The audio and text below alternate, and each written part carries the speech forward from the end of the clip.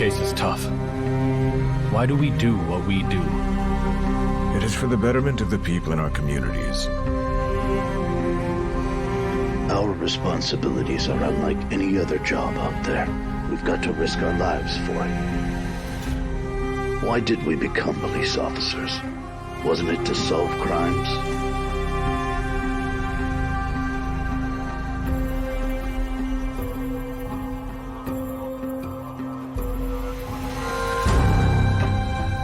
We're criminal police.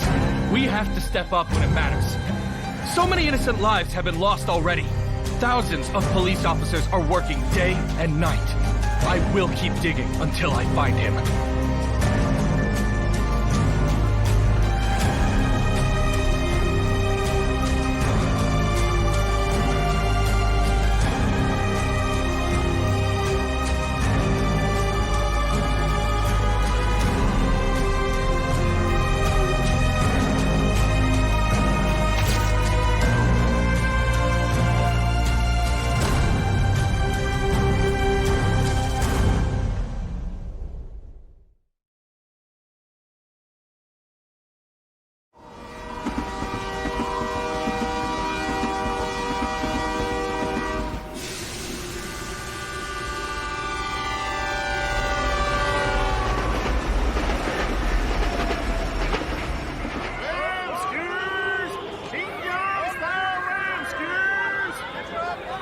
Skewers! Xinjiang style lamb skewers! Still warm! Hot pot stew! Get your hot pot stew! Come with the hot pot stew! Alright, order up. Get your hot pot stew! 2 yen, 2 skewer. Get your hot pot stew now! There, excuse me. How much is it? Yes, sir. Done eating? Yeah, I'm good. I gotta Sir, run. Deputy Guy, it's all right. Today it's on the house.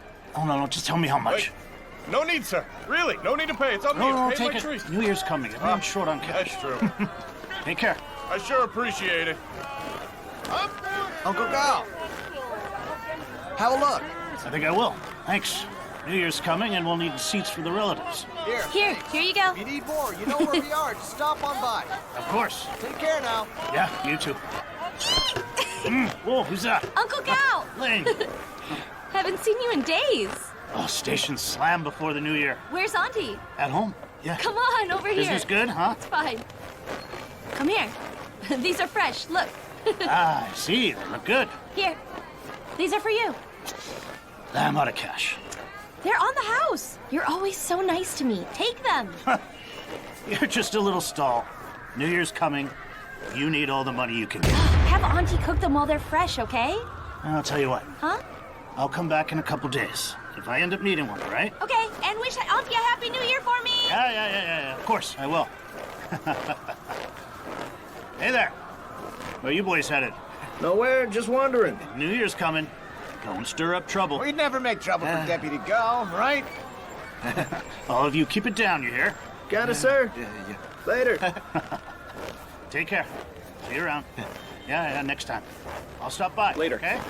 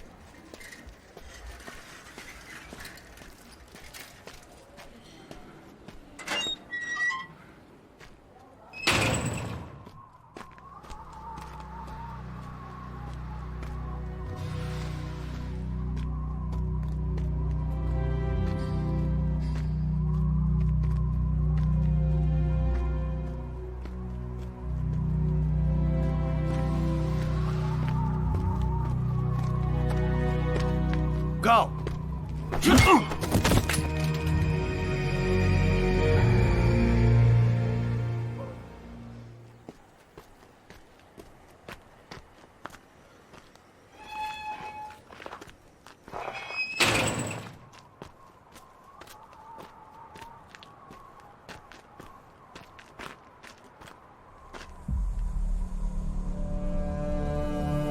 Somebody! Help!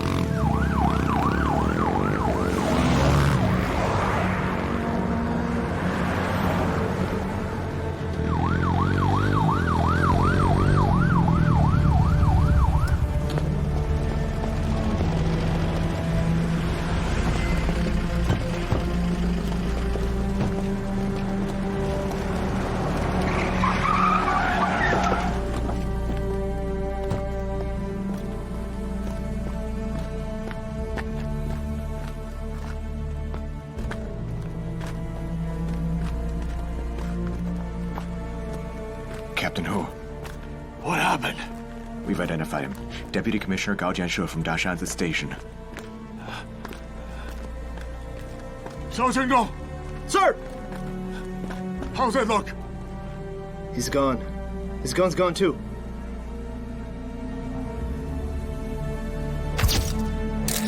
It was the start of 1991. The murdered officer was Deputy Commissioner Gao Jianshe of Dashanzi Police Station, Hechang Public Security Bureau in Zhongchang Province. He was also the one who started me on this road as a cop. In 1990, under his guidance, after 4 years at the local station, I sat the exam again and went back to university.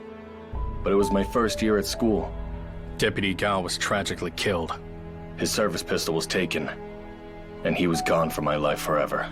Chuan, we've been standing here for hours, and you still have to catch a train back to the capital.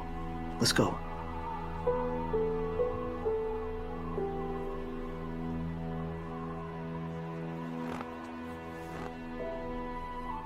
Deputy Gao, rest easy. Once I graduate, I'll be back.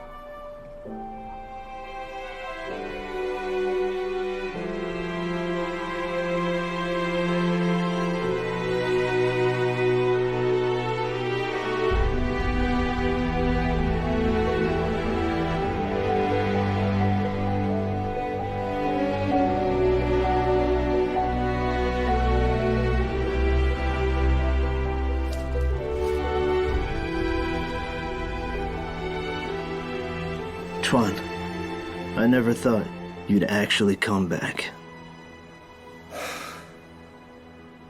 It's been 4 years.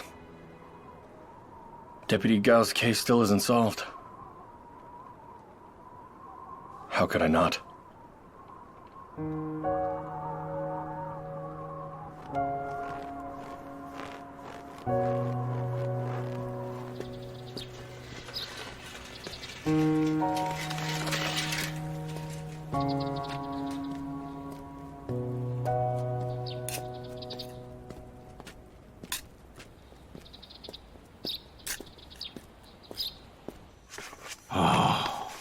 Wow, look at this. Look at that. A law degree from a top university. You could get assigned anywhere. You don't even need to stay a cop. Plus, well, you've already interned in the provincial capital for half a year. Why come back to this dump? This old resource town has been finished. Factories and mines only pay wages twice a year. There's no future here. Captain Hu, I came back mainly because of Deputy Gao's case. It's been 4 years. Any progress at all? Who? Deputy Gao? What are you talking about? Deputy Chief at Dashanzi. Killed at the coal washing plant in January 91. His pistol was taken from him. Here's the file. I pulled it from the archives.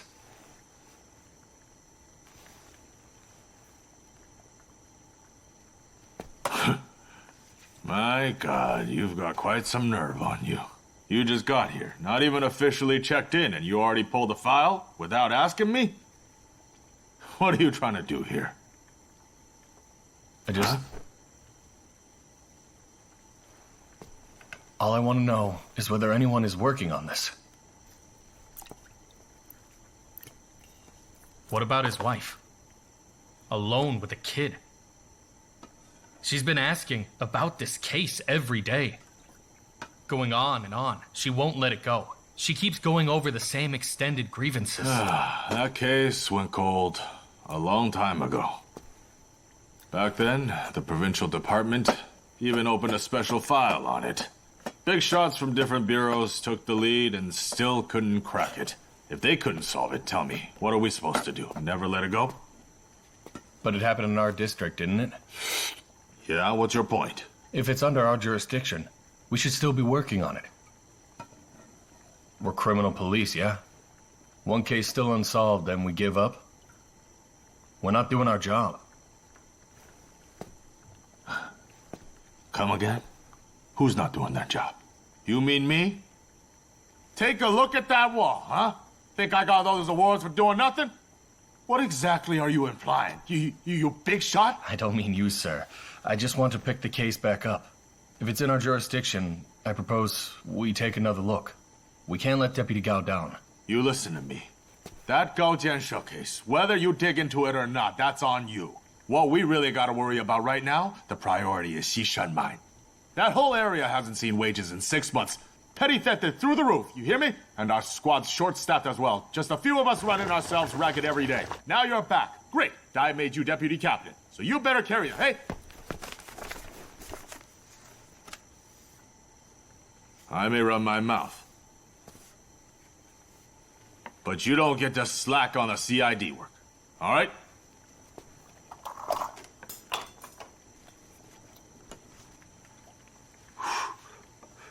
Ooh.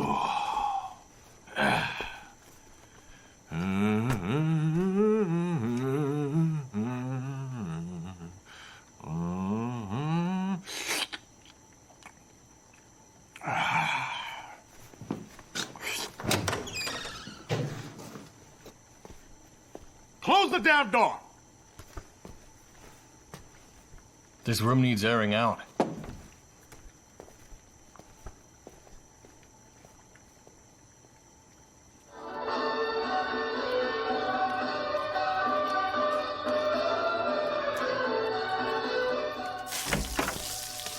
Mom, Chuan, you're back. I'm back. Go on in. Your dad is back. Huh? Hey. Why are you home so early? Hi, Daddy. Huh? Just checked in. All good. Uncle Qin, Haijong and I went ice skating today, and he fell down hard. What's there to say? You were pushing me more than once. You fell down on your own. Don't blame me. push me. It's her You fell by yourself. What's there to say? A few falls will make you tougher. It's fine. You're good, huh? This girl is closer to you than her own dad. Chuan. Huh? Chuan. Yeah? Listen, son. New Year's is in 2 days. When you get off work tomorrow, buy some New Year's snacks and supplies. And tell Maosheng and Li Wen to come over for dinner, too, okay? All right. We're here. Jing Lian! Andrew. Auntie! We're here. What's all this? This is for you. What's with all these bags? Ribbon I didn't have to so work good. overtime, so so I picked up a Snacks, few too. things. Here I you thought go. you two said you weren't coming back. Just Hey. leaving your daughter here. We'll all spend New Year's together. Come on, go hands inside. I told you not to carry so much, New but you Year's never together. listen. Go ahead and Hey there. roll up. Cold, huh? Hey, how'd your first day go? Hi. It was all right. I'll fill you in later. The moment you walk in, Ready. sit down and have some water. Come on. Warm mommy's Hello, hands. my little sweetie. Mwah. Are they cold? Hey, here. Are they cold? Touch them. Whoa. Dad, Mom, I want to stay with Haijong tonight. I don't want to go home. Hey, did you learn that from your father? You don't miss home anymore? Since when do I not miss home? The happiest moment of my day is getting off work and going home to be with my wife. All right. None of us is going back tonight. We'll all stay. I'll cook up a few dishes. We'll have a nice meal and some drinks right here. Okay. Jinya, why don't the two of you stay home and have dinner with the kids? Maosheng and I will go have a few drinks, all right? Huh? But why? Yeah. Well, it's not for any reason. It's just that Maosheng and I haven't had a chance to catch up in a long time. Why can't you two just talk here? Yeah, why? We can.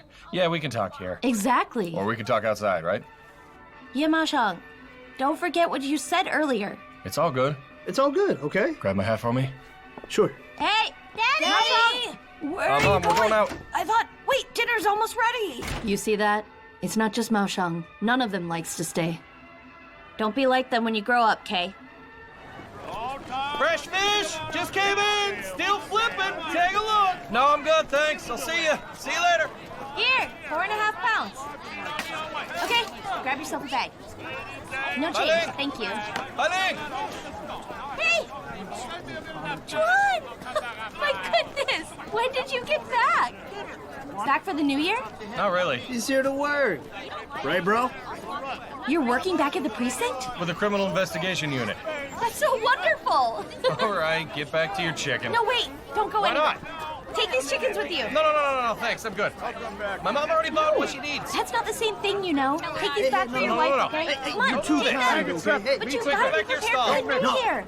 Come on. You say last People one just take your chicken away. They wouldn't dare with you right there.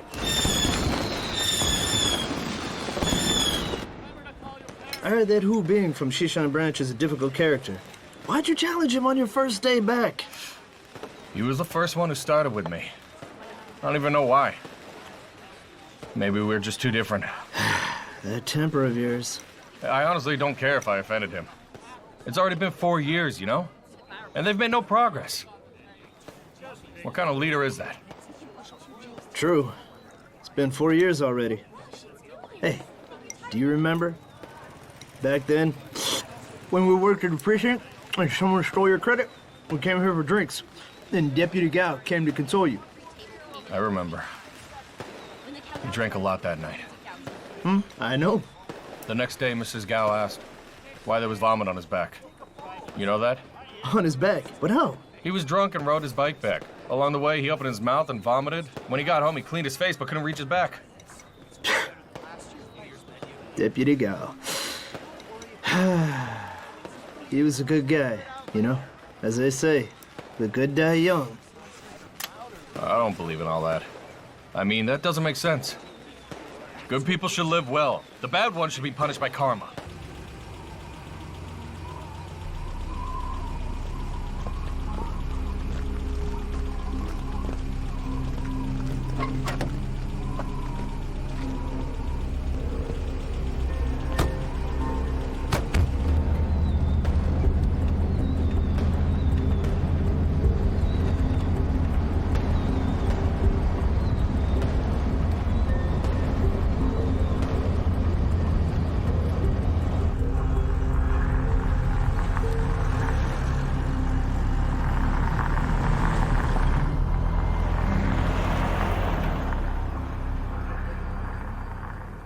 Hey, Bean. Huh? It's your turn to buy the sunflower seeds. Don't be stingy.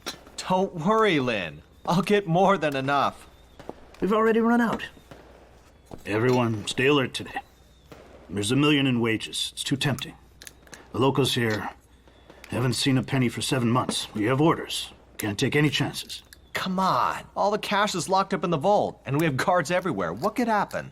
Better safe than sorry. Of course, Captain. Look at him. Guess getting older means less courage. With age comes wisdom. You know the saying, right? You'll get it someday.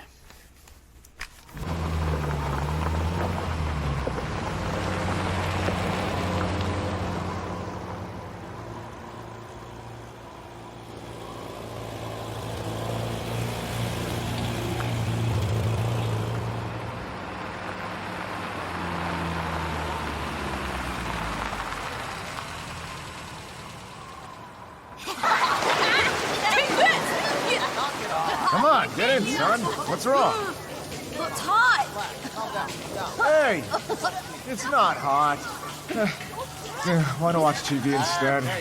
We can wash up after, okay? Let's go then.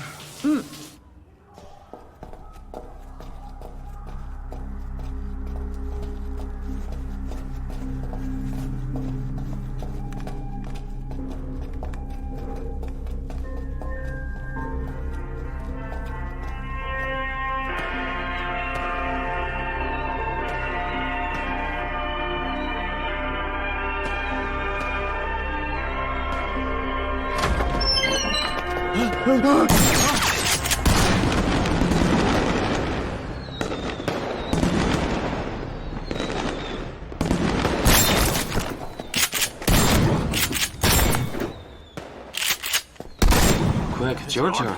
What was that? It's just firecrackers. Ignore it. I'll take a look.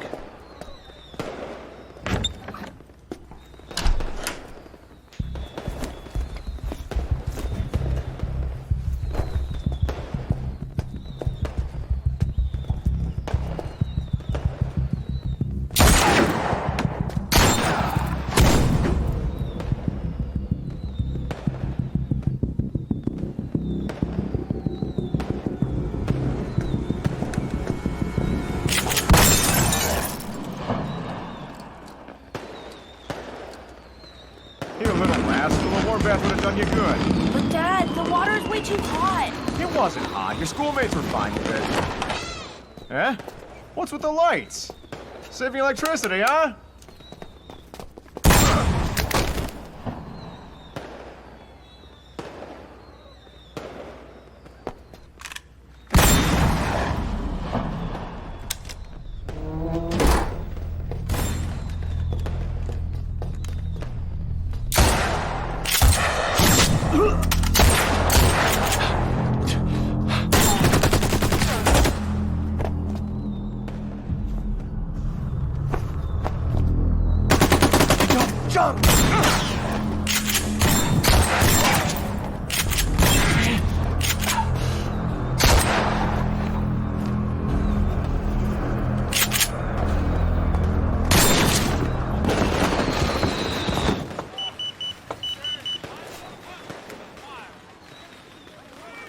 It's the station. At this hour? Why are they paging me on my first day? Something's wrong? Any casualties? How many dead? Chuan, wait! We should call for backup first! We have to get over there now!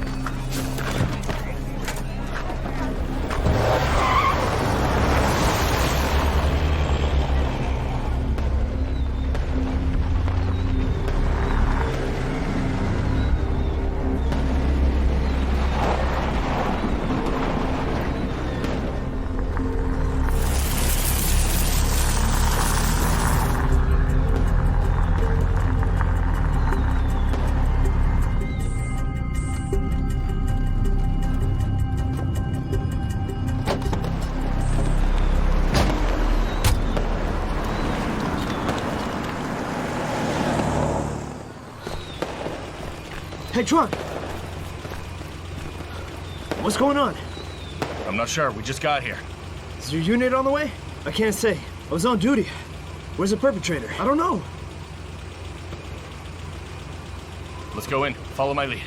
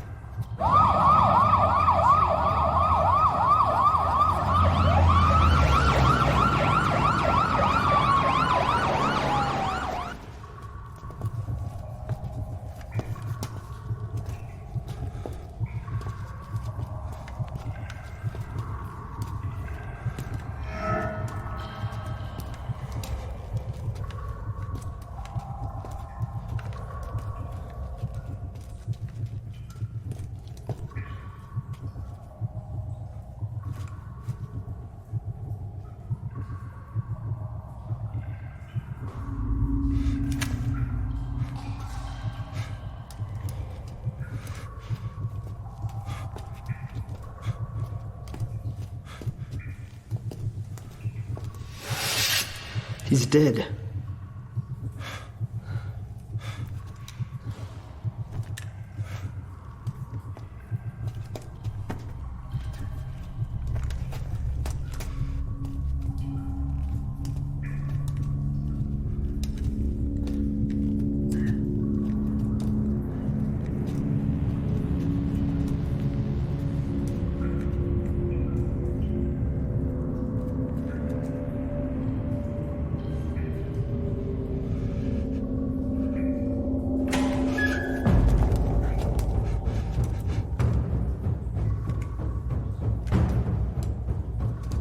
Who's there? Who's there?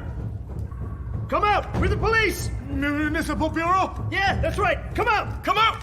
We're from the security department. Come on Who's out! there? Drop your gun! Drop your gun! Drop your gun on the ground! Drop your gun! Head of security. Drop your gun! Go on, man.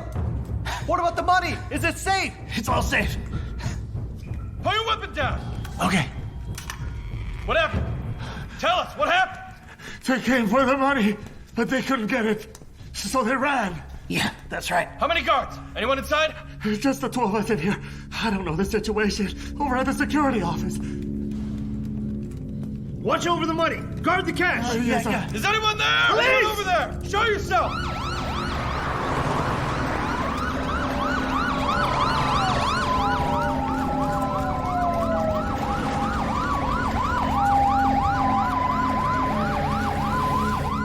Anyone there? Show yourself! Police! Police! I'm here. We're the police. Is there anyone else? Jamal, are you all right? Let me take a look. It's okay. You're okay.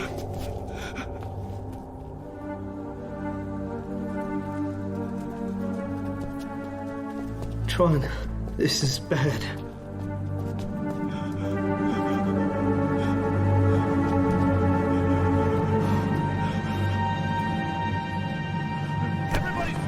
Doctor! We need a doctor! Take him to the ambulance! Come on, come on.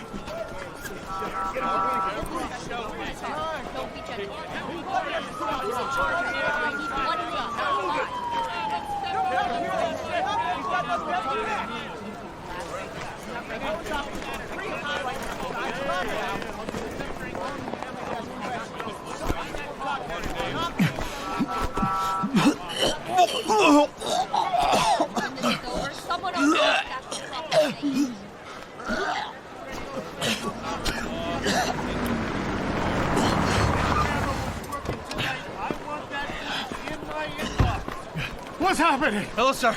Commissioner Dai. We've checked the whole building. It's all clear. No resistance. The assailants must have fled. Commissioner Han, what is it? Chidra, Sir, come and report the situation. Deputy Captain of Shishan Branch. Commissioner Han, 7 or 8 people are killed. The building is covered in blood. The 2 security officers managed to keep the money safe. The assailants didn't get to it.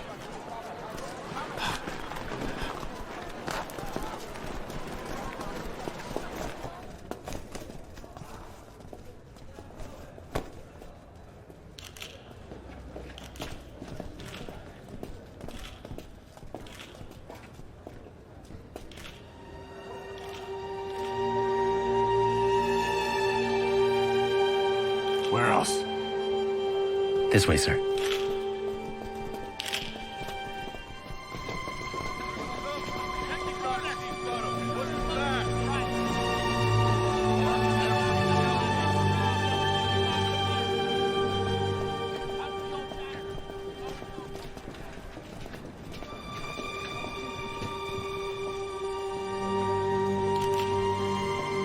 That's basically the situation. Body number 11 probably belongs to Shen Pengxin. He was supposed to be at work today, but took the day off. Nobody expected this to happen.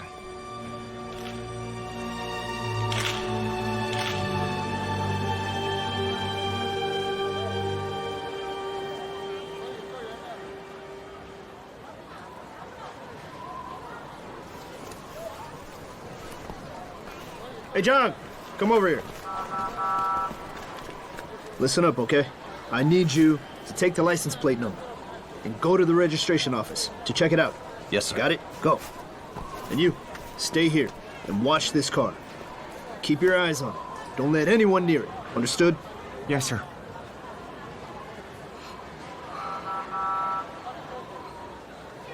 Chuan, this case is huge. Probably the first of its kind here.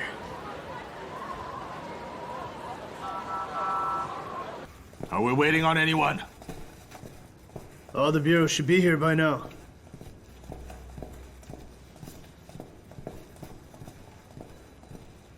What was such a young kid doing here? The Provincial Security Bureau will be sending people over. Attention!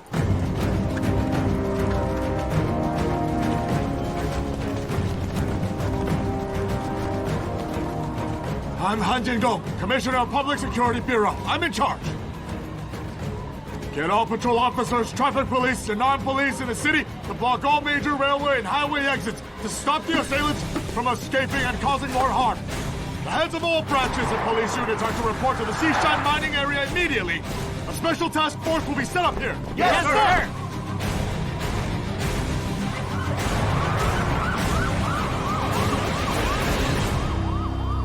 Here's the directive from Provincial Bureau. The people are welcoming the new year. But this case can't wait. We have to report on the progress on this case every 4 hours.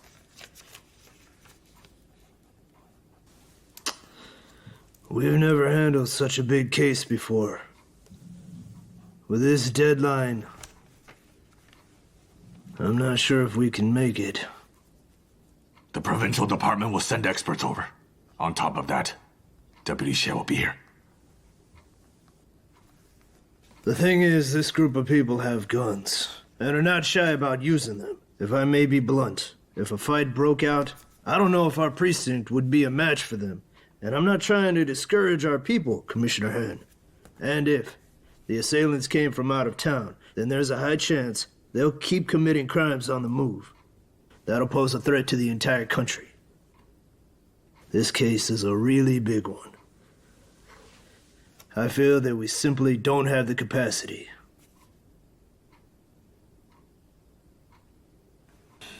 There's no way back for us now.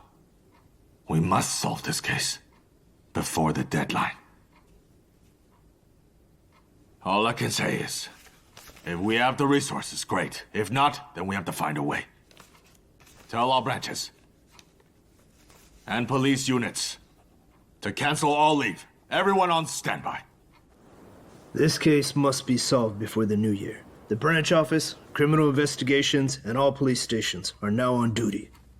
No one can go home until this case is solved. I don't see how we're gonna pull through. No matter how tough it is, we have to solve it. Commissioner Han made it clear. Whoever slips up owns it. Anyone incompetent or slacking gets cut, so don't blame leadership later. Got it. Allow me to say something else. The Shishan mine case is a big exam, and a closed book one at that. Whoever has any idea, okay, or any tricks, use them now. Once this case is solved, due credit will be given, all right? And promotions too. So here's the brief on the case. At around 7 p.m., gunshots were heard. At around 7:30, there was an explosion. A witness in the floor 2 dispatch room saw 3 suspects running across the playground westbound, but no clear physical description was given. Jiang from the security department said the person he fought with was a woman. The scene was severely damaged. Besides debris from the explosion, there was also a jeep. Other than that, we haven't found anything else useful. All right? A woman? Really? We don't have that kind of people here. You'll find out soon enough, okay? All right, we split into 2 teams. Old Hu and Qin Chuan each lead one. Hu, you take people to canvass the south. Qin, you take a team on the north. Focus on the gang boys. See how they're reacting, especially anyone who suddenly left home lately. You don't need to wait for the lab results. Is that clear? Yes, sir. Understood. Those who want to be on my team, come with me.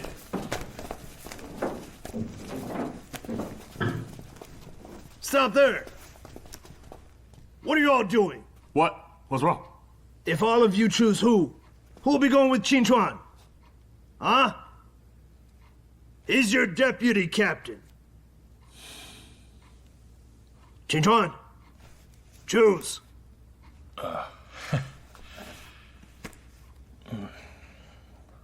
I'll pick Li Baoan. And how about Zhao Yongcheng? Okay. Just the 2 of them? I would like to have someone over from Dashanzi police station, Ye Maosheng. He was with me as a first responder at the crime scene. Got it. Okay. I'll talk to Commissioner Zhang.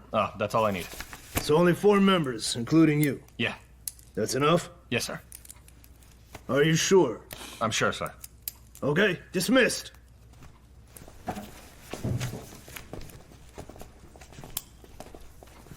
Hey, do you guys want to be on my team? Yeah. Are you sure? We're sure. What I'm saying is, if you prefer, you can go join Hu's team. It's okay. We mean it, sir. Good to hear.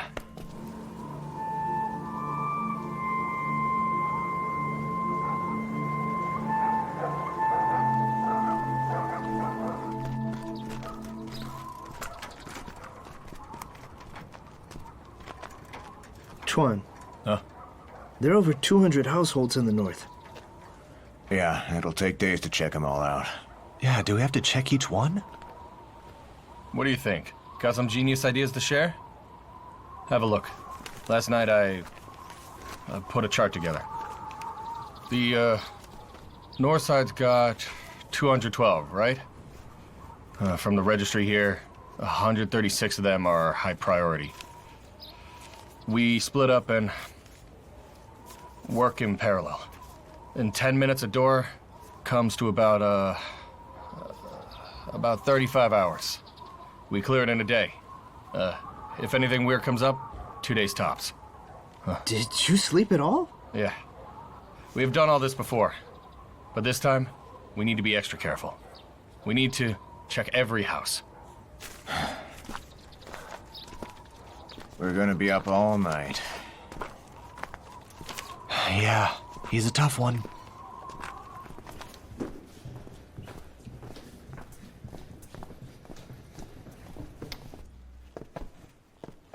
Commissioner Hunt.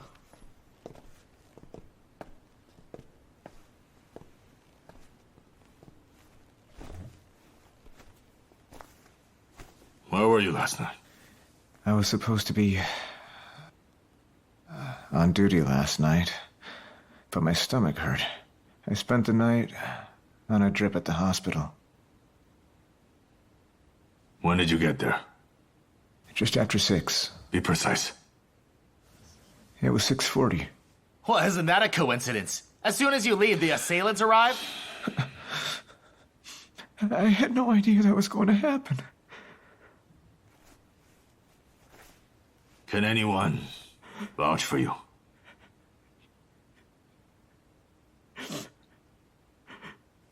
I took leave from Captain Young. They all knew about it.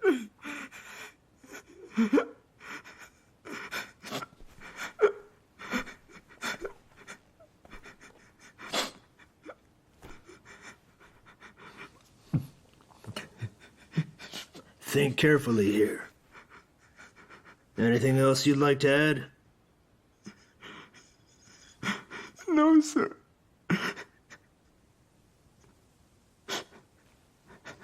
Let's go to the hospital. Right now. Yes, sir. When he was brought in, he was still conscious. But he was in shock. And how are his wounds doing now?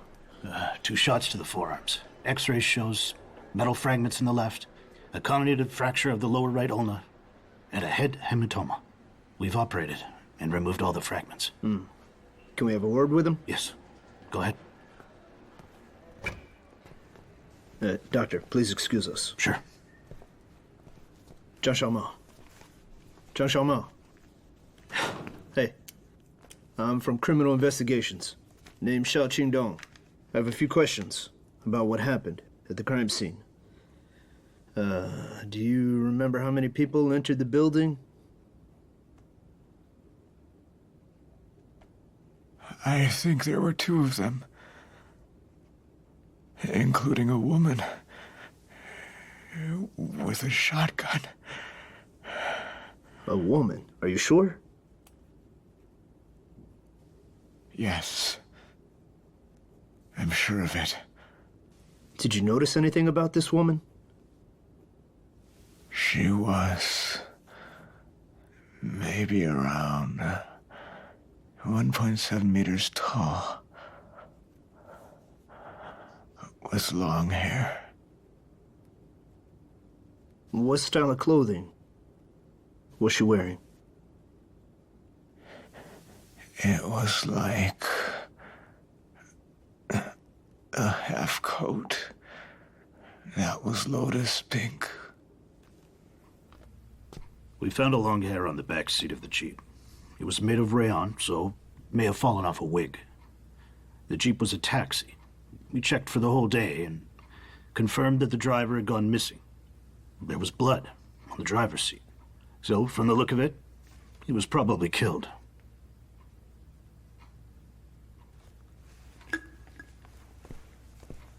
Commissioner Han, Commissioner Dai, Mr. Nia. Sir, the test results are out. We've checked Shen Punxing out. On the night of the crime, he did spend the entire night getting an IV trip. So that rules him out. But we still cannot confirm the identity of Body 11. And the gun has been tested. It's the same model as the ones that we recently seized. But the rounds at the scene do not match at all. So the gun doesn't offer any valuable clues. Right. And the explosive. Its main component is an ammonium nitrate. It weighs about 150 grams. The explosive was detonated by this 0.45 ampere detonator using an electronic fuse. And we followed that lead. We went to all of the coal mines, water conservancy, chemical departments, and all the places that sell gunpowder in the city, and investigated all the people that asked for or bought gunpowder or detonators, anything along those lines. We looked into it all, but we found nothing suspicious. This is basically the situation right now. I feel that we just can't do this locally. We've informed the public security departments around us, but got no feedback yet. It's been a whole day, and we have nothing. We need to report on the progress every 4 hours. But with what?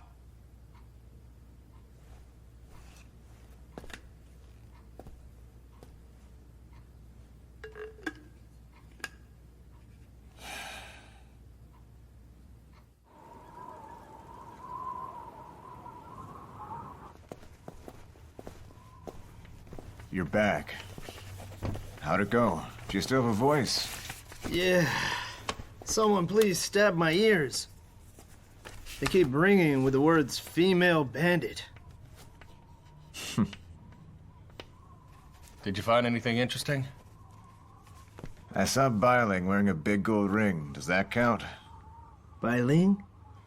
You mean the young woman that sells chicken? That's her. I think that we should go back to the scene.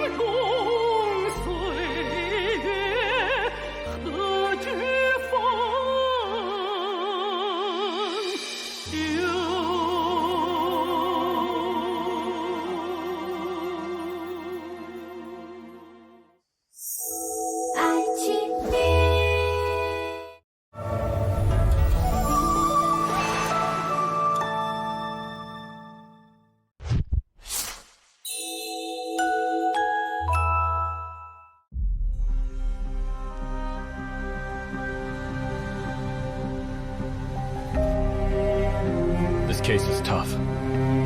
Why do we do what we do? It is for the betterment of the people in our communities. Our responsibilities are unlike any other job out there. We've got to risk our lives for it. Why did we become police officers? Wasn't it to solve crimes?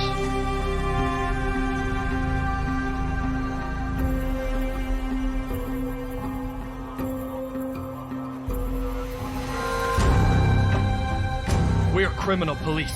We have to step up when it matters. So many innocent lives have been lost already. Thousands of police officers are working day and night. I will keep digging until I find him.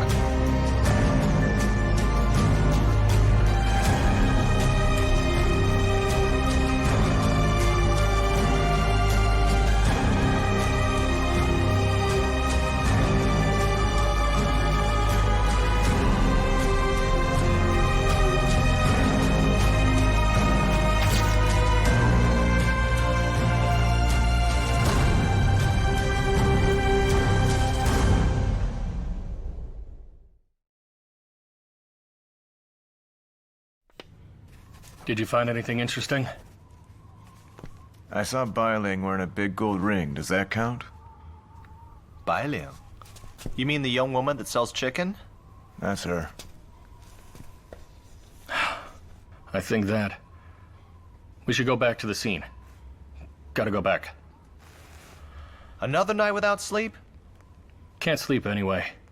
Xiao Qingdong said the provincial boys are all over this. Soon as the phone rings, Director Han jumps up. How can we just rest? Yeah, but take it easy, at least for a few hours.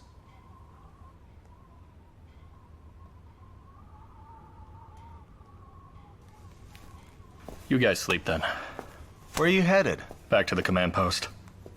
Then what about us? You two get some rest while you can. All right, we'll be here.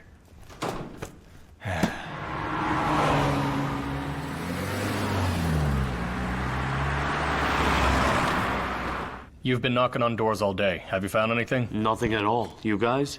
Same. Nothing.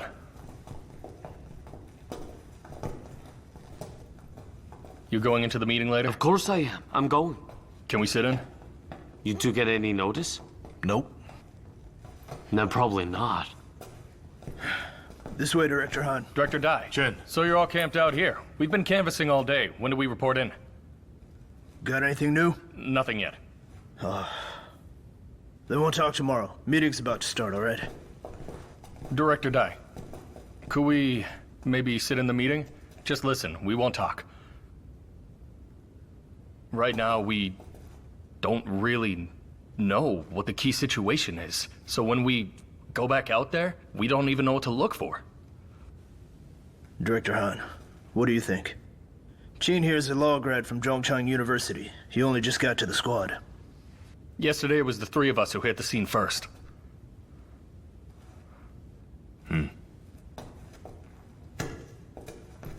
Hey, Captain Hu. You're not coming? Obviously. After you, after you. From the time of the crime till now, work at the scene's basically done. We've already reported to the provincial department. We've got 11 bodies. 10 have been confirmed. Only body 11 remains unidentified. Time's tight, so I'll just tell you straight how I see it. First, this was a planned, prepared, targeted job. Armed robbery and murder. Straight violent crime. Their goal was to take out security and rob Xishan Mine's huge payroll. Second, the suspects know the site inside out and knew exactly who to hit. So I'd say the odds are high they're locals from Hechang. Third, there were at least 3 of them, maybe more. Makes sense for organized crime. Fourth, they've got strong counter-surveillance skills. Bold to the point of reckless. there's a good chance they are people we've dealt with before. Fifth, they first hijacked a taxi, then drove it straight into Xishan Mine to carry out the killings and robbery. When the robbery eventually failed, they dumped the car.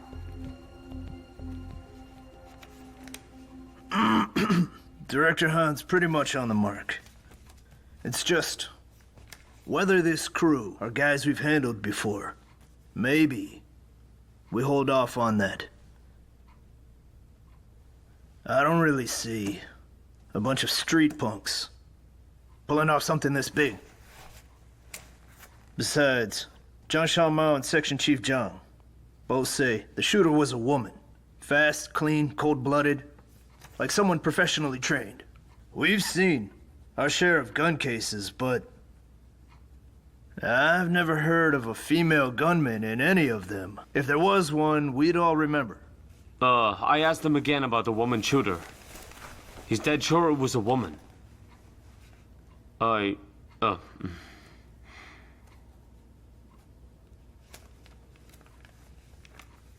terms of whether they're locals or not, I think we shouldn't lock that in yet either. These gun crews nowadays aren't like the old neighborhood thugs we dealt with. We did a big sweep back in '92, and they settled down some. But now these gangs are more hidden, more calculated. A job like Xishan Mine, they're more than capable of that.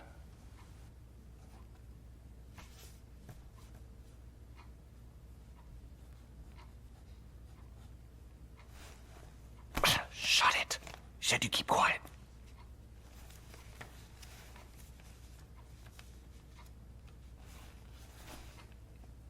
There's one more thing that really stands out.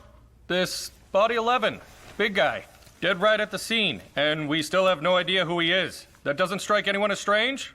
Who's talking over there?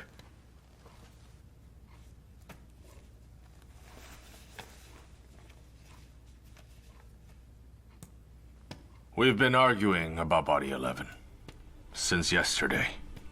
Full day back and forth. First, we thought it was Shen Pengxin. Nope. Then we figured someone from the North Block or the South Block. Everyone checked. Still no. Two who'd gone home for the holiday called in from out of town. So this John Doe is not one of our own people.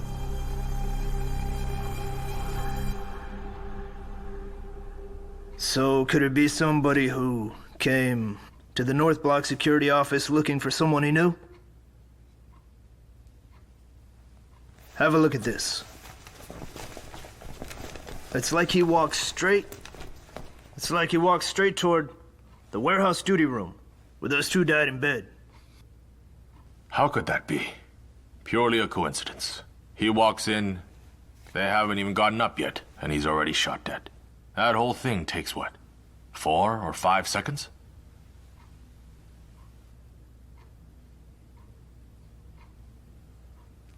Some things, even if there's a 1% chance, you can't completely rule them out.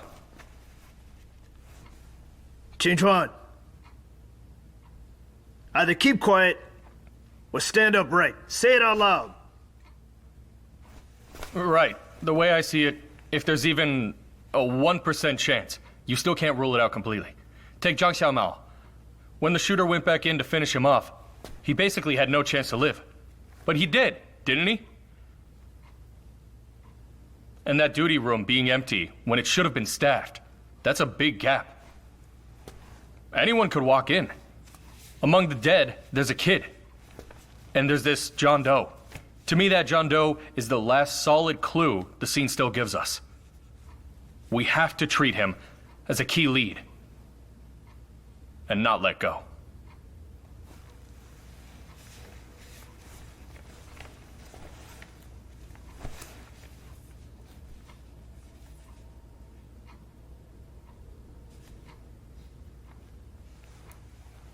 Now we're getting somewhere.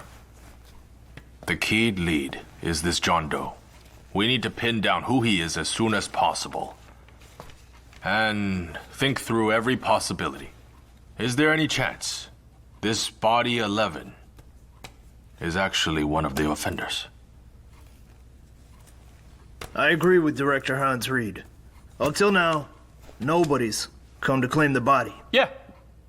Right. So, I still think that we must hang on to this John Doe and not let go, right? We need to make up our minds. And dig out as many identifying features as we can. That's how we find out where he came from. From an investigation point of view, I mean, back in college, Okay, that's it. I'm done.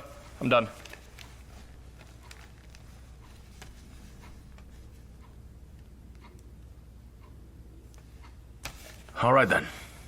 Since we've made up our minds, starting tomorrow, we sweep the whole mine.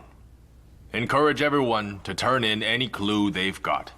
Mine security takes the lead. Xishan branch supplies the manpower. Also, in the detention center, the lockup, labor camp, and holding cells, we start a tip-off drive. Anyone who brings in a useful lead can count it toward merit with guilt. And real merit gets rewarded.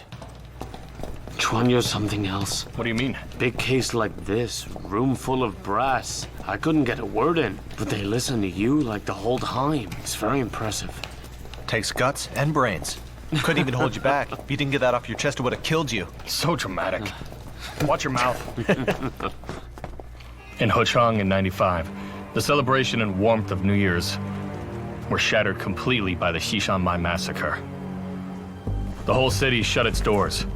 Empty streets, people on edge, not a trace of holiday in the air. Armed cops patrolled every street and major road, blocking and checking, and that became the shared memory of that spring festival for everyone in Hochang. Under that suffocating, gloomy cloud, a week had already passed since the January 28th case broke. Citywide canvassing had gone round after round, but there was still no real breakthrough in the case.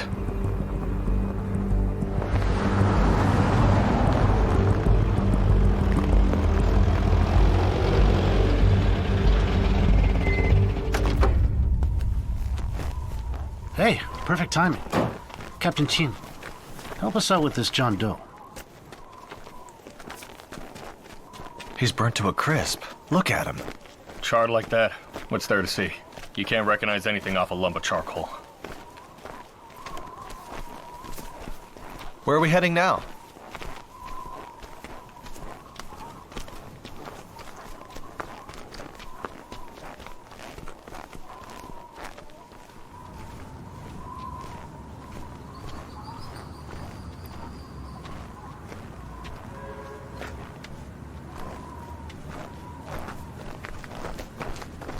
You're trying to trace their escape route?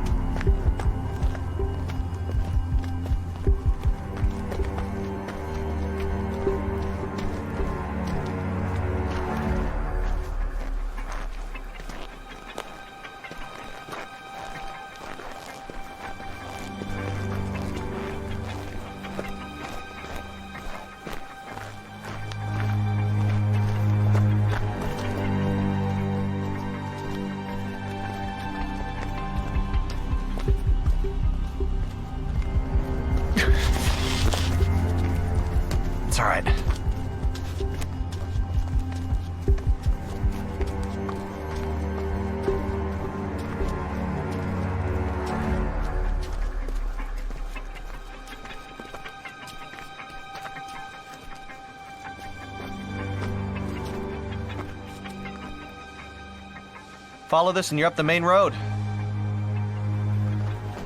They wouldn't take the main road.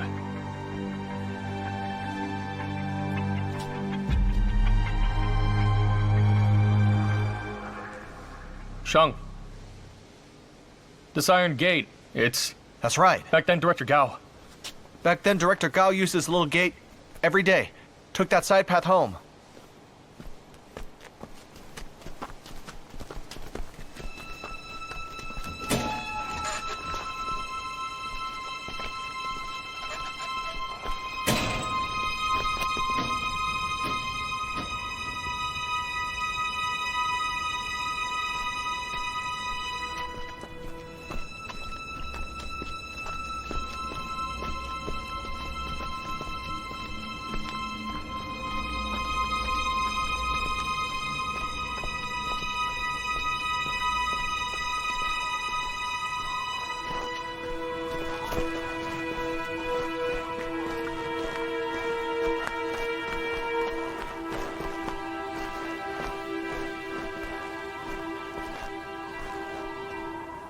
Chuan, that's where Director Gao was killed back then.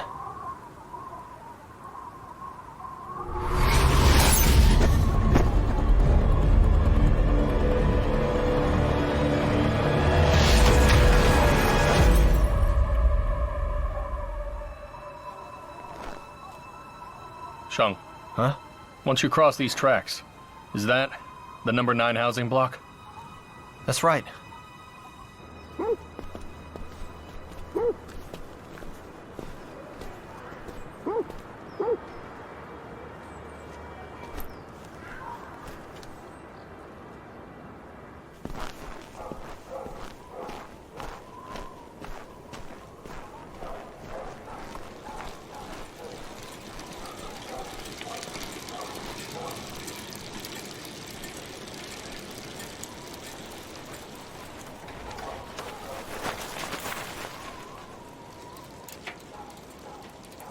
Wouldn't they be more exposed going through here?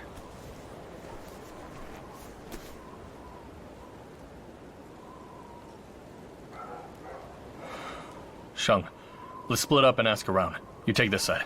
Okay.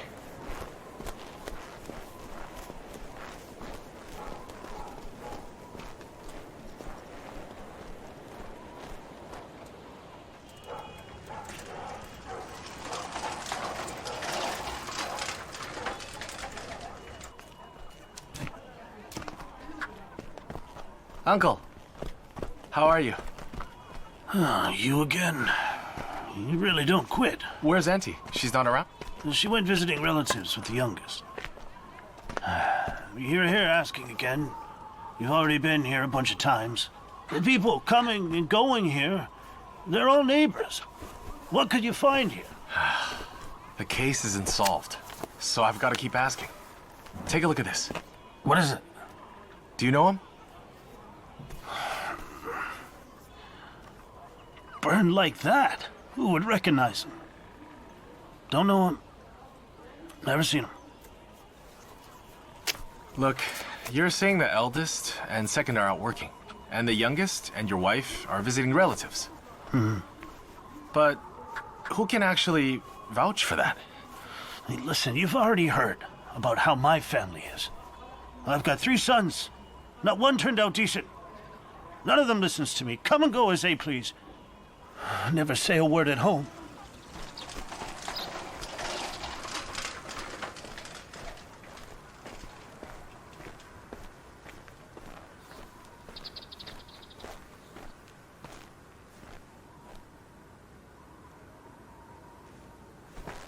Look at you. You can't just toss out all this junk. You should listen to her. Exactly. Look at this mess. Look at how you've piled up this little yard. What are you keeping it all for? Doesn't it drive you nuts? Just chatting? You really are something. Officer, who are you looking for? Auntie, I'm from Dashanza precinct. Oh, Back to the our cops place are here still poking after that around killer? again. Still on the case? The cops are back again. Oh, have we become your suspects? I can't believe that happened here. Officer, how many people actually died? Was it 10 or 11? Was it that scary? Auntie, we've got rules. We can't just talk numbers. I'm here to ask if you've seen anything off around here. Anything that feels suspicious. Goodness. You ask the same thing 8 times a day. Exactly. But we want to solve this too. So that's why we're getting everyone involved, collecting clues from everyone. Hey, good. As it happens, I've got to leave. You've got to leave? Oh, really? Hold on. Let me write it down. I'm talking serious business here. What are you two going on about? Serious. A few days ago, a woman came from the north side. Really good looking. North side. Looked like a reincarnated goddess. Reincarnated Is this a joke? I'm serious. I'm serious. All right, fine then. What else? Among that gang of bandits, wasn't there a woman? Could be all kinds of things. Maybe it wasn't a woman at all. Maybe it was a guy wearing a wig. A man in a wig? A man in a wig?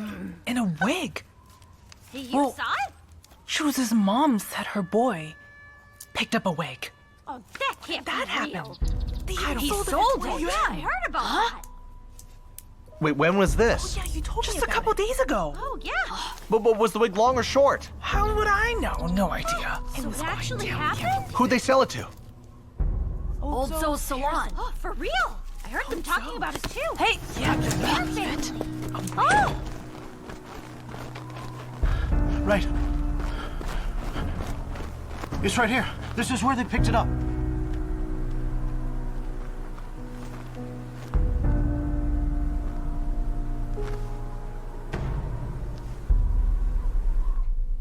Test results show the wig's fibers are exactly the same material as the rayon we found in the Jeep the suspects ditched. It's identical. The wig was picked up at the entrance to the number 9 housing block, which matches the escape route Captain Qin laid out. In other words, that wig had to have been tossed by one of the offenders. So the shooter wasn't a woman. It was a man wearing a wig all along. Yeah. If a man was in a wig, then that woman shooter is just noise. We can cross that off.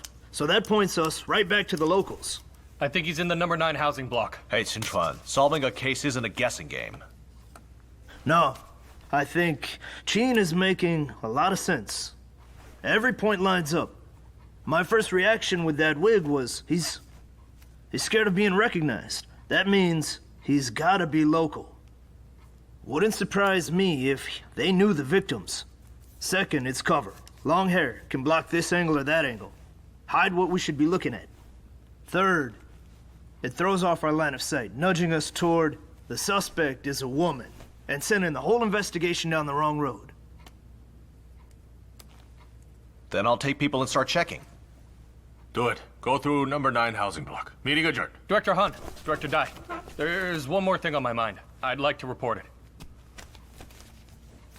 Go ahead. 4 years ago, the deputy chief at Dashanza precinct, Gao Jianshe, was killed. I think that case is connected to Jan 28th.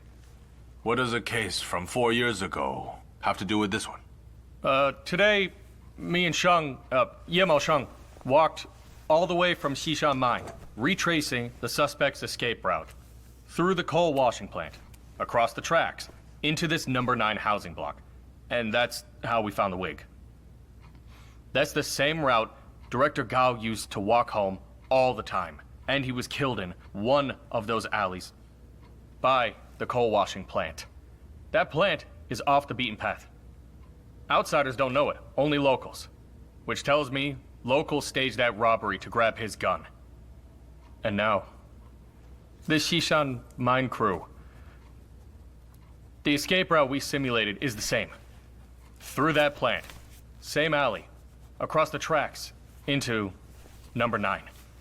I don't think that's a coincidence. Could it be the same group? Plus, when Director Gao was killed, his service pistol disappeared. These people robbed Xishan Mine, with guns too. Is it possible one of those guns is the one Gao was carrying? Qin Chuan, after hearing you say all that, I feel like you're just taking a wild guess. You can't just drink link cases together like that. I get it. You want to crack Gao Jianshe's case. But you can't drag every little thing over and tie it to that case, all right? You can't go blah, blah, blah and call it done. You need hard evidence. No, who's going blah, blah, blah here? I'm laying out a line of possible inference here, you know? When there are no real leads in a case. You have to use your imagination and build something. Hold up, let me ask. Have you even read the file on Gao Jianshe's murder? You've been on the squad a few days. How many cases have I you cleared cracked? more cases at the precinct than you have in your whole... Enough!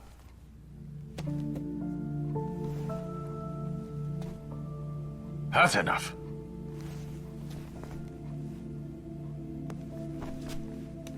Qin Chuan, I understand what you're getting at. Here's what we'll do. You go find old Nye, have him run a ballistics check, and see if Gao's gun turns up at the January 28th scene. If it does, we combine the two cases. If it doesn't, we set that idea aside and don't let it drag the investigation. All right. Meeting adjourned.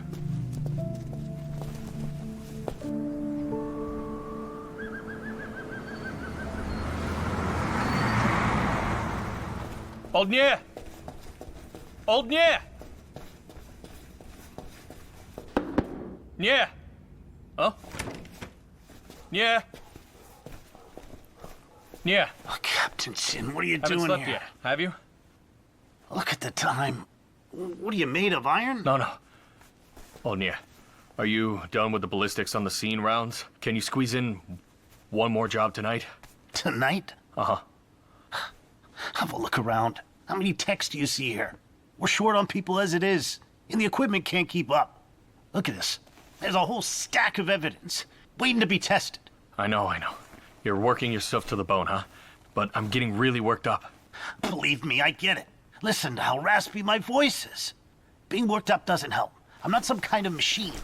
I'm not like you young guys, full of energy. You want to make a name for yourselves? You can go 10 days and nights. I'm all old bones. I just can't push like that. Nye, just hear me out, okay?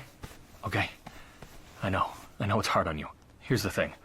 Remember when Director Gao Jianshe was killed back then, and his gun went missing? Well, how could I forget? Day 54. Right. I'm starting to think this January 28th case and Gao Jianshe's case are connected. If the gun matches, we're looking for the same group. But that's an old case. Nobody's touched it in years. What made you think of it? Gao Jianshe was my mentor. I've never forgotten him.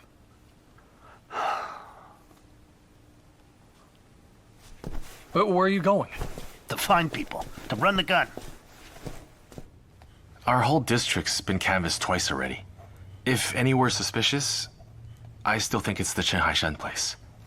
Chen Haishan's a retired miner. Spent his whole life tunneling at Xishan. Old guy's usually honest, hardly goes out, and doesn't really bother with what goes on at home. His wife, Su Xiuyun, a real tough one. Group leader over at the street committee. When we need tips for a case, she usually tries to... Listen, what I want to know is if there's something off. Can't we just get straight to the point? Right. He's got 3 sons. Barely went to school. Don't work, don't go down to the mine. Just hangs around all day. The eldest went off to Yunshan. Been years. Never writes home. We've never seen him. Second son Chen Xiaoqiu went to work in Korea. Can't meet him in person either. The youngest, Chen Xiaodong, was at home when it happened. Then New Year second day, he went to the capital with his mom to visit relatives. Especially the middle son, Chen Xiaoqiu. He used to fight a lot. We've dealt with him before. So I want to put the 3 brothers on the board as suspects. You realize with this one little huddle plus your 3, we've already gone over a dozen suspects? Honestly, how strong is this lead? With the 3 brothers? I've got 3 sons. Not one turned out decent. None of them listens to me. Come and go as they please. Never say a word at home. And this business about the second one, Xiaoqiu, working in Korea. Who actually knows that? Who can vouch for you? The whole neighborhood knows about it. It just doesn't feel right. Think about it, this Chen Xiaoqiu going to work in Korea. Why Korea? He doesn't speak the language, and nobody's ever said he's got relatives there. Maybe we should run it up the chain. See if we can pull his exit entry records. I really think we can't rule him out. Tell me this. Have those three ever done anything out of line? Honestly, no. Just some fighting.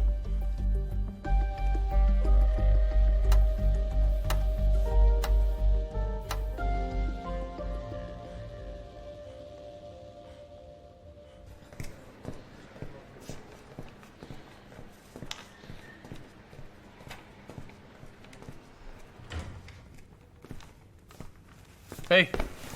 Well, after comparing them, the Type 54 shell marks from the scene are not from Gao Jianshi's gun.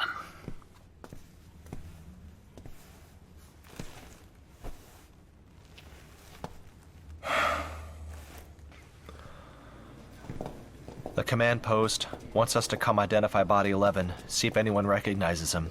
It's the holiday. I spent 2 days running around. Can't talk anyone into coming in. Nobody wants to show up. I can't blame them. Next group, come on in. What do you call this, huh?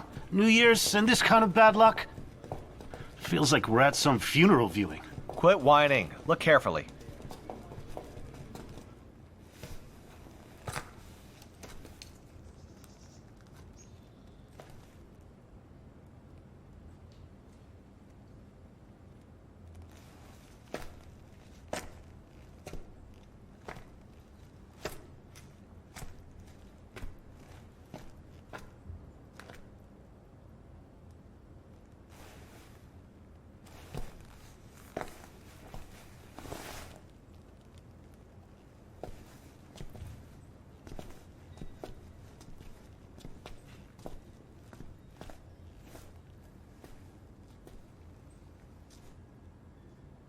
Oh, Director Han, Director Dai. What are you looking at?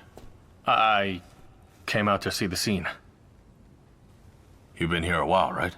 Yeah. Any thoughts? It's this Body 11. I just can't wrap my head around it. What about him? How did he get burned this bad too? What I mean is, those two on the bunks, they're wrapped in quilts and bedding. So sure, they burned worse. But this one, how did he still get roasted like that? What are you getting at? I just think, here, look at the curtains. And this sofa cover, all this flammable stuff, it's a bit far from him. Could it be that in all the chaos, when the suspects set the fire, they yanked down the curtains and sofa cover and tossed them onto Body 11? That's possible. Or could it be something else? Go ahead. Director Han, at the last meeting you said this. John Doe might have been an accomplice himself. I think that's on the table. And that possibility's getting bigger. If we assume that he is an accomplice, then he's the biggest piece of physical evidence. And we should be digging for clues off of him first. What you're saying is, the suspects deliberately destroyed his body. It's possible. Yes, I've wondered the same. But the 2 wounds on the John Doe came from the suspect's shotgun.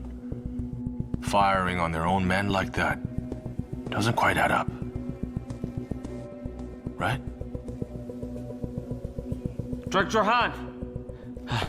Director, the provincial expert team's about to arrive. About damn time. Reinforcements at last. Let's go.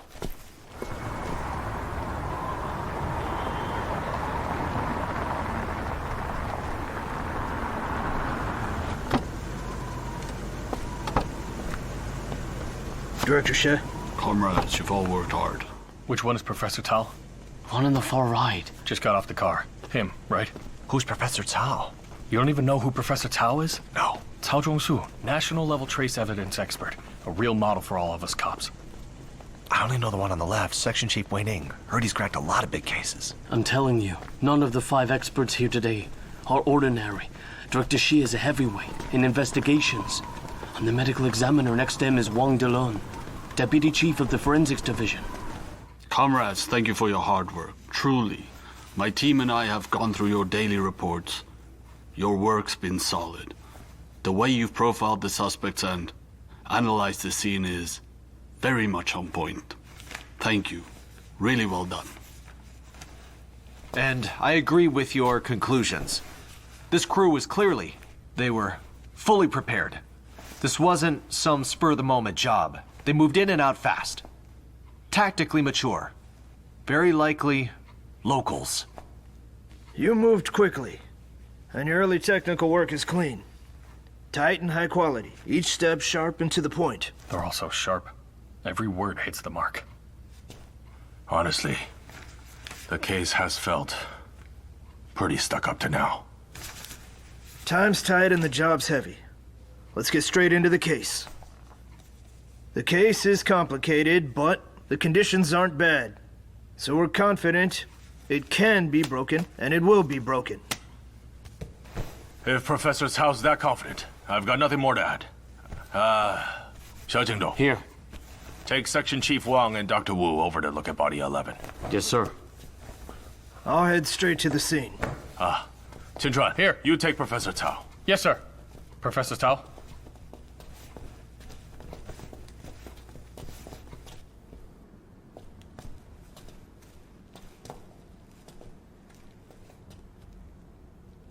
All right. Take me to where Body 11 was. Over there.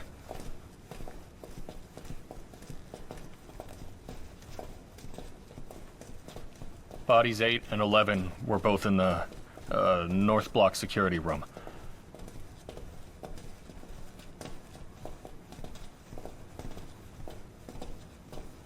Professor Cao. Number 8 was Security Officer Zhang Yuan.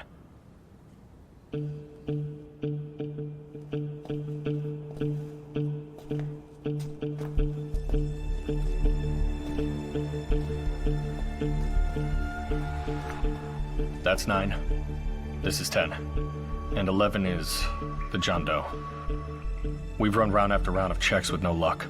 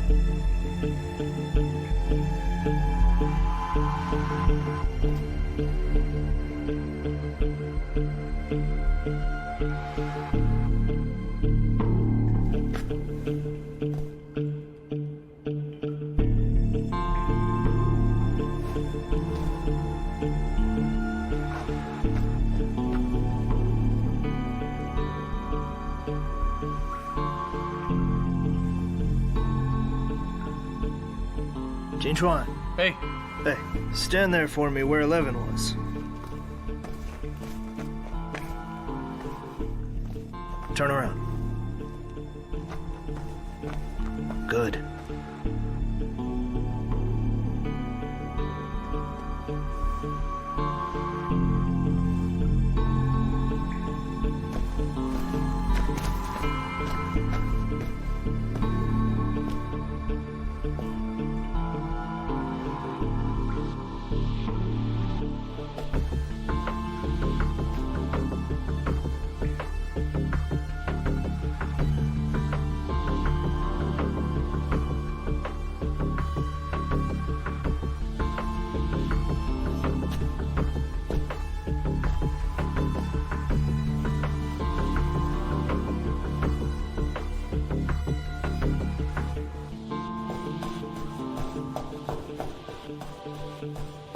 Professor Cao! Professor! The medical examiner just had a major finding. Director Han needs you right away. Let's go.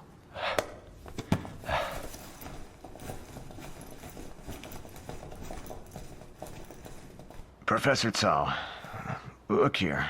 On the right cheek and around the left eye, the wound areas are both large, and the edges are irregular.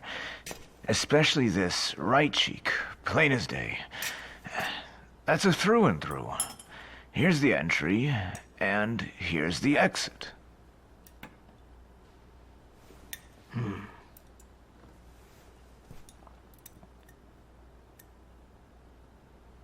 I saw in Huchong's forensic report, they say Body 11 took 2 shotgun blasts. That's right. If you have a look here, these are the 2 pellets that we removed from Body 11.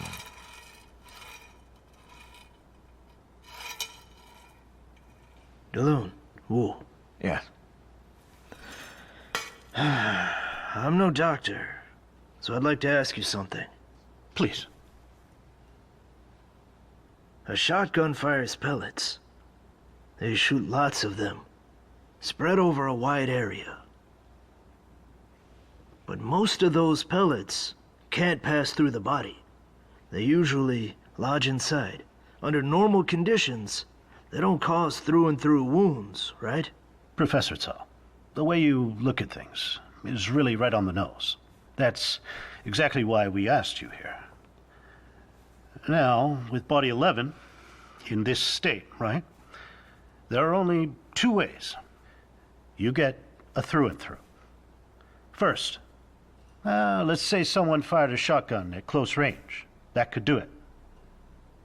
Second, well, let's say you had a larger single round. That could punch through as well. For example, a pistol round.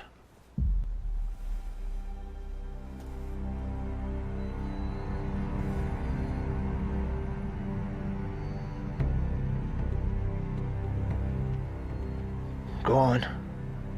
At the start, when Xiao Wu and I first saw the wounds, we also thought it was all from a shotgun. But then, we talked it over and we decided to do a brain autopsy. But during the exam, in the soft tissue of his right cheek, we found a short, very specific stretch of bullet track.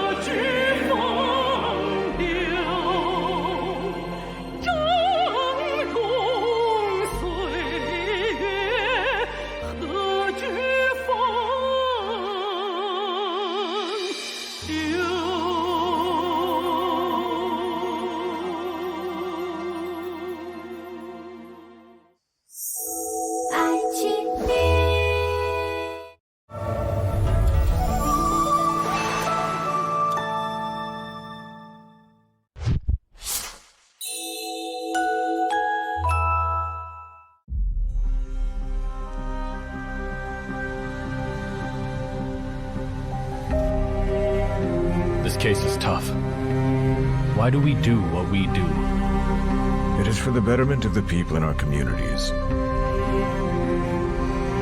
Our responsibilities are unlike any other job out there. We've got to risk our lives for it. Why did we become police officers? Wasn't it to solve crimes?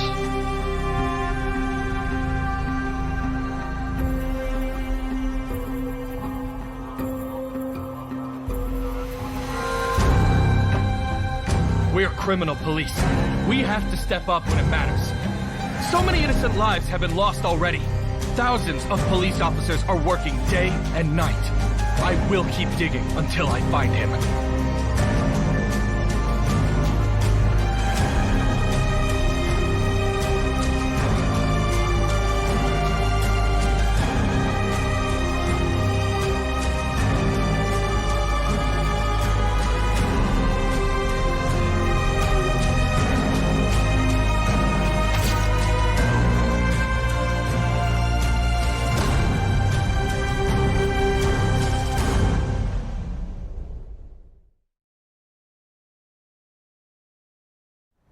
At the start, when Xiao Wu and I first saw the wounds, we also thought it was all from a shotgun. But during the exam, in the soft tissue of his right cheek, we found a short, very specific stretch of bullet track. Professor Cao, have a look.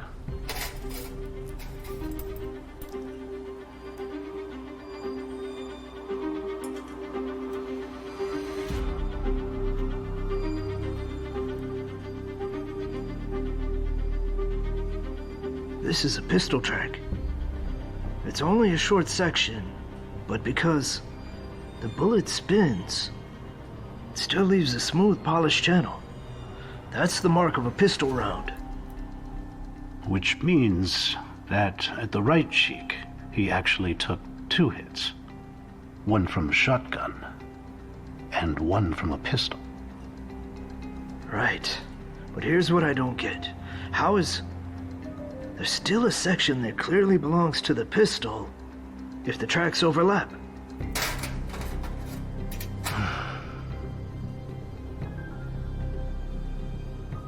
From a medical point of view, it's possible that after the bullet entered the body, it met resistance from the skull. And that may have nudged it slightly off its original path.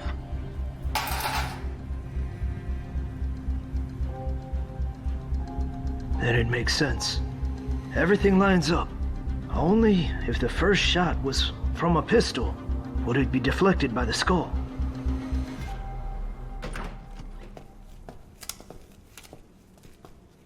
Professor Cao, what do you think? Hard to explain it all. Standing here. Let's do this. Let's go back to the crime scene. Qin Chuan, could you run over and bring Zhang Kui there? Yes, sir. Just a minute. Look at this bullet hole in the wall. This was made by a Type 54 pistol. To be precise, by Zhang Yiwen's Type 54. The hole is quite small, which tells us the bullet was slowed down by something on its way here. In other words, it hit someone before it hit the wall, right? Exactly. I don't know about that. I remember seeing Zhang Yiwen go down with my own eyes. Hey, Zhang! Zhang! And I never saw him shoot anybody. Old Zhang's point is critical until we know exactly under what circumstances Zhang Yiwen fired that shot. We can't say for sure who he actually hit. Zhang, when you got to the second floor, did Zhang Yiwen fire a shot? Could you see him? What was there to see?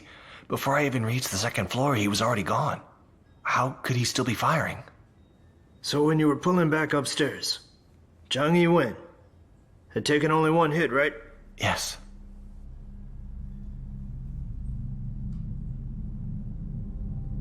The offender's first shot only struck Zhang Yiwen's right side of the chest. not immediately fatal.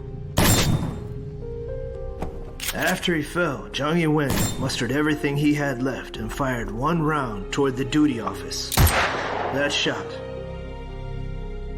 enraged the gang. They went back and put another round into his head, and that's the one that killed him.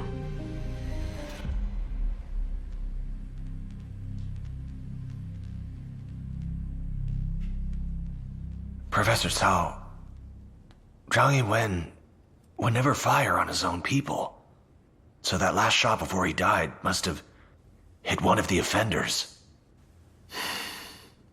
Chief Wei, let me answer your question with the path of the bullet itself.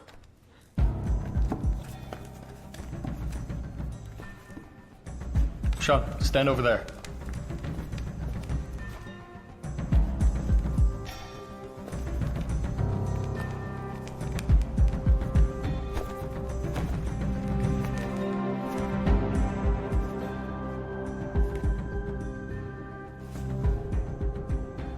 Judging from Zhang Yiwen's firing stance and where the bullet hole is, the person he aimed at was body 11.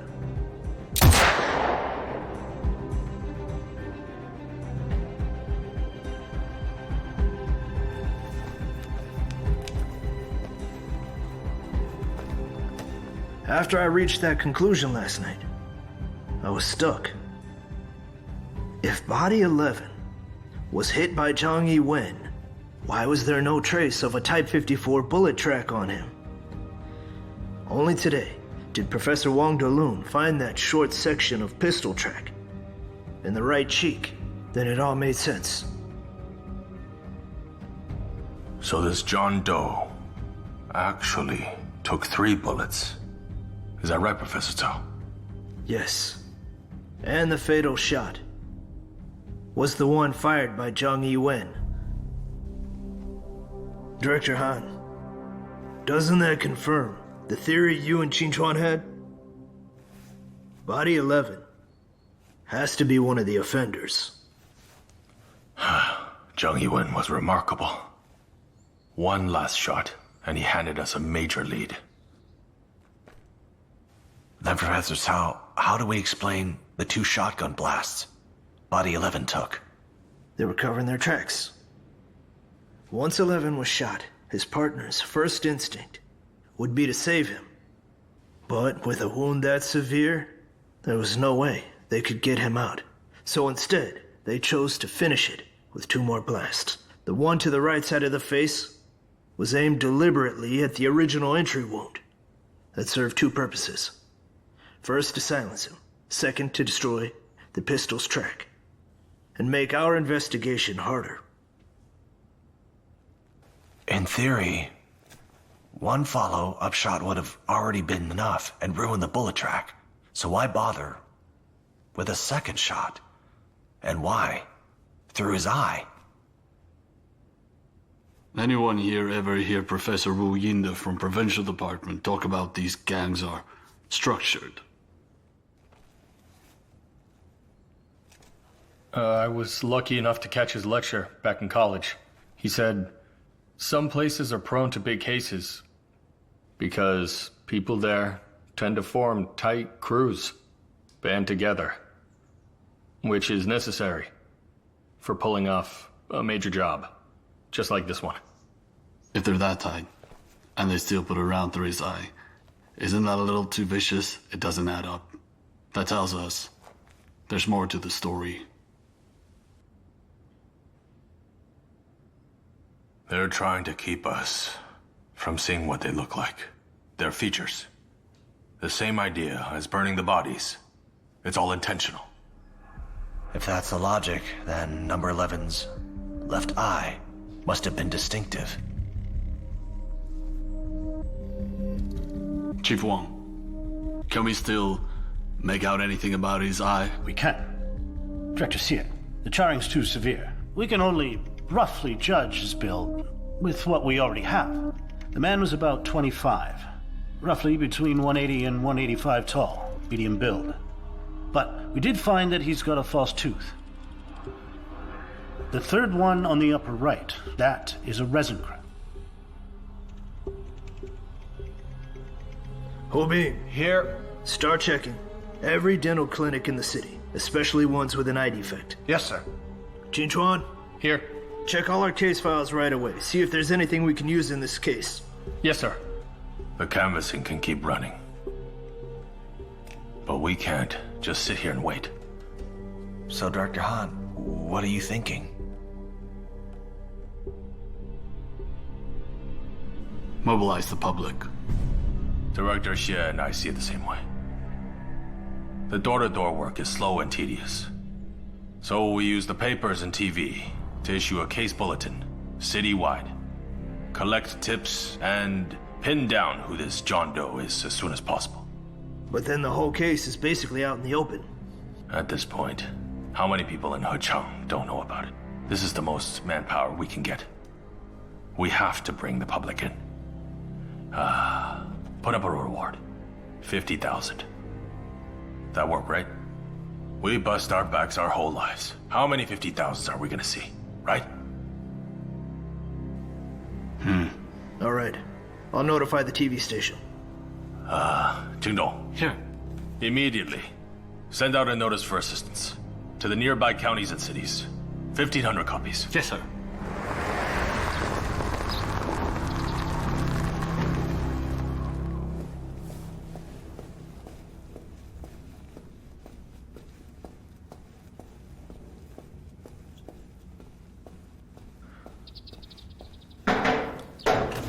Captain Qin. Hey. I'm looking for something. Whose file do you need?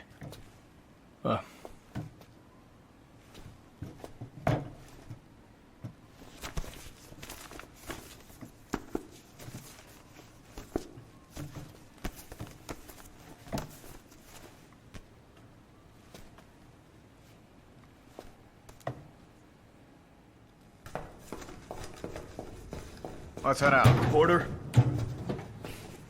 Director Han. Huh? Director Dai. What is it? I've got something important to report. All right, here. Let's do this. Go ahead. Well, back on April 25th, 1991, the Jinlu bank robbery. Do you still remember? I remember.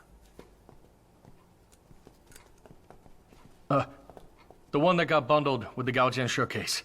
The one where the suspects used Gao Jianshe's gun, right? Right, that's the one. But that gun had nothing to do with January 28th. Director Han, that's not what I mean. Look, this is the file here. Back then, one of the suspects in the Jinlu savings robbery had this thing. With his left eye. Sat a little low and slanted. Known as a lazy eye.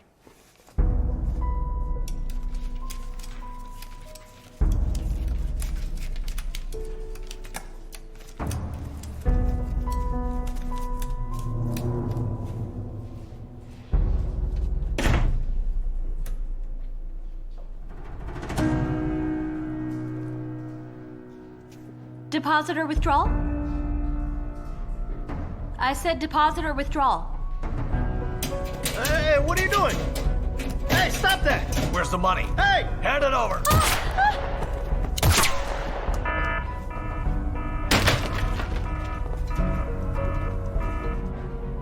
Back then, the bank called it in right away.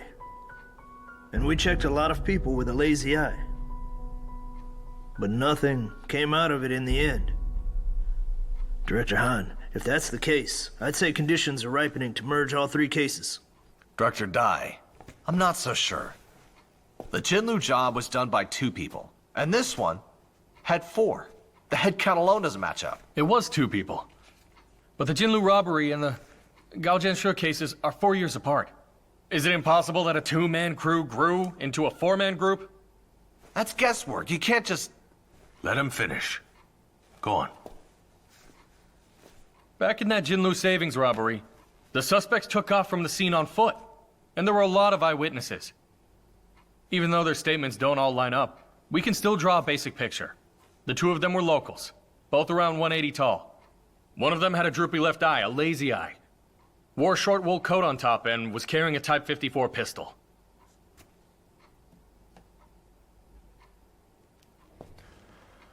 The age and build do line up with our John Doe. And the other one? The other one, let's see here. The other one, he was lighter skinned, and his eyes were narrow and long.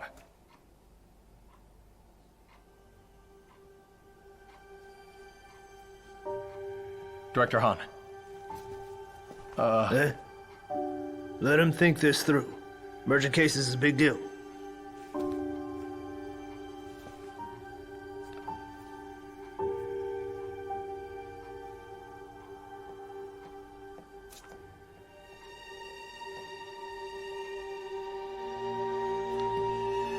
I think there's enough on the table here. At the very least, that lazy eye lets us narrow our search. Qin Chuan. Yes. Get that feature to Xiao Jingdong right away. Then have him update the notice. Yes, sir. Comrade reporter! Let's do this. Come on in! Citizens of Hechang, an extreme vicious robbery murder has occurred in our city. 4 suspects drove a green 212 Jeep taxi, armed with a 5-shot shotgun, broke into the Shishan Mine security office, killed and injured multiple people, stole 3 Type 54 pistols, and set off explosions and fires. Under the brave counterattack of our security staff and police, 3 suspects abandoned a comrade's body at the scene and fled the vehicle. We urge every citizen Mom, to is stay this the sharp case Dad's and working report on? any suspicious Yes, persons that's your dad. matching these And my descriptions dad. immediately. Yes, your Do dad. not approach them on your own. And They your are mom armed right here. and extremely dangerous. The sooner we get your tips, the sooner we can bring them in and keep Hechang safe. 1 suspect's body was left at the scene, about 25 years old, roughly 183 tall, medium build. In his mouth, the 3rd tooth on the upper right is a resin false tooth. His left eye is slanted, also known as a lazy eye. 1 fugitive suspect is around 180 tall, with narrow eyes and fair skin, wearing a black leather jacket and a pile fleece cap with a police badge. Another suspect has committed the crime disguised as a woman, wearing a wig. He is around 170, early 20s, in a gray knit cap and light purple What the hell? mid-length. So it wasn't a woman. Anyone We got who people like that provides here? a major clue leading to the solution of this case will receive a reward of 50,000 yuan. 50 grand? At the That's same what I time, could do with that. we urge the suspect's families that's a to lot stop of carrying money. this burden and voluntarily report to the task force or local police. Tip-off hotline 222-5110. There's customers. Hey, brother, can't eat Hawthorne. Looks like him to me. Kind of chubby, round face. I see it. Wait for me. Don't walk so fast. Fresh pork stew here! Piping hot pork stew here! Hey, Chuan, here. Take this. Go on, take it. Bai Ling, seriously, don't do this. Come on. You're out there running around every day. Take it home and have your wife cook it up. Here, take them. Bai Ling, Huh? you gotta stop doing this. If we want to eat, we can buy our own. You never take anything. Question, did you see the news on TV? I did. They're offering 50,000, right? I couldn't make that much selling chicken a whole year. Bai Ling, you get a lot of people coming through here. Keep an eye out for us, all right? All right. Let's go. You sure you don't want to take some?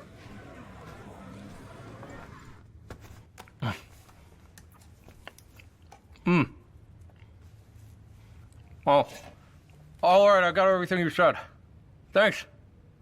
Really appreciate your support for our work. Okay, thank you.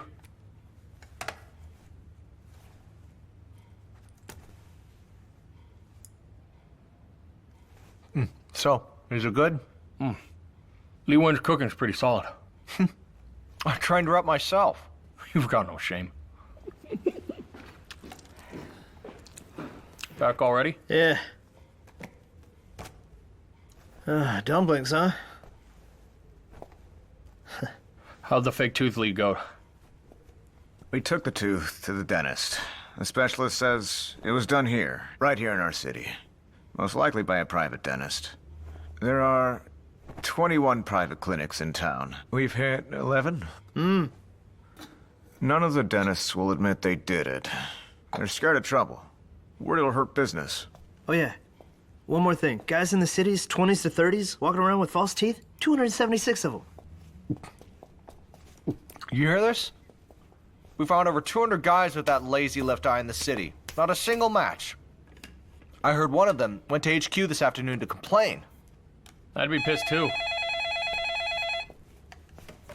Hello? Huh? Chief Huh. Captain Hu's not in. If it's about the case, you can talk to me. Here's the situation. Last night, one of my officers, Du Fengchun, came to me with something the public reported. In the middle of last month, a taxi driver named Luo was attacked by some passengers near Xishan Mine. Driver Luo got away and called our station. By the time my people got to the scene, the passengers had all escaped. Du tracked the driver down and confirmed it really happened. He felt it shouldn't be ignored, so he reported it to me first thing this morning. Anything else? There were 4 in the car. 3 men and a woman. The one up front was wearing a fleece police cap. Fleece cap? Why is this the first time I'm hearing about it? At the time, the driver filed with the Tiedong precinct. Our 9th precinct just learned about it too. All right, here's what we'll do. Bring this driver Loy in. I'll head over now.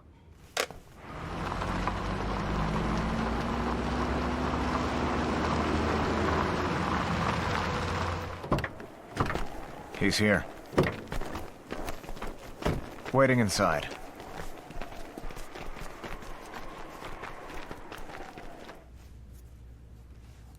What day did that incident with your cab happen? January 17th. How come you remember it that clearly?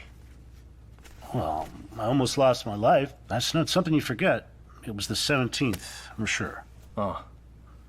Sheng, call Xishan Mine right away. Ask them if anything special happened on the 17th. Okay. Do you remember what time it was? Roughly when? Around 4 in the afternoon. It was getting dark. How many people in the car? There were 4, 3 men and a woman. Get a good look at their faces? No way. Wrapped up so tight, you only saw their eyes. Then what about height and build? You must have seen that. That I saw. I got a pretty clear look at the 2 of them. Which 2? Well, the guy who hired my cab and the woman. The woman had pretty long hair. At least down here. Where? Here. Uh-huh. Big eyes. Pretty skinny. About 170 tall. Early 20s. And the man who hired you? He had on a fleece police cap. He was pale, chubby. Chuan. Yeah?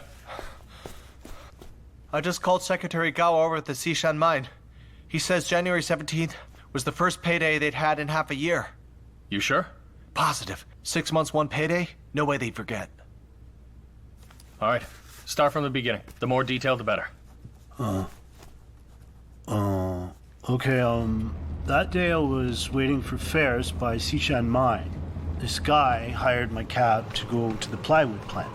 I drove him there, and he said we had to pick up a few more people.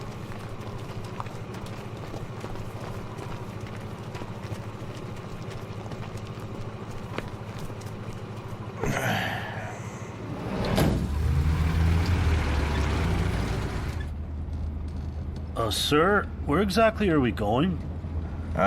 Just up ahead. Got something to take care of. And the other 2 men, what did they look like? No impression at all? I don't know. I was looking at the woman. Why'd you keep staring at the woman? I was curious.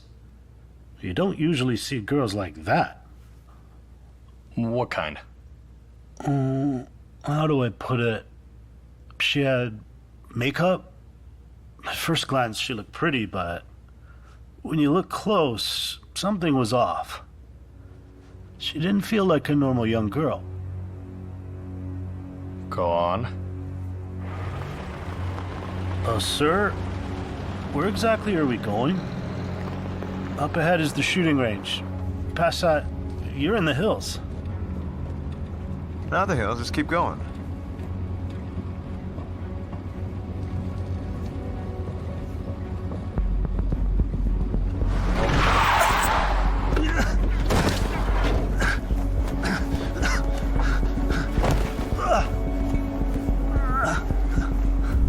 And then?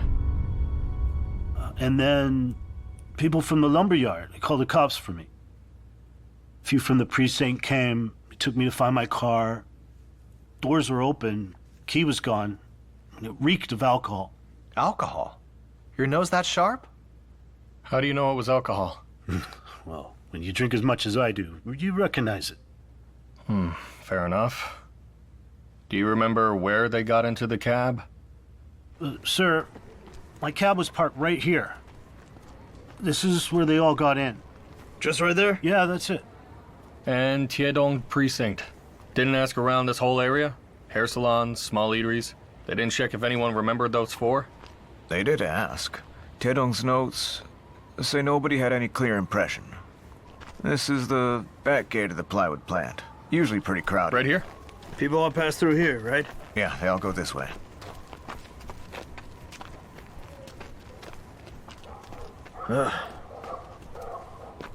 This whole area is huge. Yeah, more than 20 buildings. How many people live around here? A lot, and a real mix. The plant hasn't done well. Most workers were laid off and went out to find work, so they ran out their flats. Director Dai, I really feel like the January 8th job was done by these four. Okay. All right then. Thank you for your help. We've got the picture now. It's freezing. Get him back home. If anything new comes up and I have more questions, I'll give you a call, all right? Yeah, no problem. It's all Appreciate good. your help. All right, we'll talk okay. after. Come on, move. Way too cold out here. You're saying?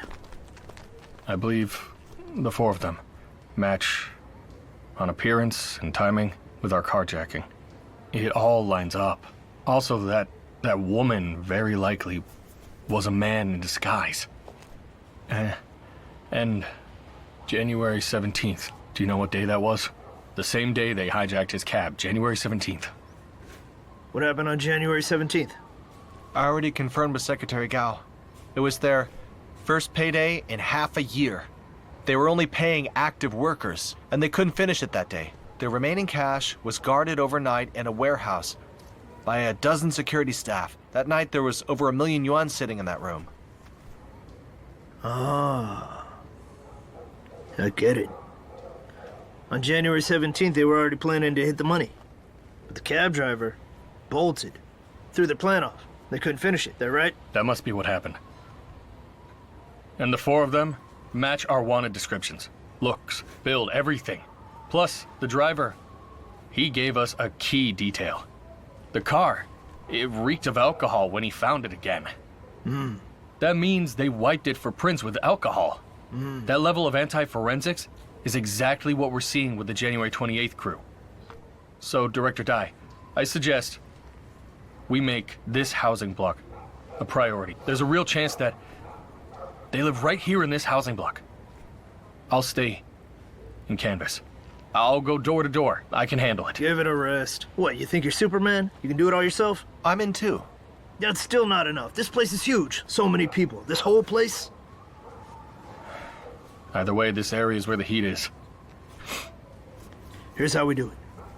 You step back for now. This is Dongshan's jurisdiction. I'll call Director Zhang and have them start a full canvass right away. The TV address has been looping for days.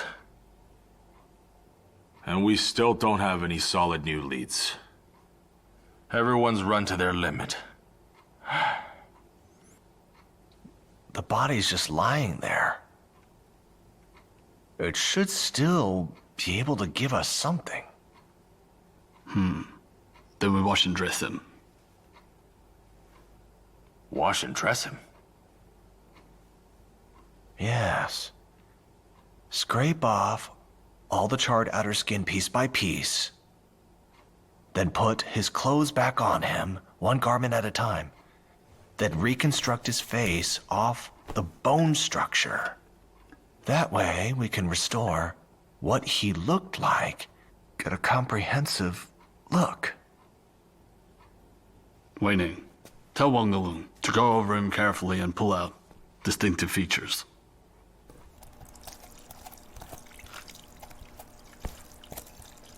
Only someone of your caliber, Director Wong, could handle an operation like this. Chief Wong, take a look at this. Here.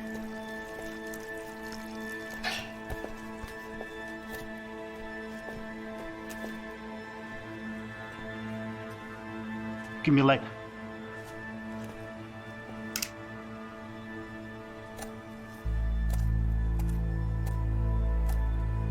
Looks like a tattoo. If it is a tattoo, that'll make it much easier to identify.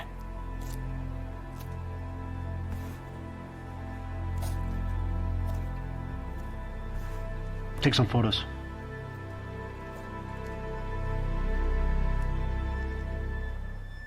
Professor Wong and his team scraped this out tonight. As you can see, it's a dragon-shaped tattoo on the left arm. Once the charred skin came off, it showed up. Look here. The dragon's head is raised, the body's curved, and its claws are stepping on flames. The surrounding skin is carbonized, so the details are blurry. But notice, there's something off about the dragon's head. First, the head has no horns. And what it's breathing out isn't flame. It's a forked tongue. That means it's actually a snake's head. The body of a dragon. That's distinctive. Chuan, this is clearly our new armed crew. At least it'll narrow things down.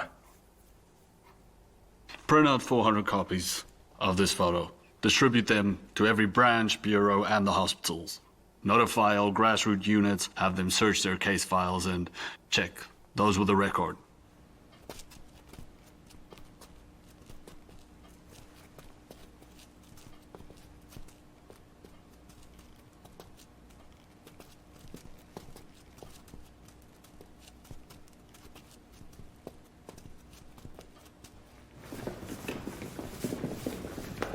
Director Sia,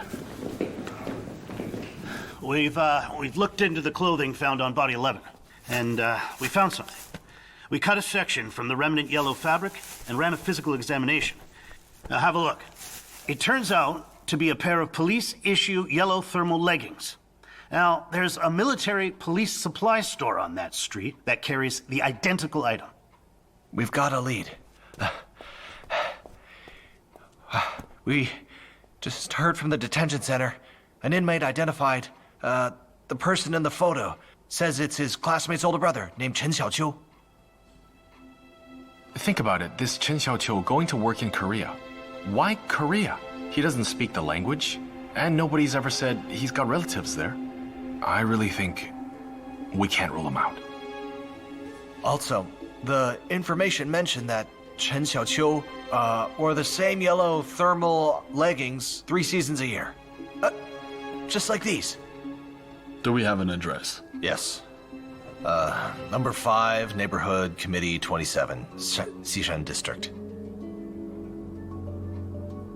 Isn't that under the jurisdiction of the 9th Precinct? It is. Didn't they canvass that area? How did they manage to miss him? 4 rounds of canvassing, and they missed this man? How did you conduct the search? What exactly are you people here for?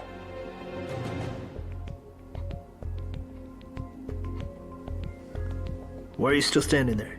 Get out there now. Bring the officer who ran the canvassing in.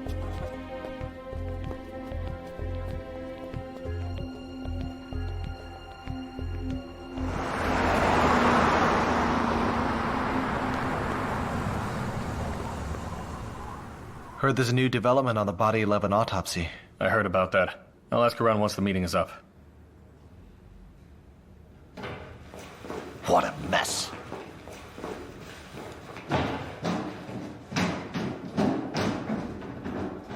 Did you hear he got in trouble?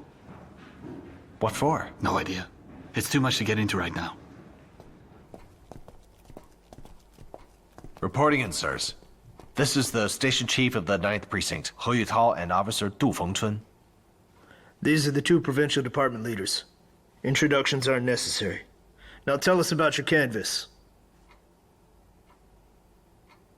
In our 9th district, we started the canvas January 30th. We laid out the case details, the number of suspects we knew of then, and their basic features.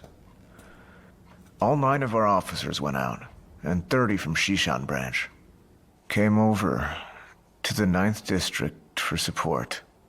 We covered the south side. Who was in charge of the 2-7 area? That's me. Turn up anyone suspicious? I flagged 3 people as suspects. One of them is Chen Xiaoqiu. That Qin Chuan got that lazy eye, right? I think so. And he's got a dragon tattoo on his arm, too, doesn't he? That I can't say for sure. The informant says that he's got a false tooth. Did you know that? I don't know. Never heard anybody mention it. Listen to yourself. You don't know a thing. How are you doing this job?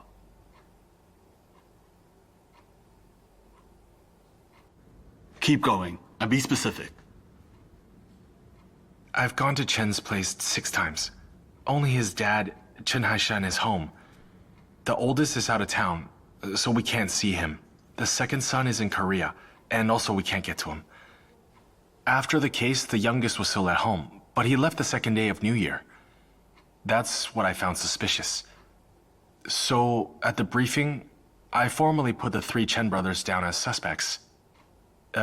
These briefings, we go over every name again and again. To pick out the key ones. The Chen brothers is something we can't ignore. Problem is, even if I suspect them, I've got nothing to prove. What are you suspicious of? It's a feeling. Just a feeling. The second one supposedly went to Korea, but the Chens don't have any relatives there. And I've got no paperwork, nothing to back it up. Did you mention all of this during the briefing?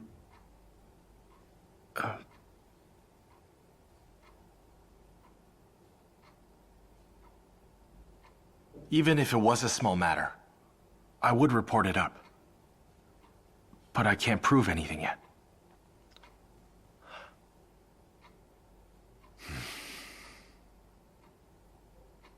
Right now,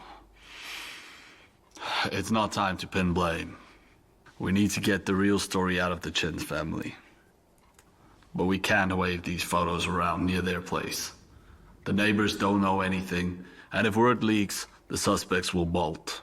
The only way is to make direct contact with these relatives. Get the truth directly from their mouths. Here's what I think. Let's bring Chen Haishan into Xishan branch for questioning. And that Qin Yue who did Chen Xiaoqiu's tattoo, he needs to come in too.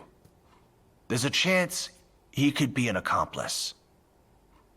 And when you go, make sure you take precautions. Best to send someone he knows, so nothing tips him off. Low profile. I'll go. No. You go. Just go. Yes, sir.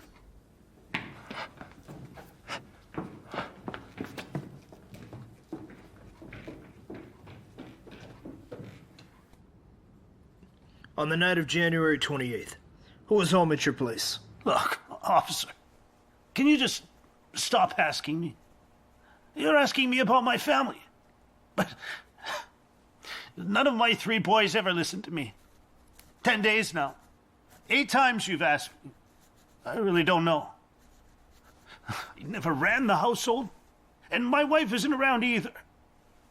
I really don't know anything. And yet you remember very clearly that it's been exactly 8 times. That's just a figure of speech. Everybody talks like that. Director Dai, I talked to the neighbors. They confirmed the Chens held a send-off for Chen Xiaoqiu last October. Nobody's seen him back since that day. Chen Xiaodong and his mother went to visit relatives in the capital. The whole family's scattered. Nobody keeps tabs. Keep pushing. Don't stop until you get something. Yes, sir. Junior has talked. Chen Xiaoqiu has a false tooth and a tattoo. His regular contacts, Sun Xiaojun, the brothers Song Xiaomil, and a neighbor called Sun Zhe. We've now officially confirmed it. This John Doe, body 11, is one of the January 28th suspects. What's left is to identify the 3 living suspects, and fast. Choi, walk us through it. Based on the interviews, there were around a dozen people close to Shen Xiaoxiu. The precinct pulled all their files. I think that all of them were on the Xishan mine job. All 3 of them. My strongest candidate is this one, Song Xiaojun. He visited the Chen house more than anyone else, and he's the one who set up Chen Xiaoqiu's Korea trip. This Song Xiaojun looks completely ordinary. Round face, about 180 tall, currently unemployed. He used to sell fabric from a street stall. Word is, he's cultured, good with a calligraphy brush. That's all we got on him at this point. And the other 2? There's someone who knew both Chen Xiaoqiu and Song Xiaojun. His name is Sun Zhe. About 180 tall, narrow face, fine features. Key point. He used to work in the utilities department at the very mine that was hit. Collecting water and electricity fees. He resigned last year. His parents are officials at the mine. Then there's one more I'm less sure about. Song Xiaoming. He's Song Xiaojun's younger brother. The brothers used to flip motorcycles together for a short time. They're very close.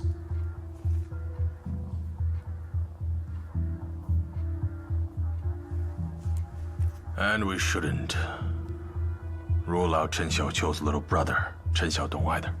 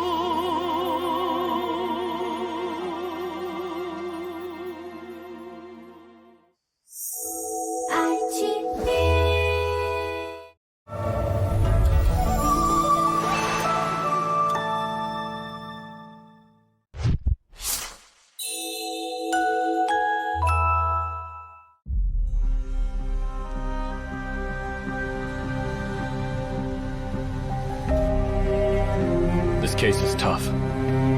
Why do we do what we do? It is for the betterment of the people in our communities. Our responsibilities are unlike any other job out there. We've got to risk our lives for it. Why did we become police officers? Wasn't it to solve crimes?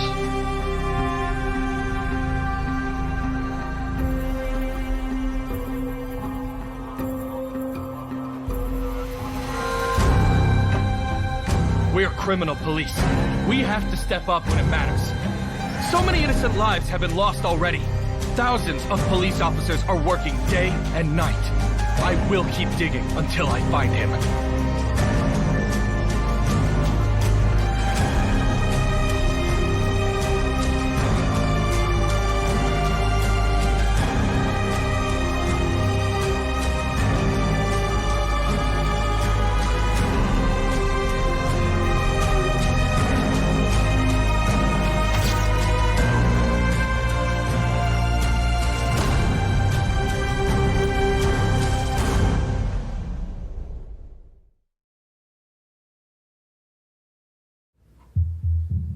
These two brothers, they used to flip motorcycles for a short while.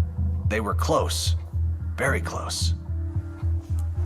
And we shouldn't rule out Chen Xiaoqiu's little brother, Chen Xiaodong, either. He left with his mother during New Year's to visit relatives in the capital. Neither has returned. Song Xiaojun. I'm not so sure. Just from the look of him, he doesn't seem the type. And he doesn't have any priors. I believe Song Xiaojun's crew has what it takes for this. They must have been planning this months in advance. For months? Think about it. We had a nameless body sitting there for 2 weeks and couldn't find a match. And this man lived in Hechang, local. He has a family, neighbors, people even knew him. They were very thorough with the searches 4 times, even accounting for officer error. How do you miss him every time? So Chen Xiaoqiu going to Korea was a cover story. Song Xiaojun was the only one who put him on that train that day. Whether Chen Xiaoqiu actually boarded, or if he left at all, himself knows. The family has no idea. That's why they showed no reaction when we were questioning them at the house. They've been kept in the dark. They stayed underground for 3 months before, making a move. Petty thieves couldn't do this.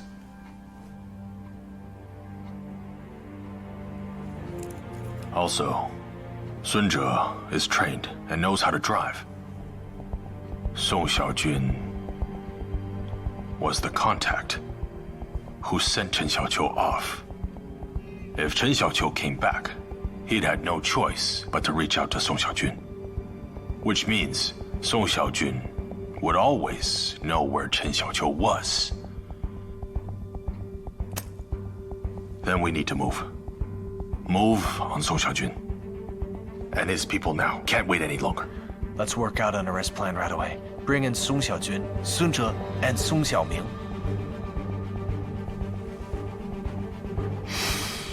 Get everyone in here. We need to discuss the operation. But keep it tight. Not a word gets out to the public. Agreed.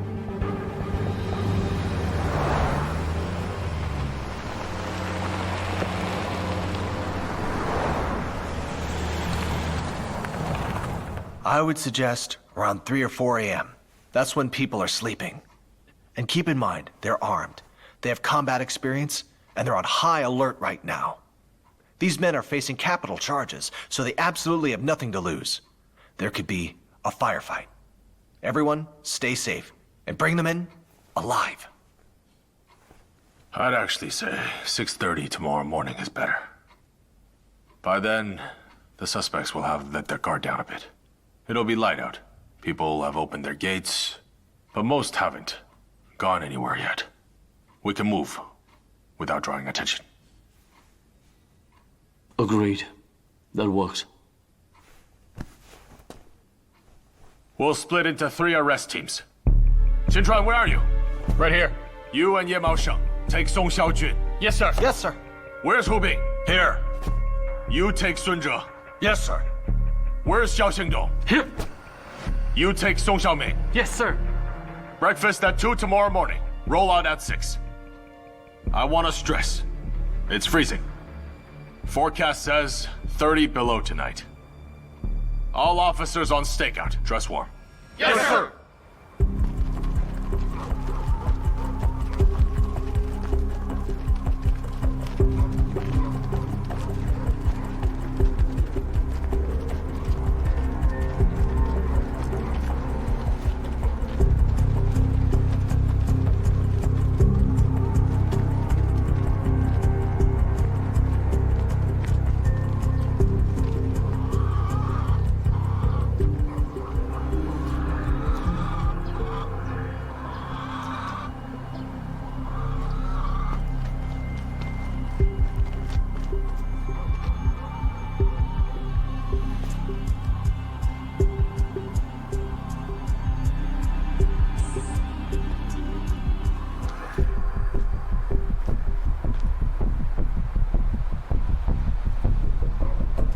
Guard that side. Yes, sir.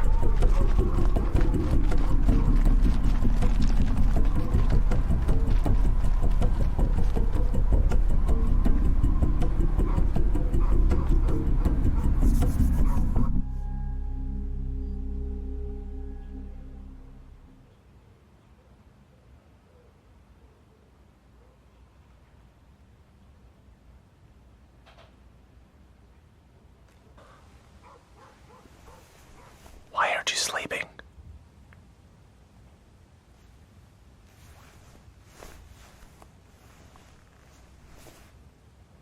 Three ambulances out there.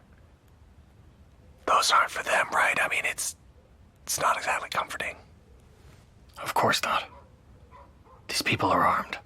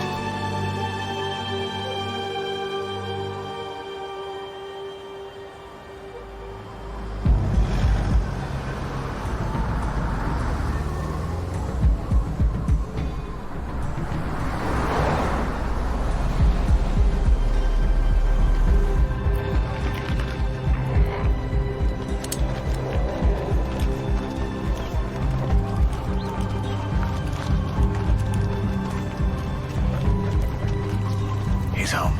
Old lady's been plucking chickens all night.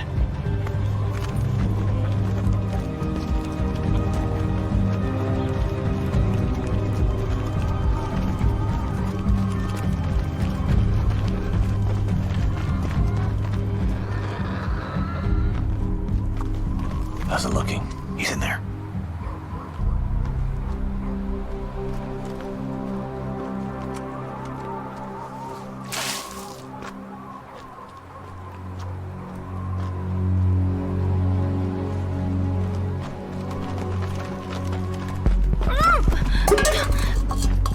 Are you Sunja's wife? Is Sunja home? Which room?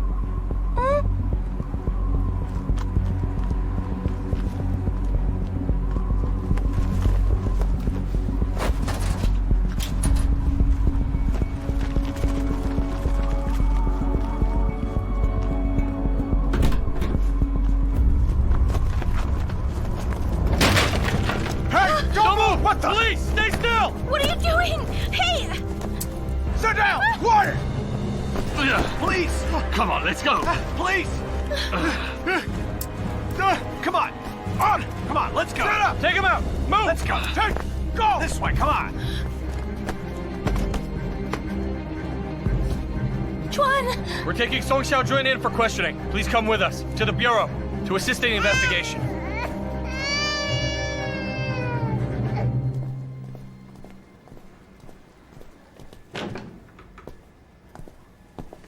There's nothing. No guns, no clothing, nothing tied to the case at all. Same for the Chen place.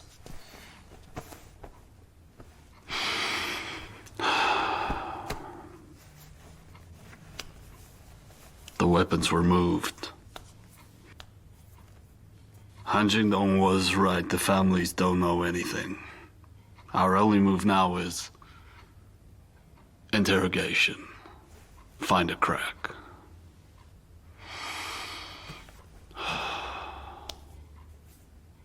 Pull in the pretrial unit from your municipal bureau. Listen, these are suspects, not convicts. Keep your methods in check. Understood. I'll get it set up.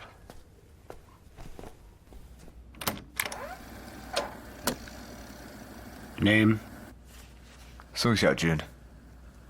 You know why you're here? No idea. And you know about the incident at Xishan Mine?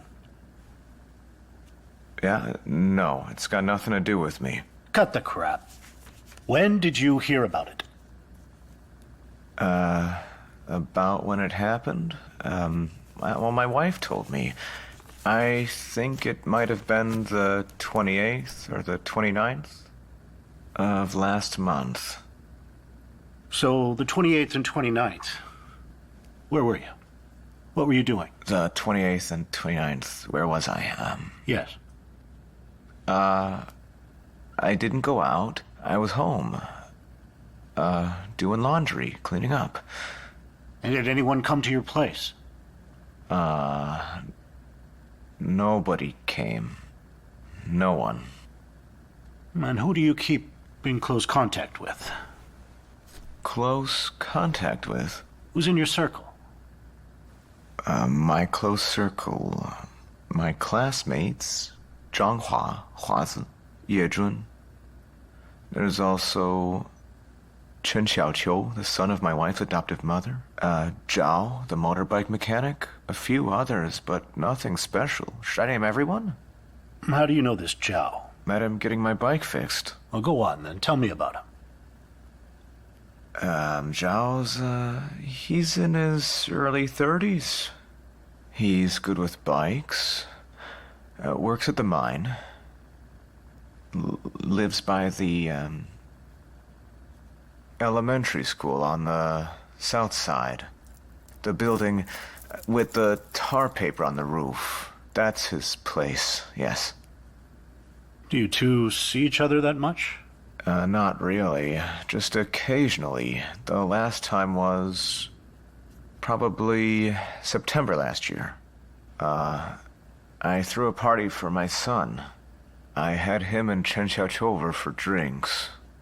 After that, he came to my father-in-law's place and bought some chickens. Bought 4 at once. I remember that clearly. After that... nothing.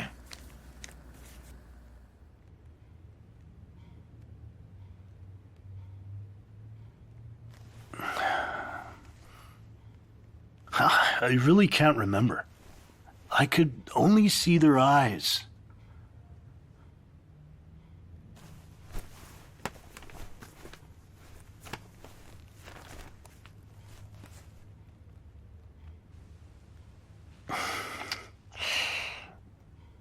I mean, it kind of looks like him, but... not really.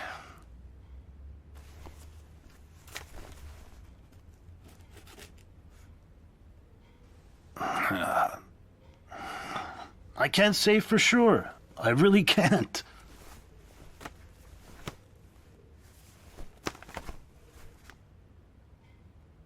How do you know Chen Xiaoqiu? Chen Xiaoqiu? Yes. Chen Xiaoqiu met him at work. His mom's my wife's adoptive mom.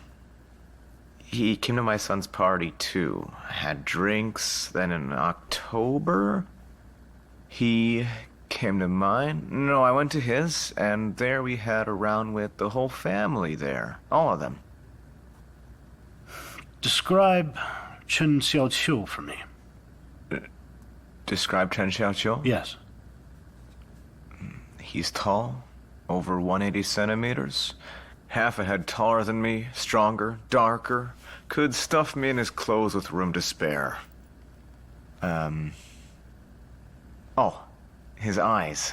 This one, on this side, kind of drooping, a bit slanted on one side, a lazy eye. Yeah. And where is Chen Xiaoqiu now? He should be in Korea. Last October, he said he was going to work there. Threw a going-away dinner. I went. Then I saw him off at the station. After that, nothing. Haven't seen him since. Has he been in touch? Not at all. I did go to his place one time, specifically to find out. I was wondering. I asked his dad and his little brother, any word from Xiaoqiu? They said no. I haven't heard from him.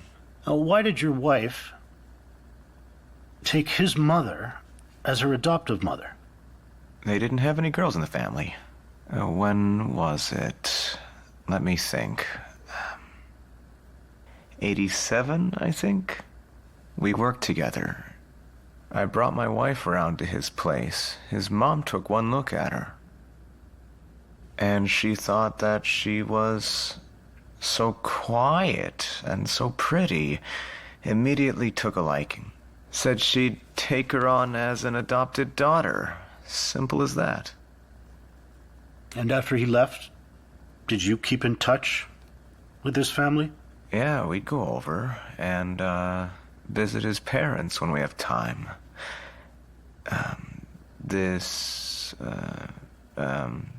New Year's Eve, his mom even brought us dumplings, a whole batch, uncooked. Before she left, I asked again, any news from Xiaoqiu? And she said no.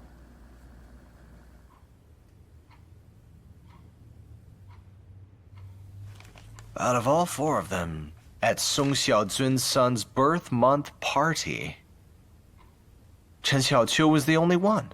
And Song Xiaojun was the only one who sent Chen Xiaoqiu off to Korea. So these two must be very close. Closer than he's letting on. That's a problem right there. The Song Xiaojun didn't try to hide his connection to him. Even brought up Chen Xiaoqiu himself. But it wasn't the first name he gave. He admits knowing about Korea, but frames it just as a farewell dinner, implying the whole world knew about it. Then he specifically claims to know nothing after that. That Chen Xiaoqiu took off to Korea and never heard from him again. Convenient. That's a very clean story. So this Qin Xiaoqiu had something wrong with his eye, right? Ah, yes. That droopy eye, right? Like a lazy eye? Roughly, same idea. What about his teeth? Is he missing any? Missing teeth? Yeah, just answer me, yes or no. Talk! I didn't notice, so, I don't think so. You must know this. You were so close. How can you not tell? Eating together? His front teeth, at least. Those he had. I can tell you that. What's further back, I can't say. Any markings on him? Like, let's say, some tattoos? Never noticed. Nothing on his hands or face for sure. You hung around together all the time. You can't even tell. During the summertime, in short sleeve shorts, you can't see anything? No, nothing. Anyone from out of town contact him? Not that I know of. Definitely not. Have the two of you taken any trips? Trips for what? No. Are you sure? Of course. Have either of you been in trouble before? Any prior record? No. Yes or no? Just answer me. It's not hard. Think it through. I don't know about him. I know I haven't. I'm sure of it. Definitely. You're telling me the truth? It's the truth. You're certain? 100%. One last chance. Is this the truth? Straight truth. I've got a clean record. His wife goes to the Chen house regularly. She's their adoptive daughter. After Chen Xiaoqiu left, his mother brought dumplings at New Year. The closeness between the two families looked like the wife's relationship. And that is the trick. He is minimizing his relationship with Chen Xiaoqiu, turning it into his wife's inner circle. If Song Xiaojun isn't innocent, then he came in extremely well prepared. Everything thought thoroughly. He's not an amateur. Two things need to be dug into. First, he says he didn't go out on the 28th. Is there any evidence supporting that? Second, did he really arrange Chen Xiaoxiu's trip to Korea? A single contradiction at all, and we have our opening. Bailing, I'm asking you one more time. The night of January 28th, the night of the Xishan mine accident incident, his alibi for the night. That was so long ago, I can't remember. Probably not. Was he home? In that freezing cold, where would he go? You're sure? I am.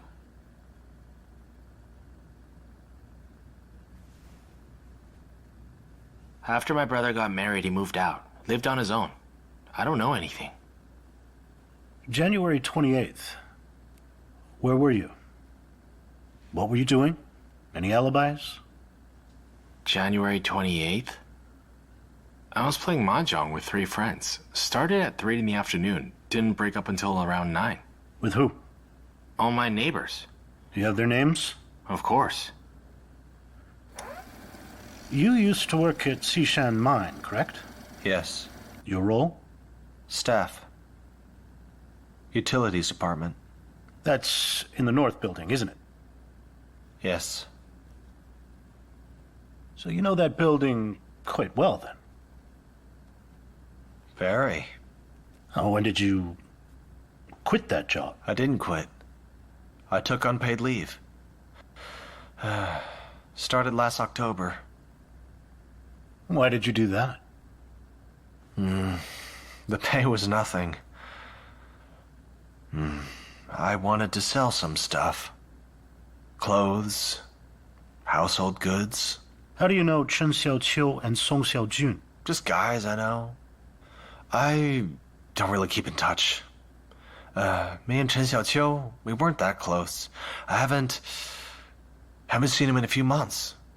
Song Xiaojun, it's about the same. Haven't seen him in a few months either. January 28th, the day of the Xishan mine incident. Where were you? 28th? I wasn't here. I came back on the 29th for the New Year. I went to Peking on business, left in November, trying to line up a mushroom deal. My wife gave me over $2,000 for travel. Spent it all. And the deal fell through in the end. Who can confirm you were in Peking? My wife? I mean, besides your wife. Anyone else?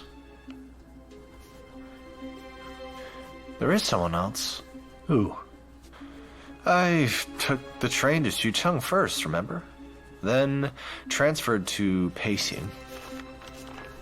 In the waiting hall at Xucheng, I met a woman. We were both going to Peking. What's her name? Lily. And where does she work? I don't know. She never said. And what does she do for work? I think probably that kind of work. How old is she? I'd say around 18, 19? Something like that. Where does she live? That I really don't know. She didn't say.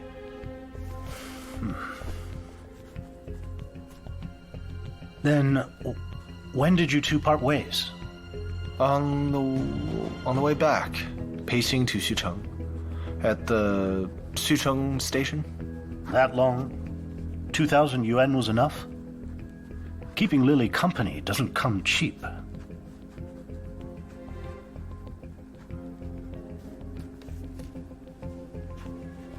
I picked someone's pocket on the way back. How much did you take? Over 3,000. How much have you stolen in the past? I never stole before. This was all because of that girl. Director Xie. Director Han. Chief Wei. These are the statements from Song Xiaoming and Sun Zhe. Song Xiaoming says he was playing mahjong with 3 friends on the 28th. Entire night until after 9. We've confirmed it. Checks out. We can wrap up Song Xiaoming's interrogation, but don't release him yet. Keep him in for security, information control. Looking at his record, Sun Zhe's the weakest psychologically. Keep pushing there. He was clearly the most rattled. But he still managed to displace himself from the timeline. I think we need to go through the families to find our opening. Agreed. Okay.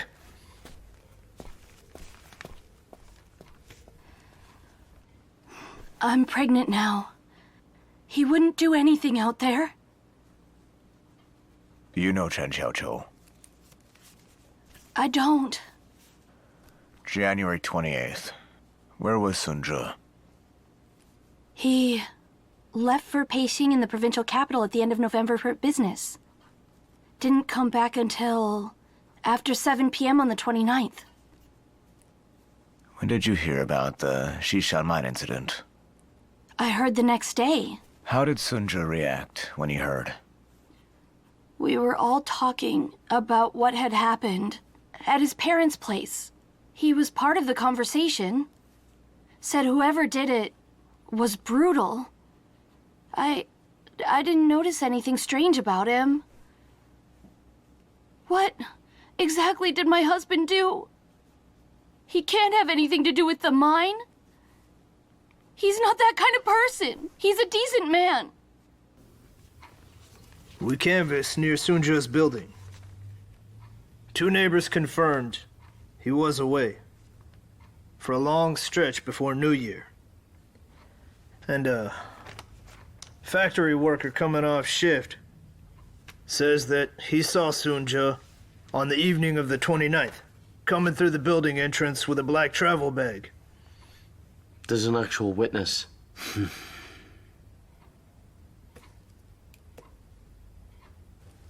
It's been almost a whole day. 4 in the afternoon. And we've got absolutely nothing.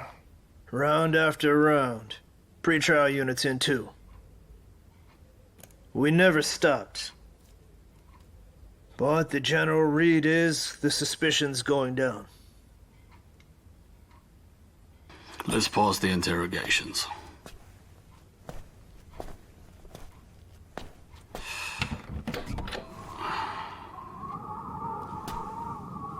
The biggest problem we have right now is that we have no direct evidence. Everything's been analysis and judgment. Assumptions on our end. We couldn't have gotten evidence first and then arrested him. But you can't hold someone longer than 24 hours.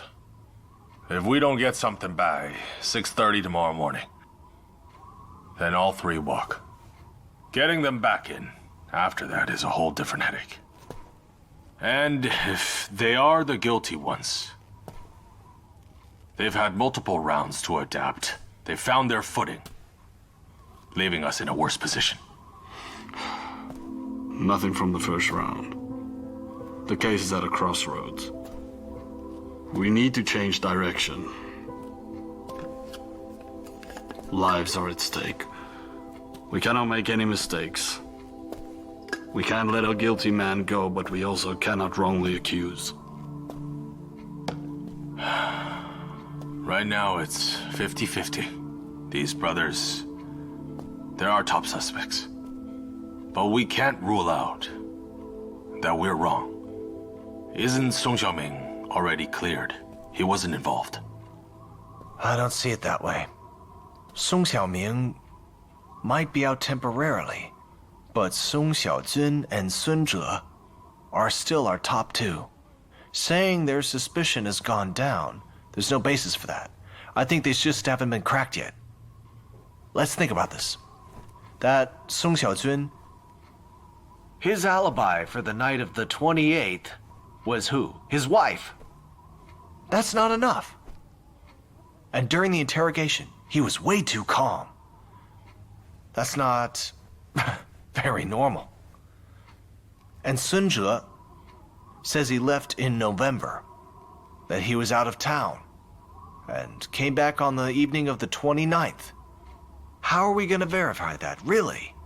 He gives us some woman named Lily that we have absolutely no way of finding.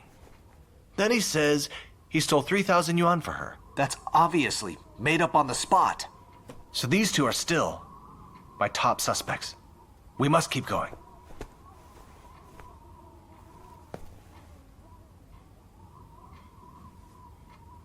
Continue. Focus on Bai Lin. I don't know anything. What do you want me to say? I spent a whole day of this. My baby is at home. I need to go feed her. What is this? Chuan, I don't know what you want from me. have you heard? They're saying we got the wrong guys. There's another crew with guns somewhere, and they're worried we scared them off. Who's saying that? What are they thinking? We didn't get the wrong guys. How can you be so sure? Not for sure. But all that work for nothing? You think my head's empty? You think Director Dai's is... What about me? Nothing, sir. Song Xiaojun still hasn't broken. Why are you keeping me here? Tough kid. Won't say a word. Let me be clear, Bai Lin. Crime won't help you. Cry all you want. It changes nothing. Just let me go! Half a day of this and nothing. She's hysterical. What should we do? Let her go? Let her go? Absolutely not. You'd better break her today. Okay.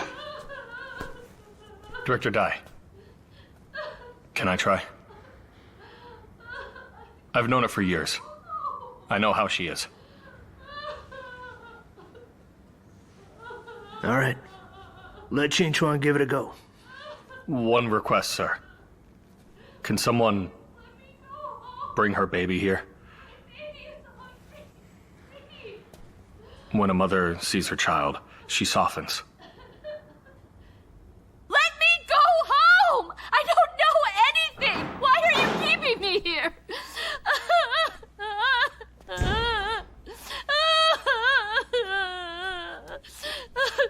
Stop crying. Your mom's bringing your kid over right now. Chuan, please let me go home. I don't know a thing. My baby's so small. Leave her out of this, please. What did you call me? Chuan. What's my name? Aren't you Qin Chuan? Where do I live? 12th Street. The small alley at the bottom. What do you call my mother? Auntie Qin.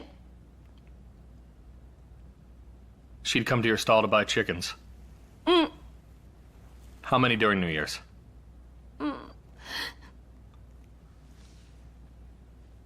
2. At least 2. Where did I used to work? Dashan Police Station.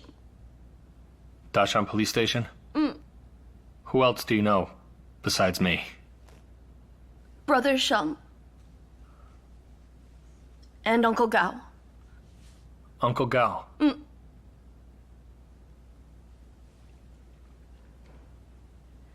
Deputy Chief Gao Jianshe. My Uncle Gao. Do you know how Uncle Gao died?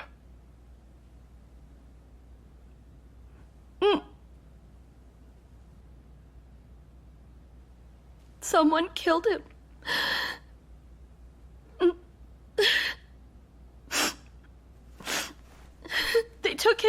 and shot him. Do you know that the people who killed Chief Gao and the ones who robbed Xishan Mine are the same gang?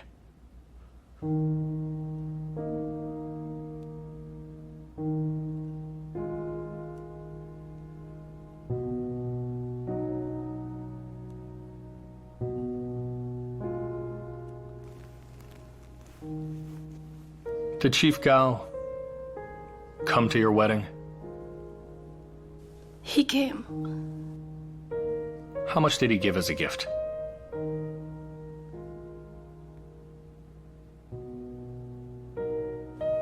$50. 50?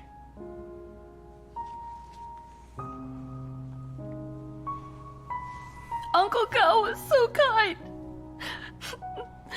Earned 100, gave me 50.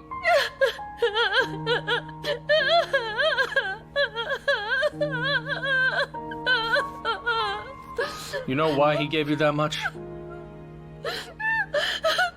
Because he thought you were a good girl. He told me that night, after the wedding, after a few drinks. He said, Ling's married. He seems like a decent man. An honest one. You tell me, is Song Xiaojun an honest man?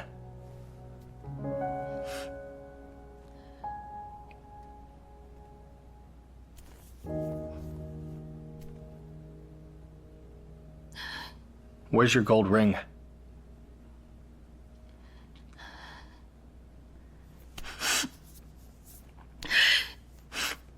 At home. Why aren't you wearing it? My hand swelled up from the cold.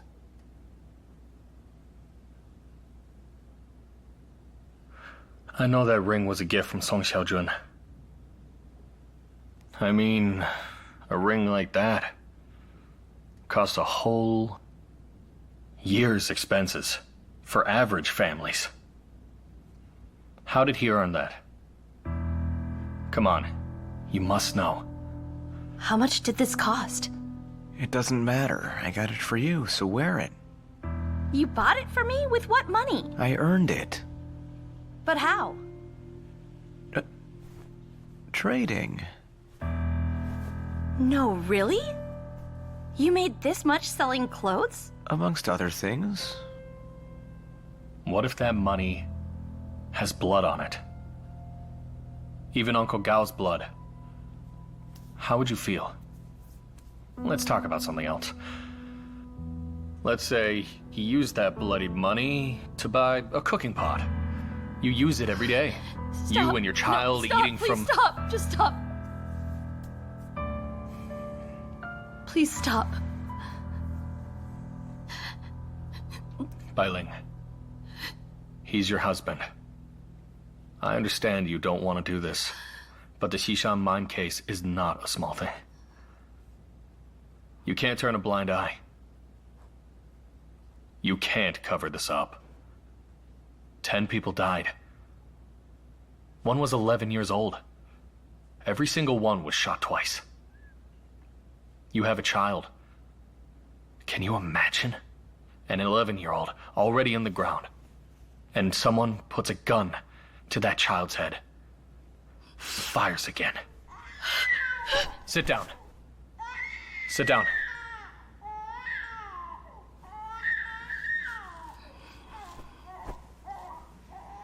Listen to me. Bai Ling, Song Xiaojun, and the others have all been arrested. If you don't come forward, someone else will. But if you don't, you're an accomplice. Obstruction, which means prison. Have you thought about what happens to your child? Look at me. How old is she? 6 months. How old? 6 months! Say it again. 6 months!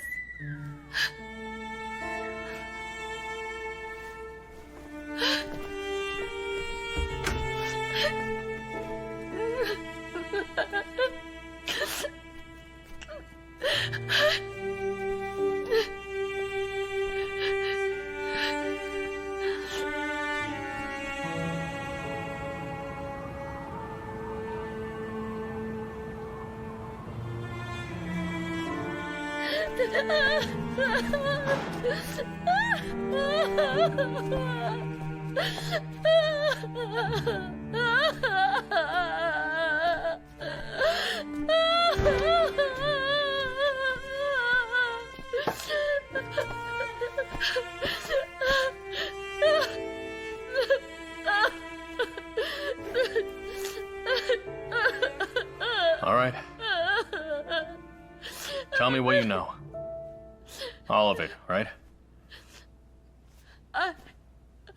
It's the only way to protect you two. She's this small. Song Xiaojun is going to prison regardless, okay? He doesn't need you two to go down with him. You understand what I'm saying? Huh?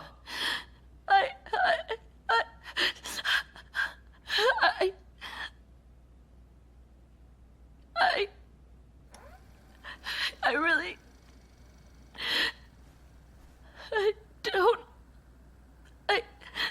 I don't know anything.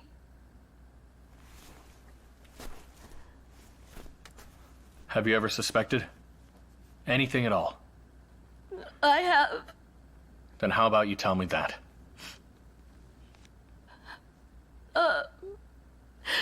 The first time I suspected, spring of 1993. Back then, he was out flipping those old motorbikes. He wasn't making much. We didn't have a kid yet. I went home to my parents for New Year, and they gave me 500 yuan. Then, not long after New Year, he said he'd made some money, and he took me to the Huihai. That place is a real fancy hotel, and he bought me a big gold ring. Look at your hand, all cracked. You deserve to wear a ring like this. You're my wife. Wear it. Wear it, yeah? Even if you made money, you can't spend it like this. This hotel every day, how much is that?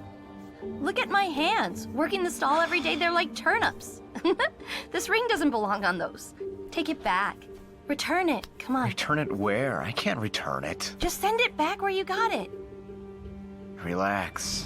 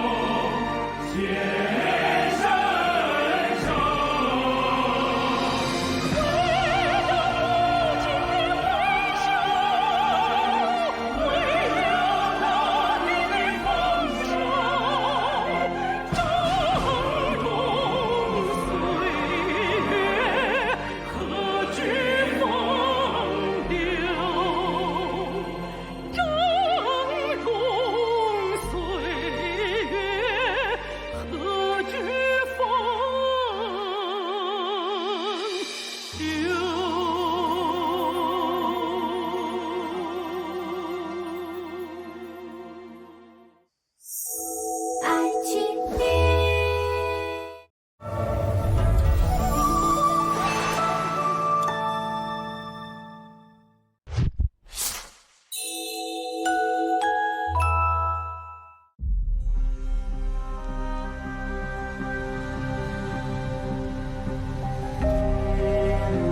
case is tough.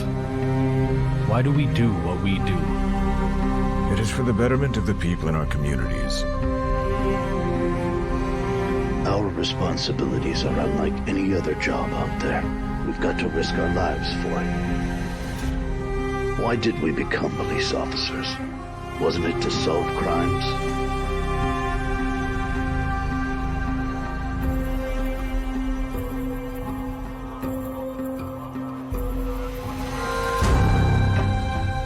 We're criminal police. We have to step up when it matters. So many innocent lives have been lost already. Thousands of police officers are working day and night. I will keep digging until I find him.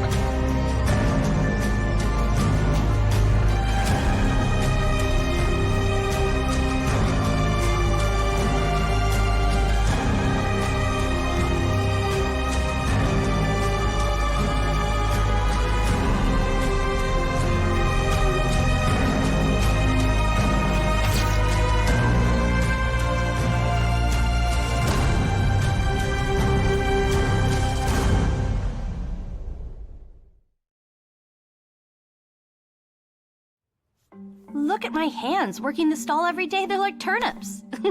This ring doesn't belong on these. Take it back. Return it. Come on. Return it where? I can't return it. Just send it back where you got it. Relax.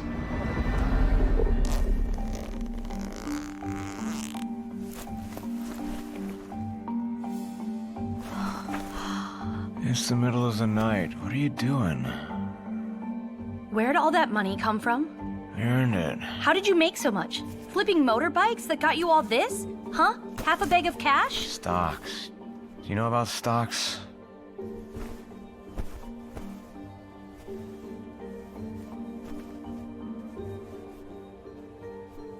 Xiaojun. Xiaojun, don't fall asleep. Hey, wake up. Where did this money come from? Did you do something? Huh? What would I do? I've got a wife, a family. Stop pretending to sleep. Get up right now. Where did this money come from? Tell me what's going on. Enough! The thing is, he's always been easygoing. Smile on his face, never loses his temper. Not with anyone. Definitely not with me. But at that time, his eyes just went dead. He just stared at me like that. I thought, what is going on with him? I asked him one question, and he looked at me like that. I was so scared. I never dared to bring it up with him again, and he never mentioned it again. How much did you think was there? Did you count it? I'd never seen that much money before.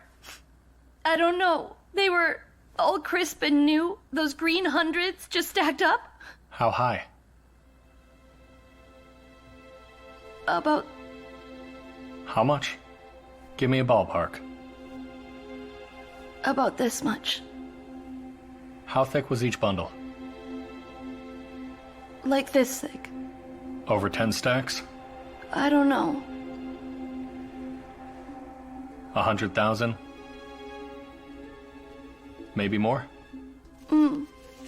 And you believed he got it? All from trading stocks, is that it? I don't know anything about stocks.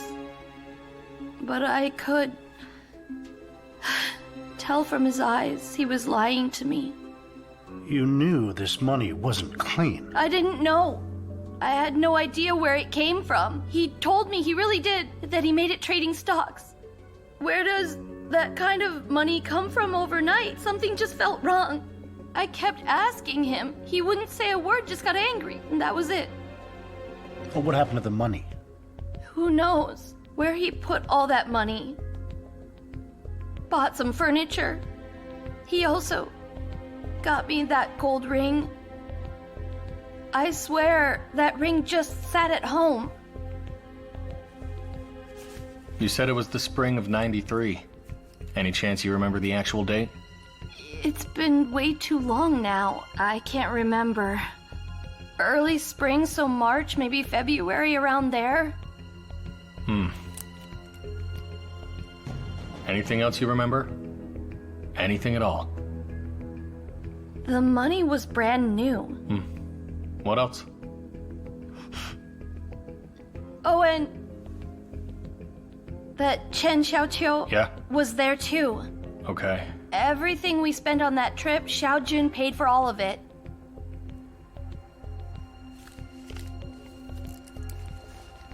All right. Now tell me about January 28th. That night, was Song Xiaojun home?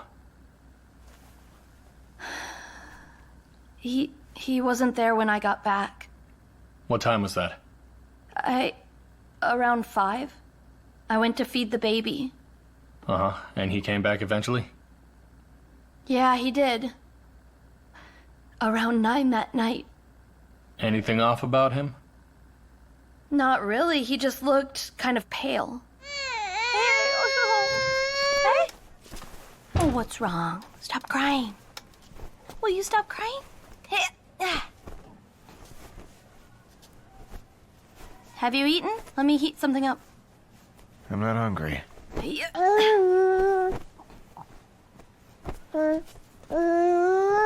What are you doing? Tired. Stomach hurts. You can't sleep in your clothes. Go wash your face. Just let me lie down. What's going on with you? My stomach. Your stomach? Yeah. Hey, did you eat something? I'll get you some hot water. Just be quiet. Let me sleep. Daddy's sleeping. Shh. Daddy's sleeping. Oh, he's sleeping. Hey. What is it, Mom? Is Xiaojun home? Yeah, he's here. Did you hear the news? The Xishan mine. Something terrible happened. What happened? A gang with guns. They robbed the payroll. I heard people got killed. Oh, God, are you serious? It happened. Make sure to lock the door. Okay, I'll lock it. Just stay inside for a few days, okay? Okay, I got it. Don't worry. Go get some sleep, Mom. All right, stay safe. He was definitely not acting like himself that night. The stomach thing, then he barely slept all night. The next morning, he got up around 10, and then he ate a bit of food, and then he was back by 3 p.m. Do you have any idea where he was off to? I honestly don't know where he was at. He never told me anything. It was only later, when I saw the news, the wanted notice, the reward, that I started to understand. Then I knew. One suspect's body was left at the scene. These animals, ruining New Year's like this? What a horrendous way to start off a new year.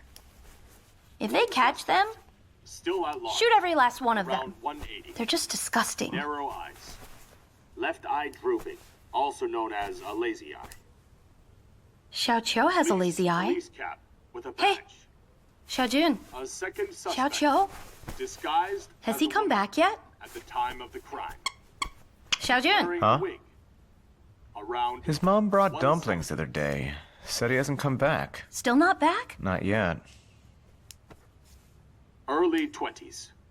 Gray knit cap. Pink lavender mid-length coat. Anyone providing information leading to an arrest, the command center is offering a reward of 50,000 yuan. Honey, At the same time, if you knew who we urge did the it, suspects' families to stop the carrying robbery, this burden would you turn them in? voluntarily Of course I would. No questions about it. Monsters like that? Killing all those people? Forget the 50,000. I'd turn them in for free. It's the principle of it. Citizens And of Ho Chi they've still got An guns. extreme How dangerous vicious is that? robbery murder has occurred Hope they in catch our them city. fast. Can't sleep knowing they're out there. Drove a green I mean, how'd they 212 manage to Jeep get the Taxi, guns? armed with Those a people 5-shot dead? Not an shotgun, ounce of fear? broke Honey. into the Xishan mine security Don't go office, talking about this with killed and anyone. injured What would I even say? Stole 3 Type 54 Just leave it alone set off and explosions don't bring and it up, fires. alright? Under the brave counterattack of our Hey, security that staff Xiao and Qiu, police, has he really not come back? 3 suspects When they abandoned talked about the a lazy comrade eye, my body heart at the scene sank. and fled Stop to talking about the eye! Stop talking about Xiaoqiu! Why are you dragging him into and this? report any suspicious persons matching It's the holidays! Find something else to talk about! Oh. So that day at the market, when you ran into me and Ye Maosheng, you kept asking us questions. You were fishing for information, weren't you? Come on, you're out there running around every day. Take it home for your wife to cook it up. Bailey, Huh? you gotta stop doing this. If we want to eat, we can buy our own. You never take anything. Question, did you see the news on TV? I did. They were gossiping about it. I heard some things. Bailey, Huh? anyone you know have a lazy eye like that? What did the other two look like? Didn't you watch the news? I did. Then why are you asking? They're offering 50,000, right? I couldn't make that much selling chicken a whole year. One in women's clothing, about 170, close to your height. Uh-huh. The one in the fleece cap, a bit pale, maybe 180, about my height. Oh. Bailey, Huh? you get a lot of people coming through here. Keep an eye out for us, all right? All right. Let's go. Oh. You sure you don't want some?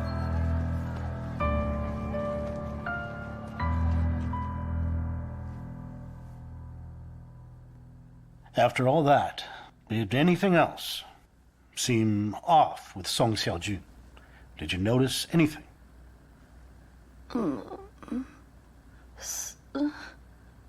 Sunja came over 8th day of New Year. Hi, Sunja. Hi. The two of them went inside, turned the TV up so loud I couldn't hear a thing from the other room. Sunja left around 2 in the afternoon. After that, Xiaojun sat in there and cried. Besides Sunja, did anyone else come around? No one else. That's all. That's everything I know. There's nothing else. Take another pass through it. Anything that perhaps we might have missed. Anything at all. There's nothing else. Are you sure?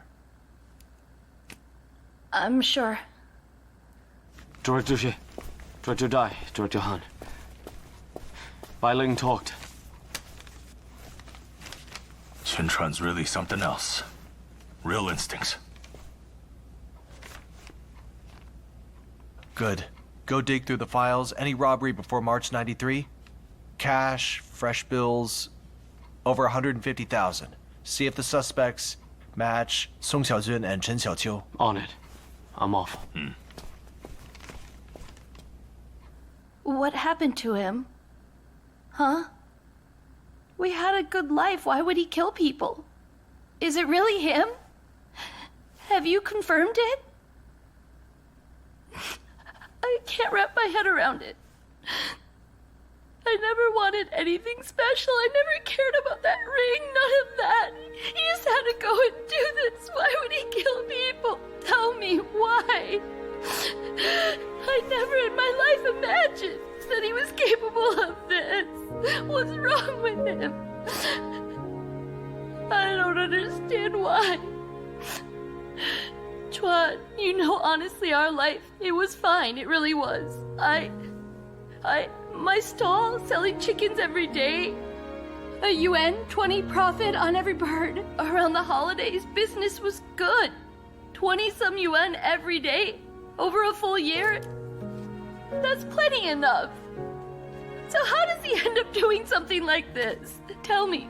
Just the other day I was thinking, I thought, what if we saved up a little? I just noticed, over by the morning market, there's a storefront just opened up. I was gonna ask what they wanted for it, maybe take it over. Cause the thing is, running a stall alone, there's only so far you can go. But give it a few years, right? Save up enough and get a real place. And the rent's only every month, just 100 a month, just 100. When I worked it out, there'd still be plenty left over. I could heat him up a proper meal. The baby's still little. I'd nurse her in the mornings before I opened up. And later on, roast chicken. Every bird I sell, 5, 8 yuan profit. That's a good life. That's a rich life, right? And then a few more years, we'd take the next step. We would save enough and open a restaurant. I thought our life would be great. I believed it.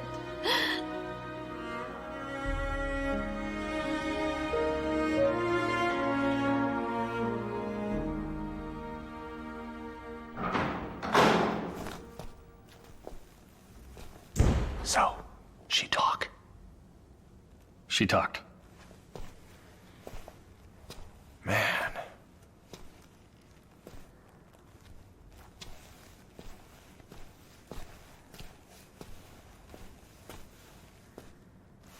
You okay? Yeah. Just needed some air.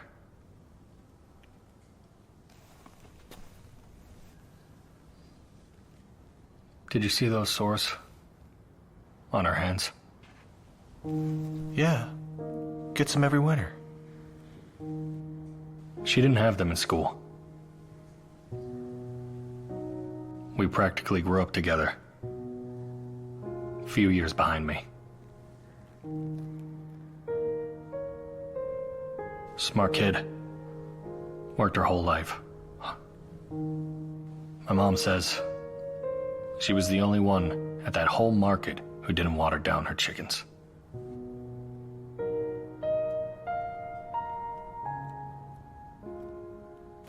Yeah. Who would have thought she'd end up in the middle of this? Wrong career breaks a man. Wrong husband breaks a woman. That's true.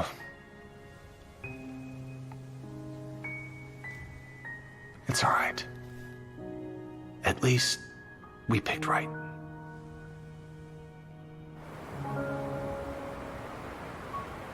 The case is solid. See, based on Bai Ling and Chen Haishan's testimony, we know a few things. 1. Song Xiaojun had no alibi for January 28th. 2. He cried alone in the room after Sunja left. That's guilt. 3. Sunja visited him on the 8th day of New Year's, then denied any close relationship. That's a problem.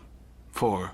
The money in 93, given what both of them were actually making at the time, it's suspicious.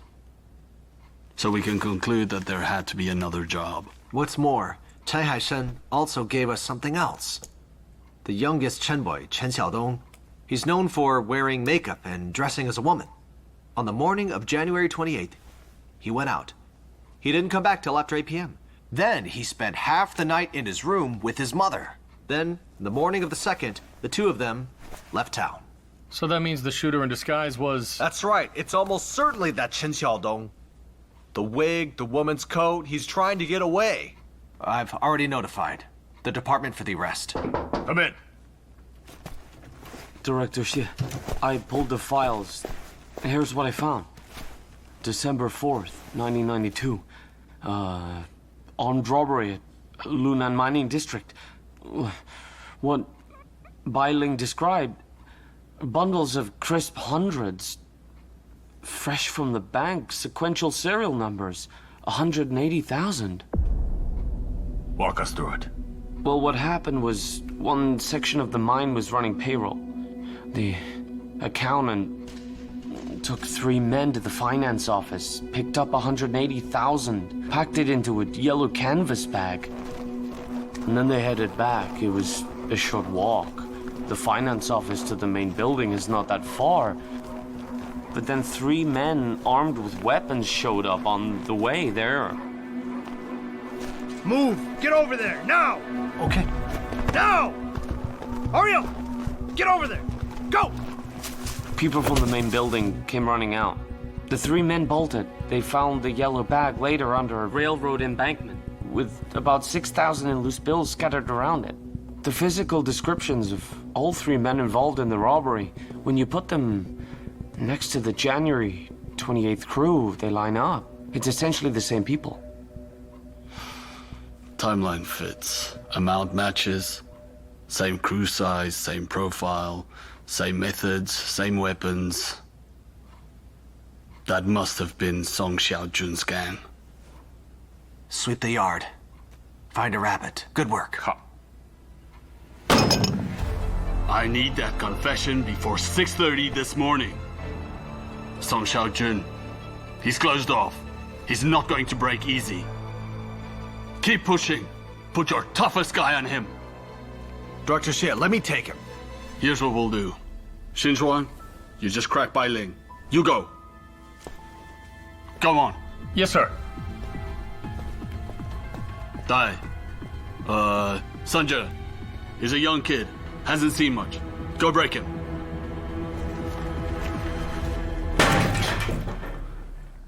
Did you come here for a nap?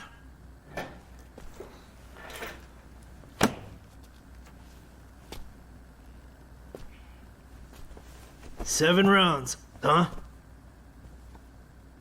Sunja, you've got nerves. I'll give you that. Now, have you or have you not seen Song Xiaojun recently? No. It's your last chance! Have you seen Song Xiaojun or not? I already told you, I haven't. What if I show you evidence? If you've got evidence, I'll take whatever's coming. Good!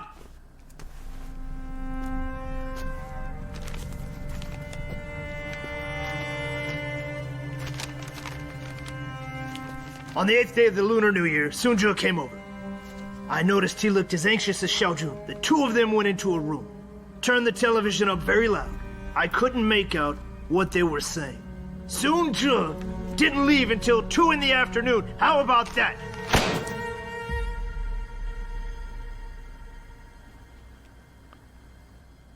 Hey. What are you doing? Is this a place for sleeping? I'm asking again. Over the New Year break, did you see anyone? 18 hours straight. Who wouldn't be out by now?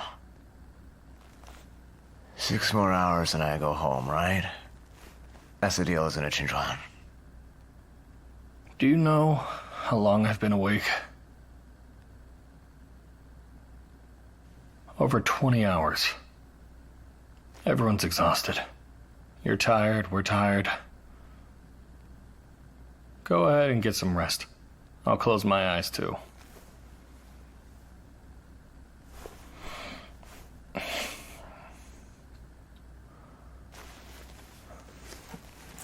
But whether you actually walk out of here in 6 hours, that's up to your wife, Bai Ling.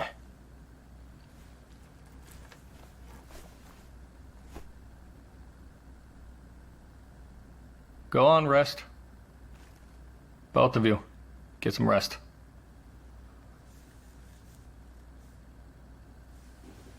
It was me. It was me. Song Xiaojun, Chen Xiaoqiu, Chen Xiaodong. The 4 of us. Head up! Start over!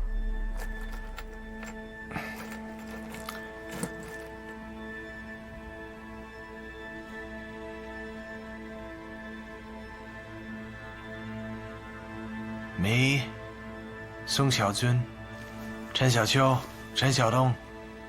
The 4 of us. Song Xiaojun.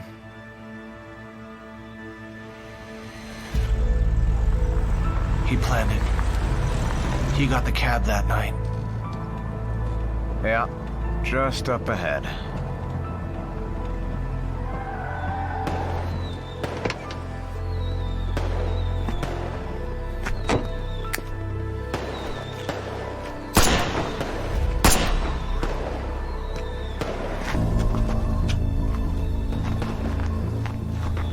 Driver. We shot him in the car. Dumped the body in a drainage well. Which drainage well? Behind the city auto school. He's there. The guns? Guns. Hidden in the heating channel. Behind my mom's place.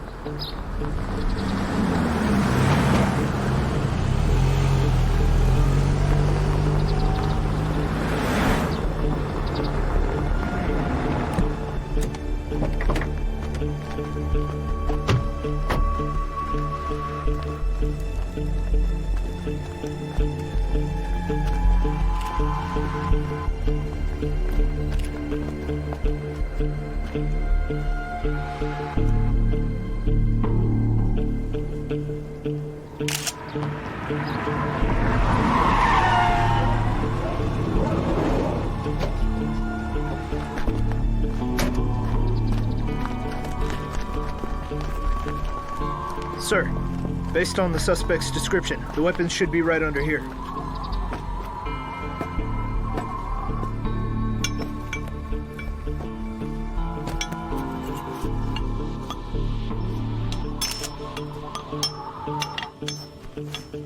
We got something! One sawed-off double-barrel shotgun. 2 5-round shotguns. 1 semi-automatic small-caliber repeater. 1 steel bolt pistol loaded. 3 Type 54 pistols, 18 rounds in the magazines. 1 Japanese Type 38 bayonet. 1 police badge, 6 firing springs, 2 strikers, 6 gun parts. 17 additional Type 54 rounds.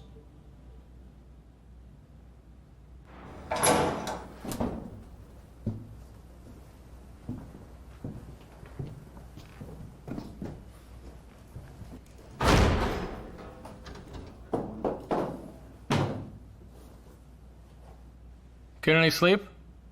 Huh? It's been 6 hours. Not even a nap? Since you're up, let me show you something.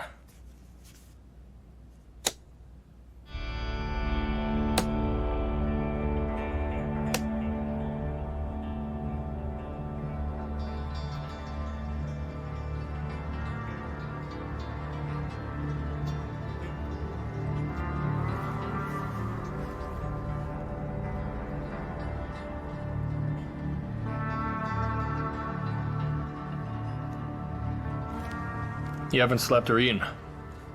Hungry? Yeah. He's hungry. Bring him the food.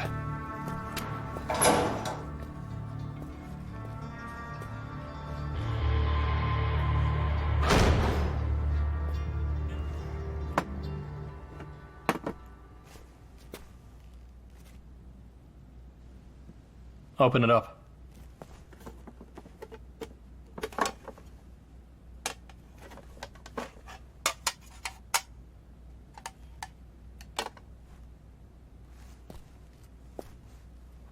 Recognize the container?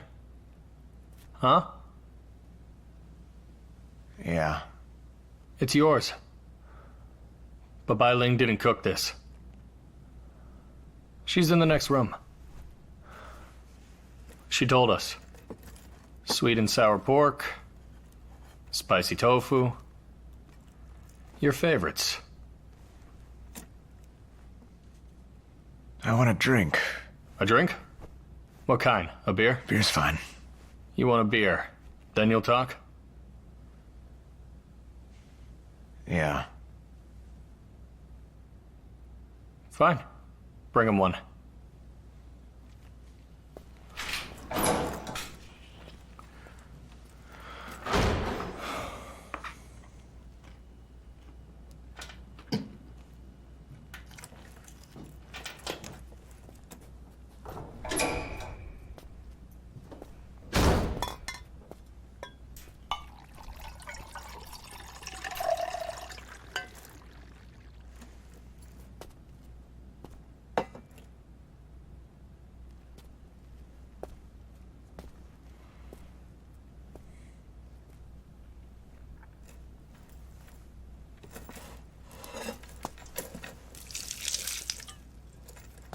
What the hell are you doing? To my brother, Chen Xiaoqiu.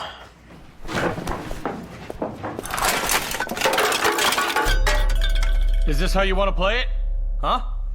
You think I brought you food because I like you? Is that what you think is happening here? You slaughtered all those innocent people, and now you're toasting a murderer? Who do you think you are? Some type of hero?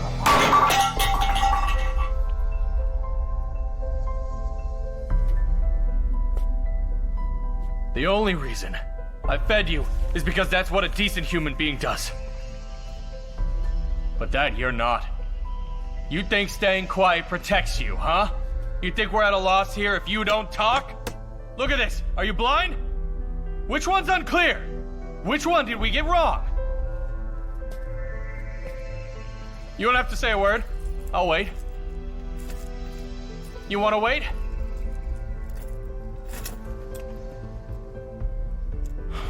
How did Bai Ling end up with someone like you? Huh? How does that happen?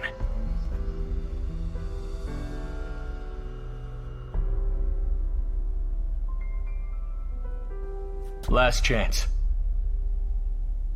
Are you going to talk?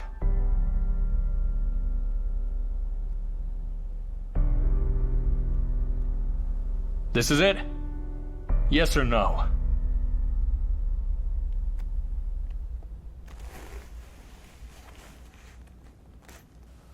Fine.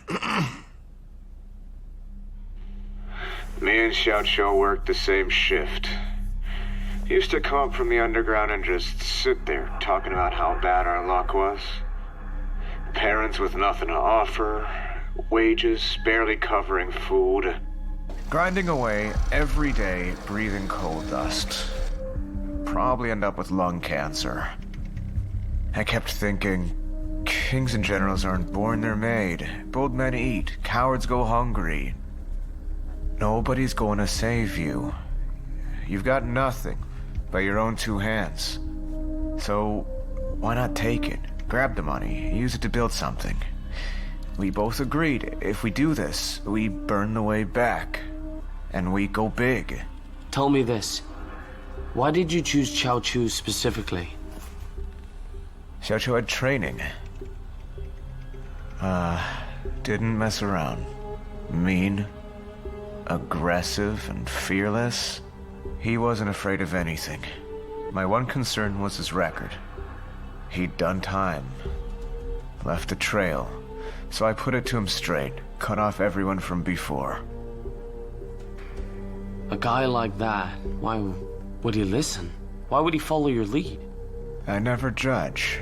I made room for who he was, I guess. And he knew. Running around with small-time thugs gets you nowhere. He said that I was built for big things. Armed robbery. That's the big thing you were built for. Listen, you judging me. You think I wouldn't have rather run a real business? With no capital and no connections. You've got nothing. You're nothing.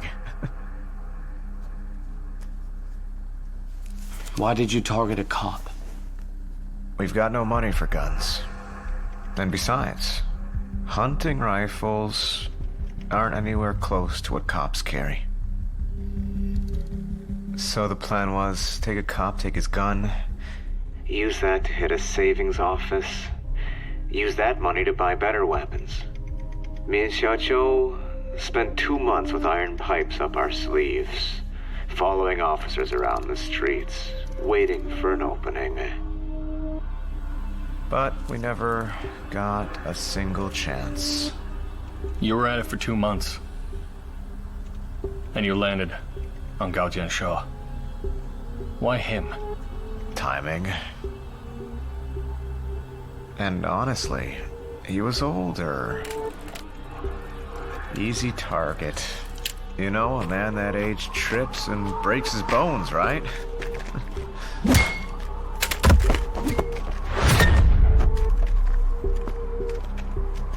But why did you have to kill him? You take the gun, you walk away. Just take the gun and run. Why did you also have to take his life? What's the point? He knew me. If I let him live, he'd realize it's me. He'd ID me after, then he's coming for my life. That's just how the world works. His life or mine. What did the world do to you? What did Chief Gao ever do to you? Because you're poor? Your brother's just as poor as you. Even your wife Bai Ling has the same life. Do you see them robbing and killing people?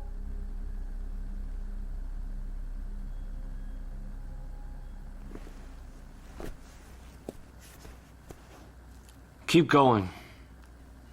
What happened after you took the gun? We set our sights on the Jinlu savings office. Why did you pick the Jinlu office? Well, it's less than 100 meters from the nearest precinct. Nobody expected it that close. But that one fell apart. You people got a good look at Chen's lazy eye. How did you stay off our radar after that? Chen Xiaoqiu wore a black wool coat at Jinlu. When you brought in the clerk to ID people, I had him switch to a padded jacket. With lazy eyes that common, how would you be able to tell? You'd be relying on the coat, and it worked out. After Jinlu, we did a full review. 1. Xiaoqiu's droopy eye was too distinctive. Keep him off the street. Use a disguise if needed. 2. Stop firing Gao's gun. Word got around that the killing and the Jinlu job were connected, which meant you could trace bullets back to the weapon. And 3? 3, if we wanted to go bigger, we needed more people, more firepower. That's when we brought in Sunja. One thing I can't figure out is Sunja's family has money. What was his reason to follow you? It's never enough. I grew up with that guy. I knew exactly who he was. Looks calm on the outside. Inside, the hunger's as bad as anyone's. He just never had a way in. And the key is, he's smart. Got no record. And ruthless when it counted. What's the job? I want in. Obviously a good one. Petty stuff's not my thing. No fun in that. If I move, it's gotta be big. How big are we talking? The bigger the better. You're talking about Lunan Mine. Yeah. I thought it through. Going after rich men individually, they don't keep cash at home. Banks and savings offices were all locked down after what happened to Gao Jianshe. There was no chance. Took me a while, but I realized that. Mines were the answer. Big payrolls, light security. I remember standing on the road near Lunan once, watching some workers with the payroll. The zipper wasn't even closed. That's the moment I knew. I decided that money was mine. The guns for Lunan, where'd they come from? We thought about taking another cop's gun. But we decided that was too risky. Stole 2 rifles instead. But the thing is, they were too long and heavy. Too obvious. So we cut them down. Sawed off the stock and the barrel.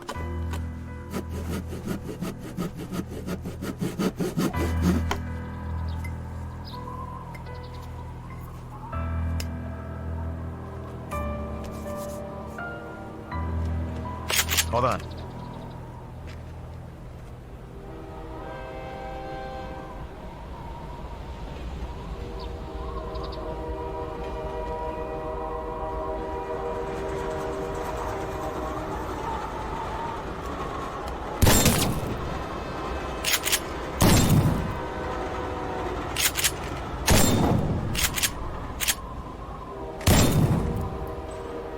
These won't do, it's not enough. We have to get better bullets.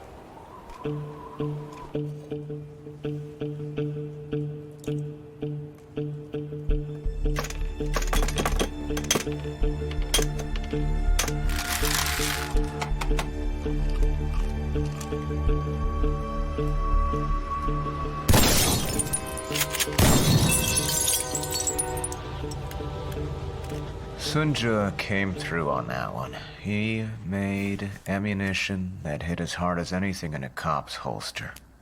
After that, we stopped going for police weapons. Lunan was a huge win for us. Got 180,000. Lost a little on the way out. Ended up with around 173,000-4,000. But they were all new bills with serial numbers. After that, during the Spring Festival in '93, I took Bailing and Xiaoqiu on a trip to Huihai. Swapped it for treasury bonds 1-to-1, then converted the bonds, then back to cash at 90 cents on the dollar. Walked out with 150,000 clean. You knew your way around that. I like to read. So how'd you spend the money? Mostly weapons.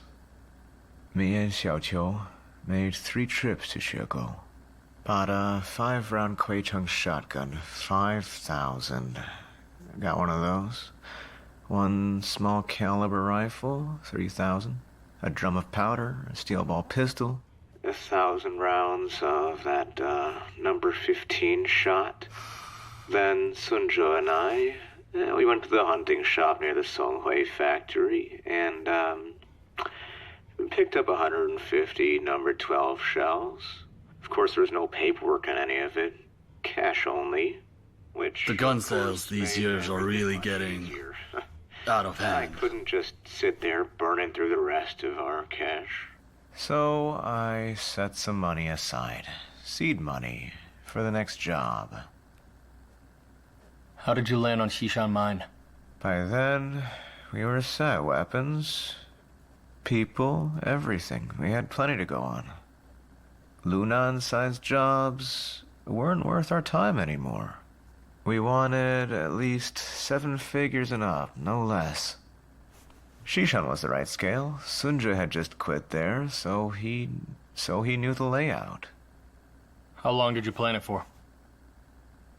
About half a year. By then, we already had your entire playbook pretty much all figured out. After a crime, you go door to door. And since Sunzhe worked at the mine, Xiaoqiu had a record. Both of them would have been caught in that net. So I pulled them off the board 2 months early. I'd already picked a spot. The plywood factory district. Dense buildings, high turnover, easy to hide 2 people. A lot of the Hechang people had been going to Korea for work. Perfect cover for Xiaoqiu. Sunzhe's family is comfortable. Korea wouldn't make sense. I set him up as a businessman out of town. Told my wife I'm doing trading.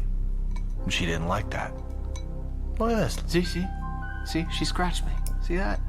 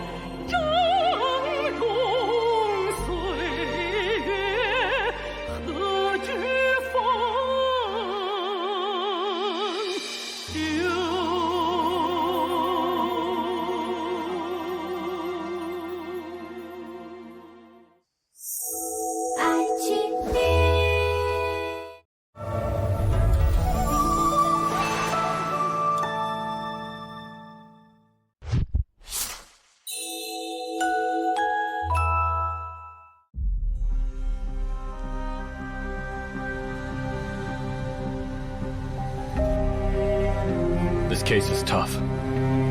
Why do we do what we do? It is for the betterment of the people in our communities. Our responsibilities are unlike any other job out there. We've got to risk our lives for it. Why did we become police officers? Wasn't it to solve crimes?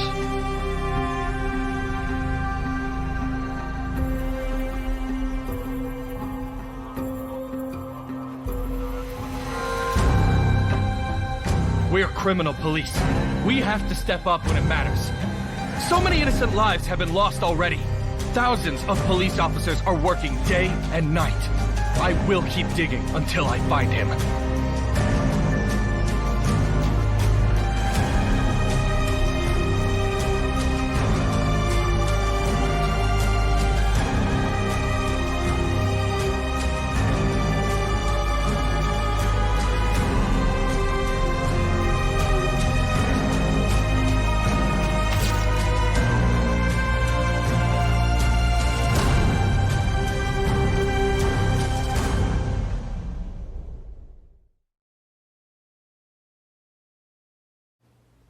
Sunja's family is comfortable.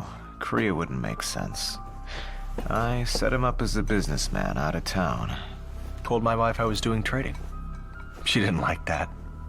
Look at this. See? See? She scratched me. See that? Did you hit her? I don't stoop to her level. She doesn't know any better. How'd she know I'm built for bigger stuff? Good, kept her mouth shut. Not a word. If you told her, you'd destroy her. I paid 6 months on this room. You two stay put here. Just one rule. Stay inside during the day. You need to go out, you wait for the dark. Keep yourselves covered. Got it. Here's the money. Use this time. Get your license. Last time at Lunan, we nearly got run down on foot. This time, we're gonna be taking a car. 3 things on your plate. Learn to drive, practice shooting, get in shape. Between the mine police and the duty guards, we're looking at around 10 people. Just the 3 of us. That's really pushing it. Too many people. You lose control. One more, that's it. I have somebody.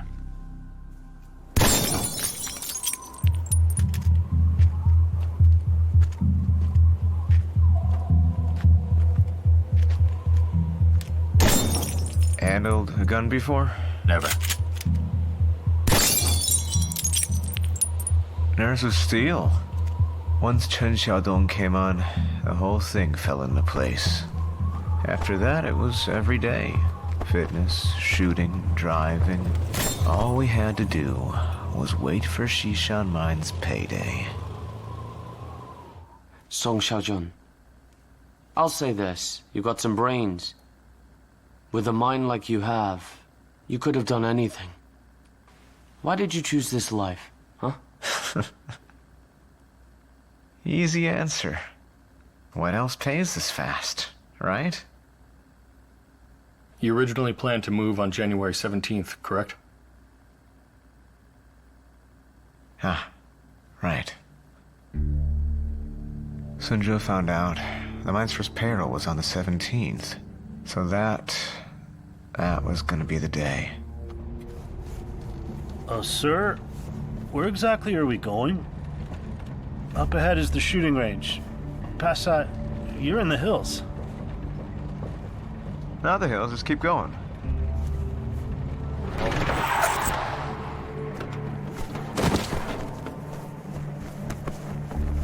And then, driver bolted. Probably called it in. So he pulled back. That's how I work. If I'm not 100%, I don't move.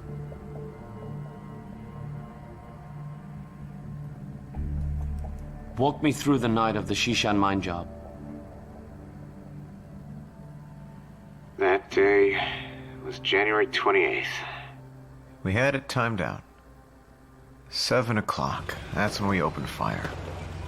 Move. Sun Zhe had already scoped the whole layout. That night, 2 guards on duty at the security office. Me and Xiaoqiu take care of them. Go into the vault, take the money, and then get out. Sun Zhe and Xiaodong handle the 4 mine police in their room. And once it's done, Xiaodong comes to meet us and takes the cash. Sun Zhe holds the entrance. Time check. Huh?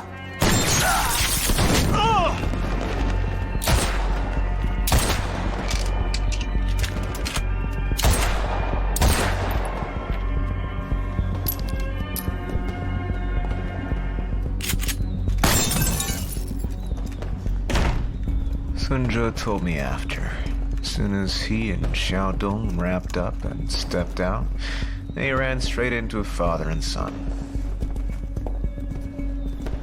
Wrong place, wrong time. So they dealt with them too. After those 2, Sun Zhe stayed at the entrance. Took out 2 more.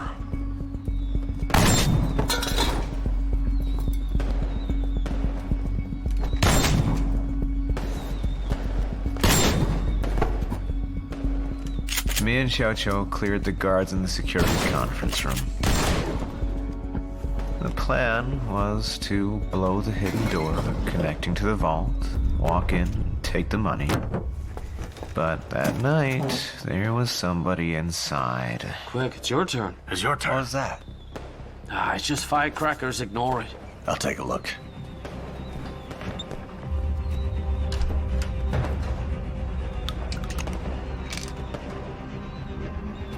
Something's wrong. You two, keep the money safe. Okay.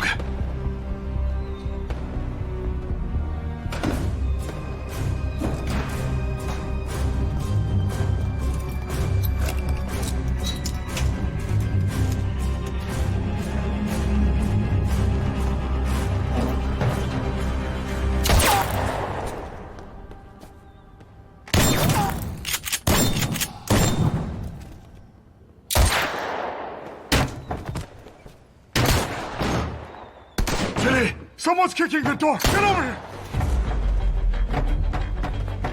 Move!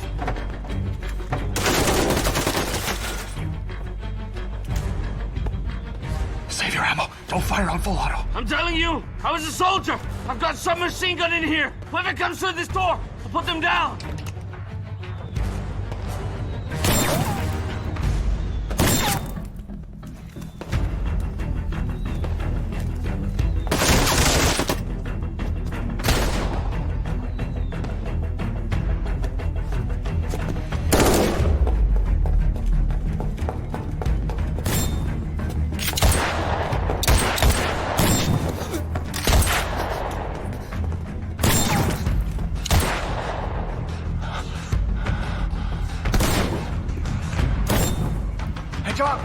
Hey, Chong! Chong!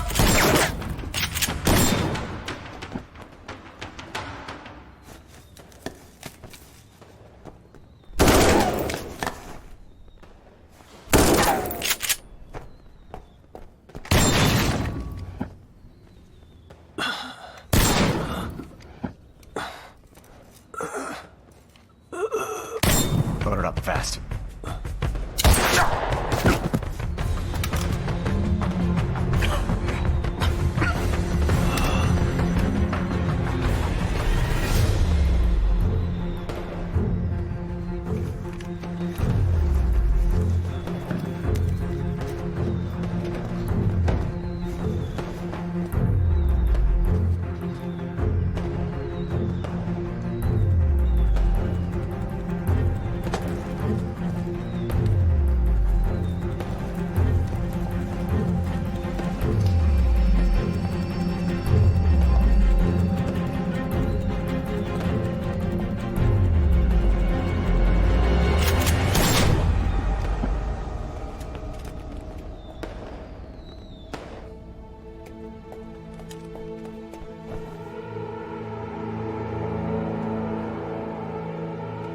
Oh, no!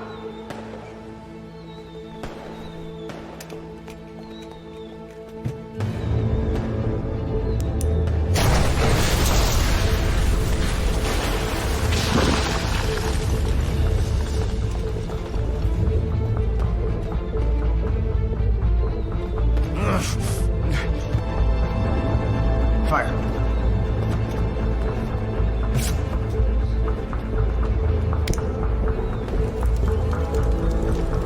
Let's go.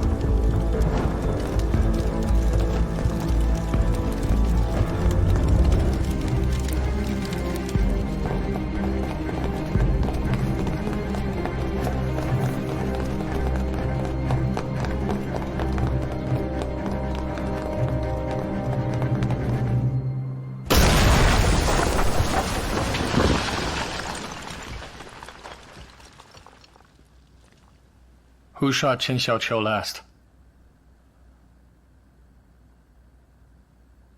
Chen Xiaodong. Qin Xiaodong. His own brother. Yeah.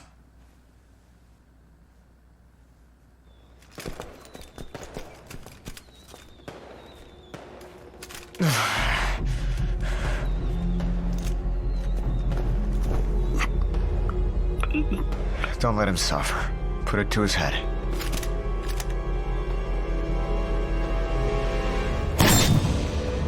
Bad eye.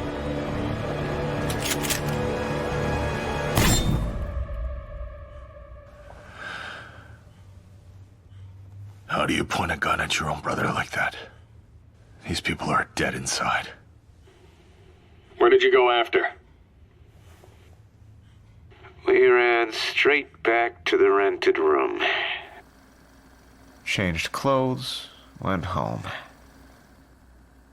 Later I got uneasy. Moved the guns to a big iron cabinet at Sunja's place. Only he had the key. Still didn't feel right. Eventually, I hid them behind Sunja's mother's building down in the heating channel, which you found. You already know all this. Where is Chen Xiaodong now? That I don't know. He left Huchang on the 2nd of New Year. Said losing his brother was too much. He needed air. Get away for a while. I told him go. Gave him 850 yuan. No contact. Since he left? None. Song Xiaojun. Don't start playing dumb now. 2 telegrams. One of them from Peixing, one of them from Xucheng. Song Xiaojun. All those lives you took for some money. Was it worth it? Honestly. Absolutely. Because I love money. It's everything to me. It's the best feeling. With money, I could buy my wife a gold ring. Get my kid out of that cramped place and stop crowding his grandmothers. My in-laws would finally have respect for me. That's dignity. That's face, right? That's everything. Huh. And now? Do you have face now? In front of your wife and son? Do you? Huh? Did you ever think about getting caught? Never. Because you're not nearly as smart as you think. Think about it right now. Right this second. You sitting here. Does your wife or your son have face? Look at yourself. What are they supposed to do now? Use your brain. Go ahead. How are they going to live now?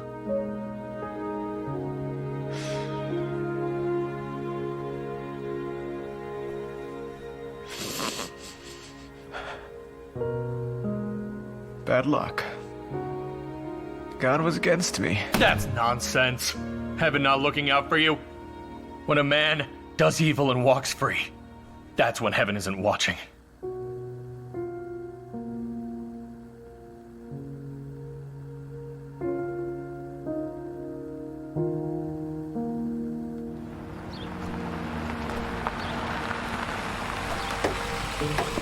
Right this way.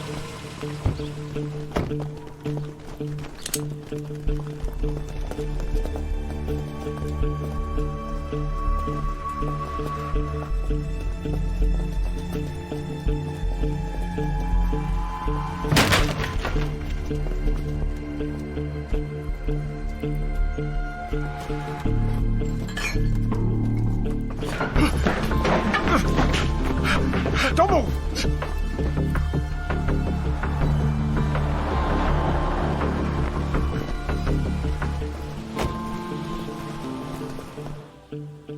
Went to Xucheng with my mom first.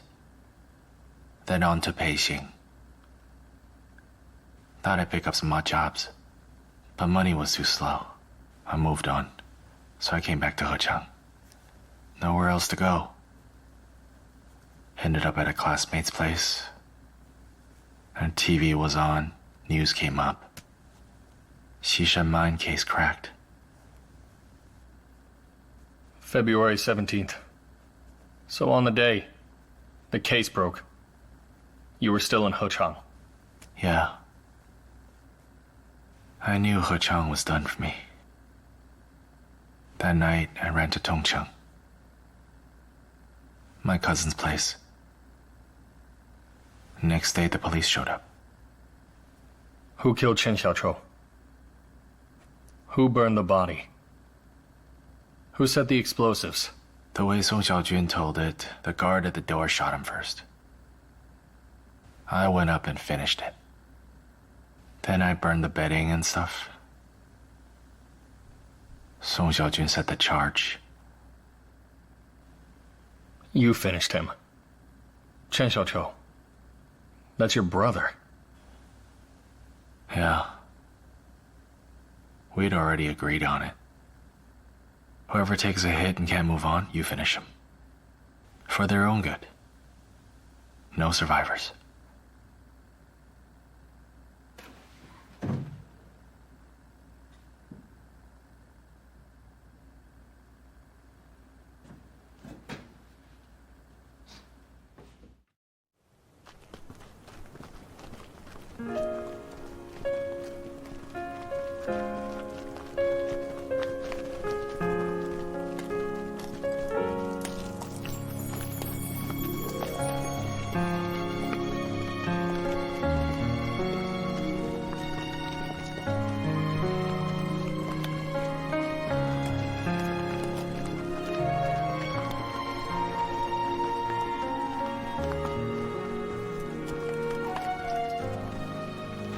Every mine police officer and duty guard who died that night was a hero.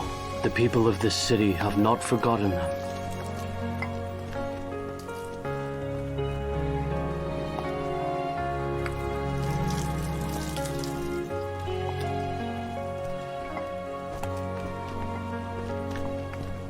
Why do we solve cases?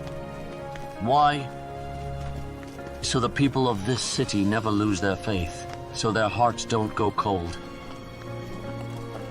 Only real tribute to the dead is to close the case. And the only way ordinary people can live in peace. That's right. Close the case. So the people can live their lives. 天上的鸟啊，有来来往往的飞行路。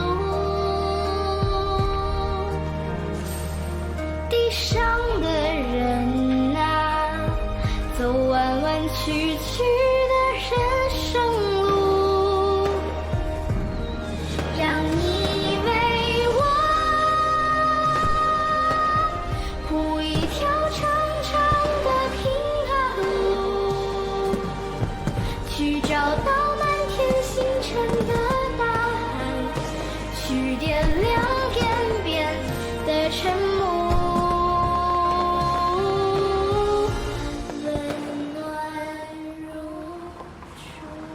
Hey, you said you're from the Provincial Criminal Investigation Unit. Platoon, brigade, detachment unit. I'm getting a little lost on all the levels. It's not complicated. Across the whole province, public security, criminal investigation, every case, big or small, goes through us. Wing De, you know him? He's one of us. Top forensic expert. Of course. My teachers always talked about him. Hey, so are you here to supervise the case? Or does the provincial department have issues with us? Supervise? Nothing like that. I'm here to learn. They think you guys did excellent work. They sent me personally to bring the materials back. Thank you, Director Shu. Don't worry. I'll pass it on to everyone. All right, goodbye.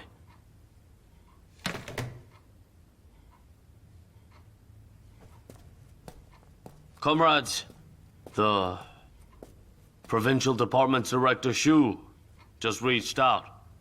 They have issued an express commendation praising our Hechang Bureau. To express the department's recognition of our work, Director Shu has sent Comrade Zhao Fei to personally visit us. All our hard work was worth it, and I thank you for everything. Thank you. He's here! He's here! Director Shu! Comrade Zhao Fei. Everyone's here. Comrade Zhao Fei. Hello, Chief Wei. Hey. It's been a while. Good to see you. Please, have a seat. Director Shu sends his regards. Please, take a seat. You've worked hard. Sit down. The case was solved brilliantly.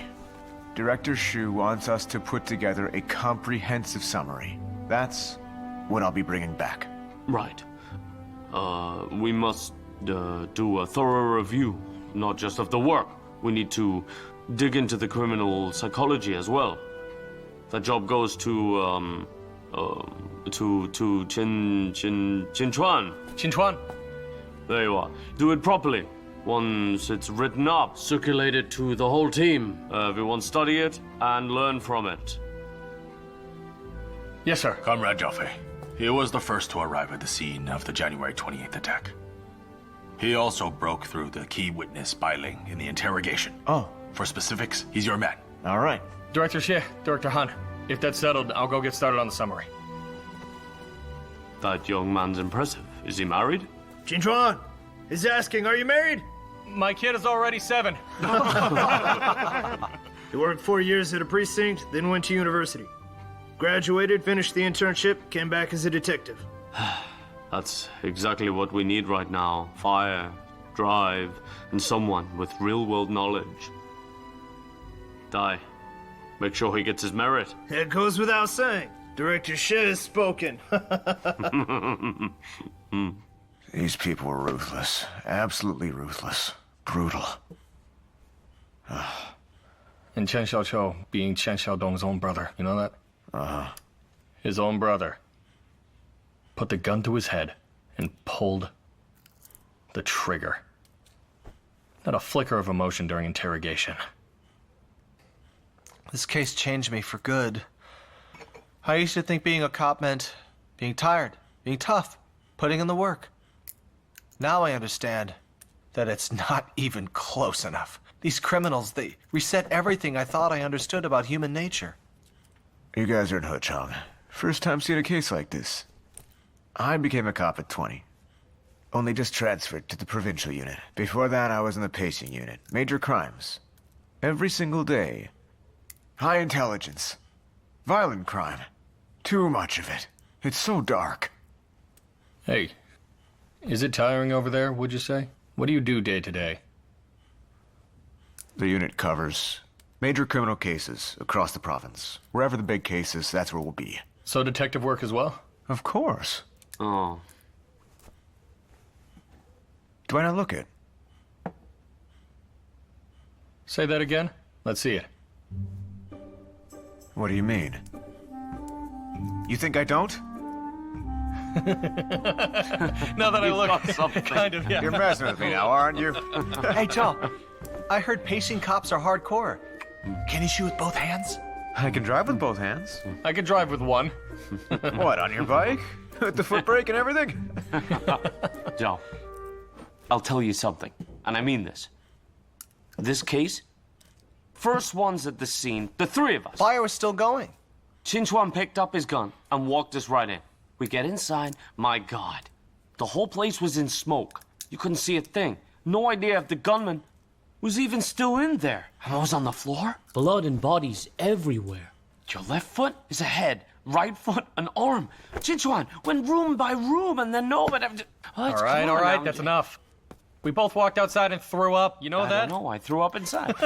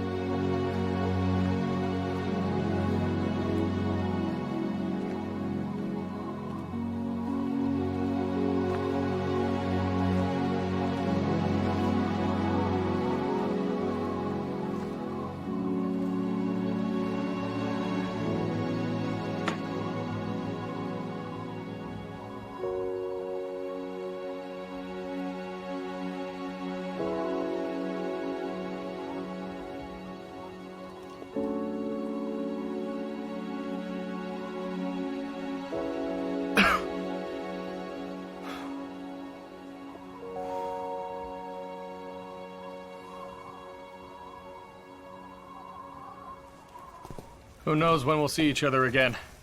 Whenever you get a chance, come find me in Beijing. Did you get that? Qin Chuan goes to Beijing, the two of us stay quiet. Bother. Xiaoqingdong, your mouth, man. Always stirring things up, obviously. As if I could forget you two. Come together, all of you. Whenever you're free, I'll take you out. All you can eat. All I can eat? What, am I a pig? A buffet. No, you got it wrong. A pig. What pig? He said buffet. Help yourself to whatever you like. All you can eat. Joe, it's so cold out, your tongue's gone numb. It's a buffet. They got pork, too. All right. Come on, you three, the four of us. Let's take a photo. Something to keep. Come on. Yeah. Come on. Group shot. Shifu. Right here. Huh? Come here a sec. What do you need? Do us a favor. Take a photo of the four of us. Oh, I don't know how. I can't. This ain't cheap. No. What if I break it? Look, it's a point and shoot. It's very easy. Get the four of us in the frame, yeah. Make sure you get the sign, People's Police, All right? right. Then just press this button here. If it comes up bad, don't blame me, all right? Don't worry. Oh, okay, here.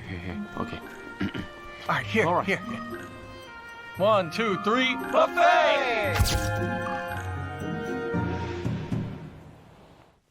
Director Dai, the Xishan mine case file is finished. Take a look. If everything's in order, I'll seal it.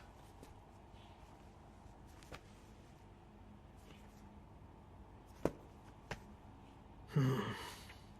2 months of work.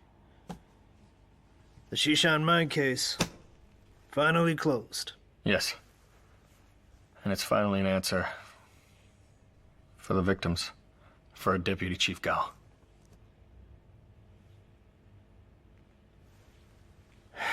I want to tell you something. The Bureau is putting together a summary review. Your performance on the Xishan mine case was outstanding. The City Bureau and the Division are putting you in for a commendation.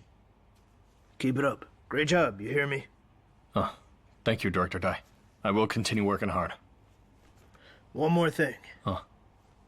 I spoke with the commissar. We're gonna transfer Hu Bing.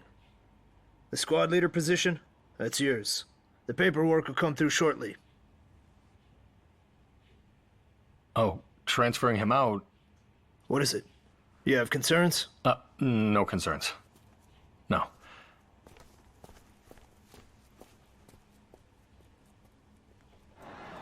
Now let me guess. We're eating our way down the street. This is weird. It was cheaper here last month. I'm just here for the smell. I'd never worked anything like this back at the precinct. Going through this whole case with everyone, I feel like a real detective. Man, what a rush! Sheng, I asked you before, if you want this, to feel like a detective, transfer to our team. Yeah, I can't. Why not? Too exhausting, too hard. I've never seen you afraid of hard work. I can't. What do you mean you can? What's Liar. your angle? You're playing coy. Come on. You think I'm blind? You've got a pile of forensic science textbooks in that bag. I've seen them. Huh? You went through my bag? Hey, let's have a look. Found it right here. Hey, I'll keep it quiet. Keep it quiet. He's studying hard. Oh, just don't go blabbing about it outside. Nothing to be embarrassed about. I'm dumb. If I don't pass, that's embarrassing. What's embarrassing about it? You're not dumb. Exactly. Honestly, Qin Chuan, you going to university and coming back as a detective, that hit me pretty hard. You went back to school, came back a different person, smarter, sharper, seeing further, and I'm here in the same place. How can I live with that? I have to catch up, but if I'm gonna be a detective, I want to be a real one, so I need to study. I need to sit the entrance exam. University? Yeah. You're going back to school? Does Li Wen agree to that? She agrees. She's fully behind me. I want to set an example for my daughter, too. Win or lose, I'll try. What do you mean win or lose? You'll pass. Yeah. Right, Sheng's not dumb, not slow, not short on street smarts. Sheng, we'll be right here, waiting for you to officially join the team. Cheers!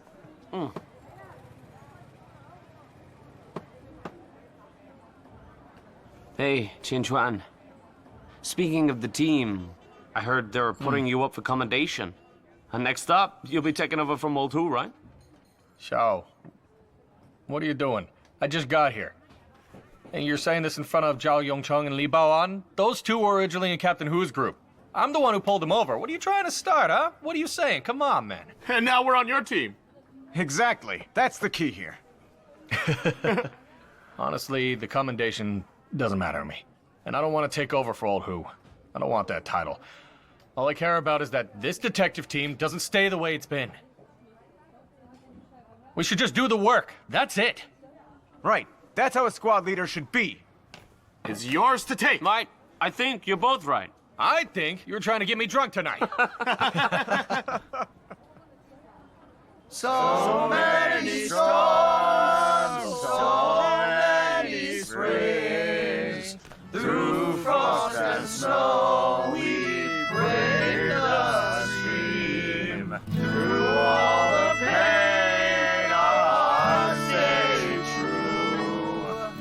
Young hearts will brave, we won't complain.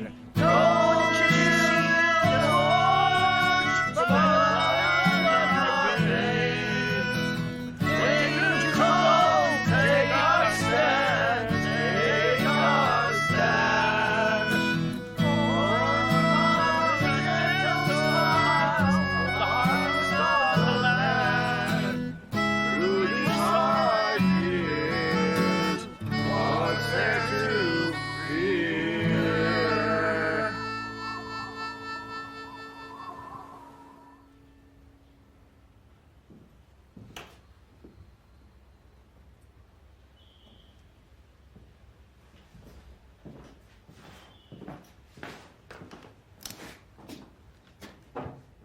Hey, come here. Don't stand over there.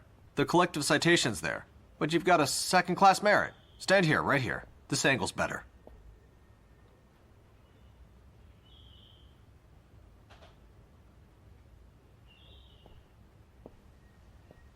Look at you go. Second-class personal merit.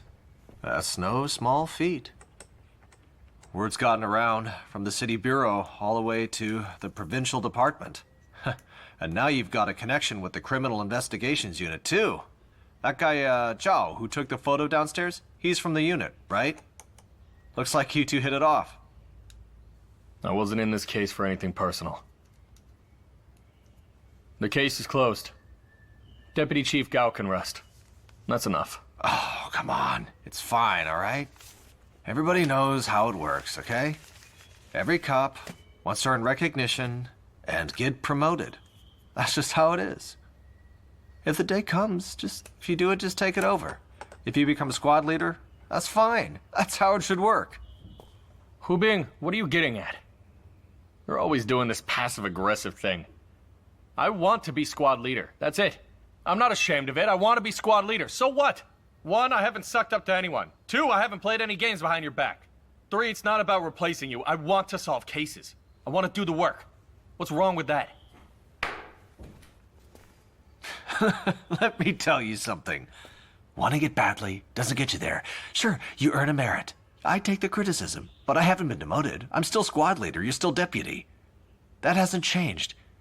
If you really want the top spot, you just wait.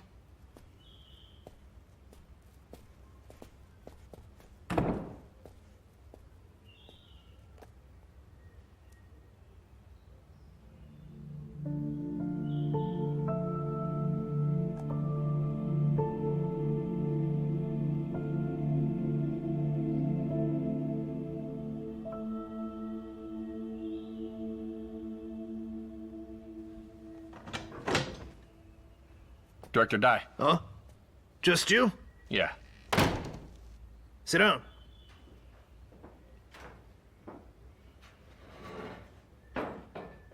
You got the medal.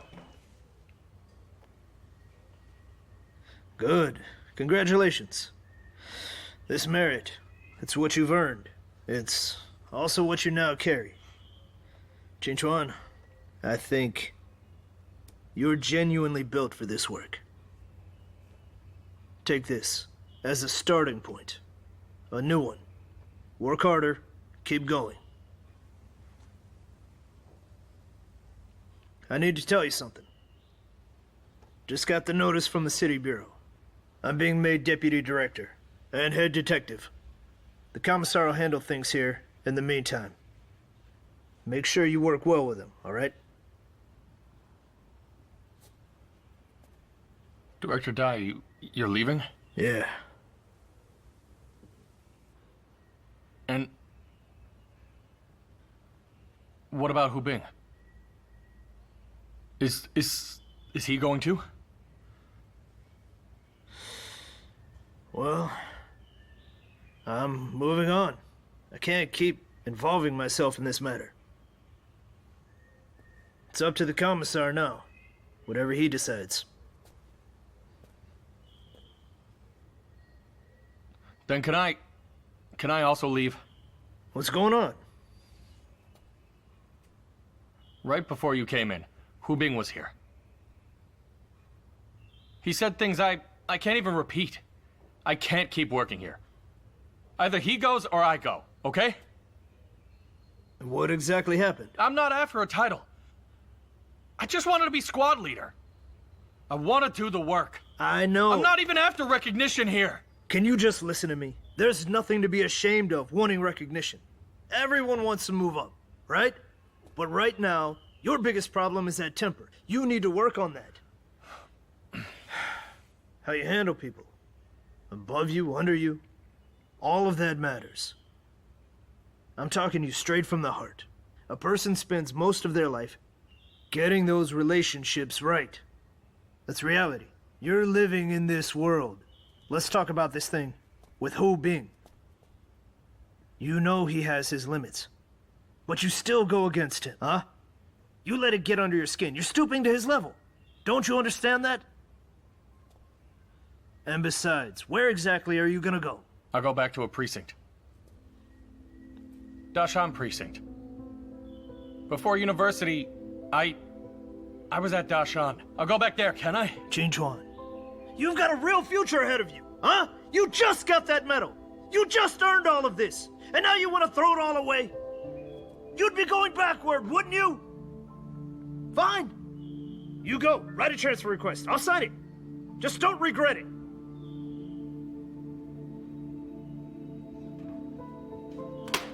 I won't regret it. Qin Chuan! You better watch yourself!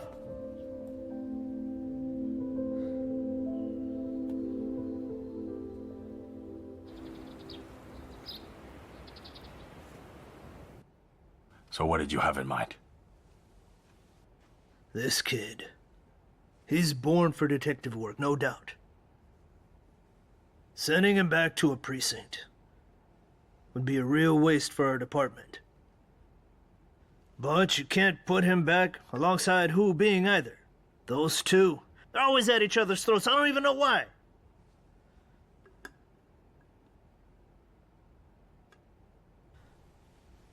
Director Han, here's the thought. He doesn't want squad leader. How about we put him in charge of the patrol unit at Xishan branch? 35 people there. Compared to 20 here. And that way, if anything breaks, he can go in. He runs his own operations, gives him room to do what he does. Energy properly directed. And in terms of rank, we can give him a full section level. What do you think? If you have no objections, then it's settled. Come in.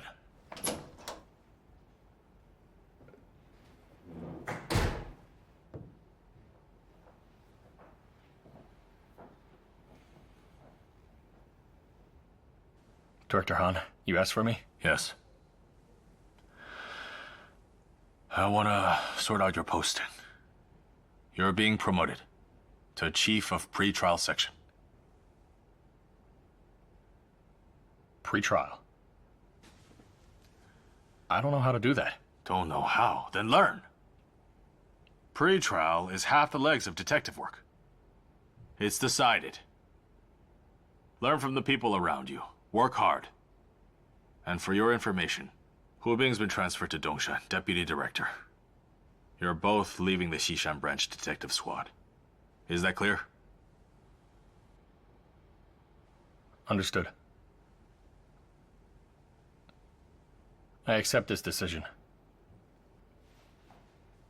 Hold on.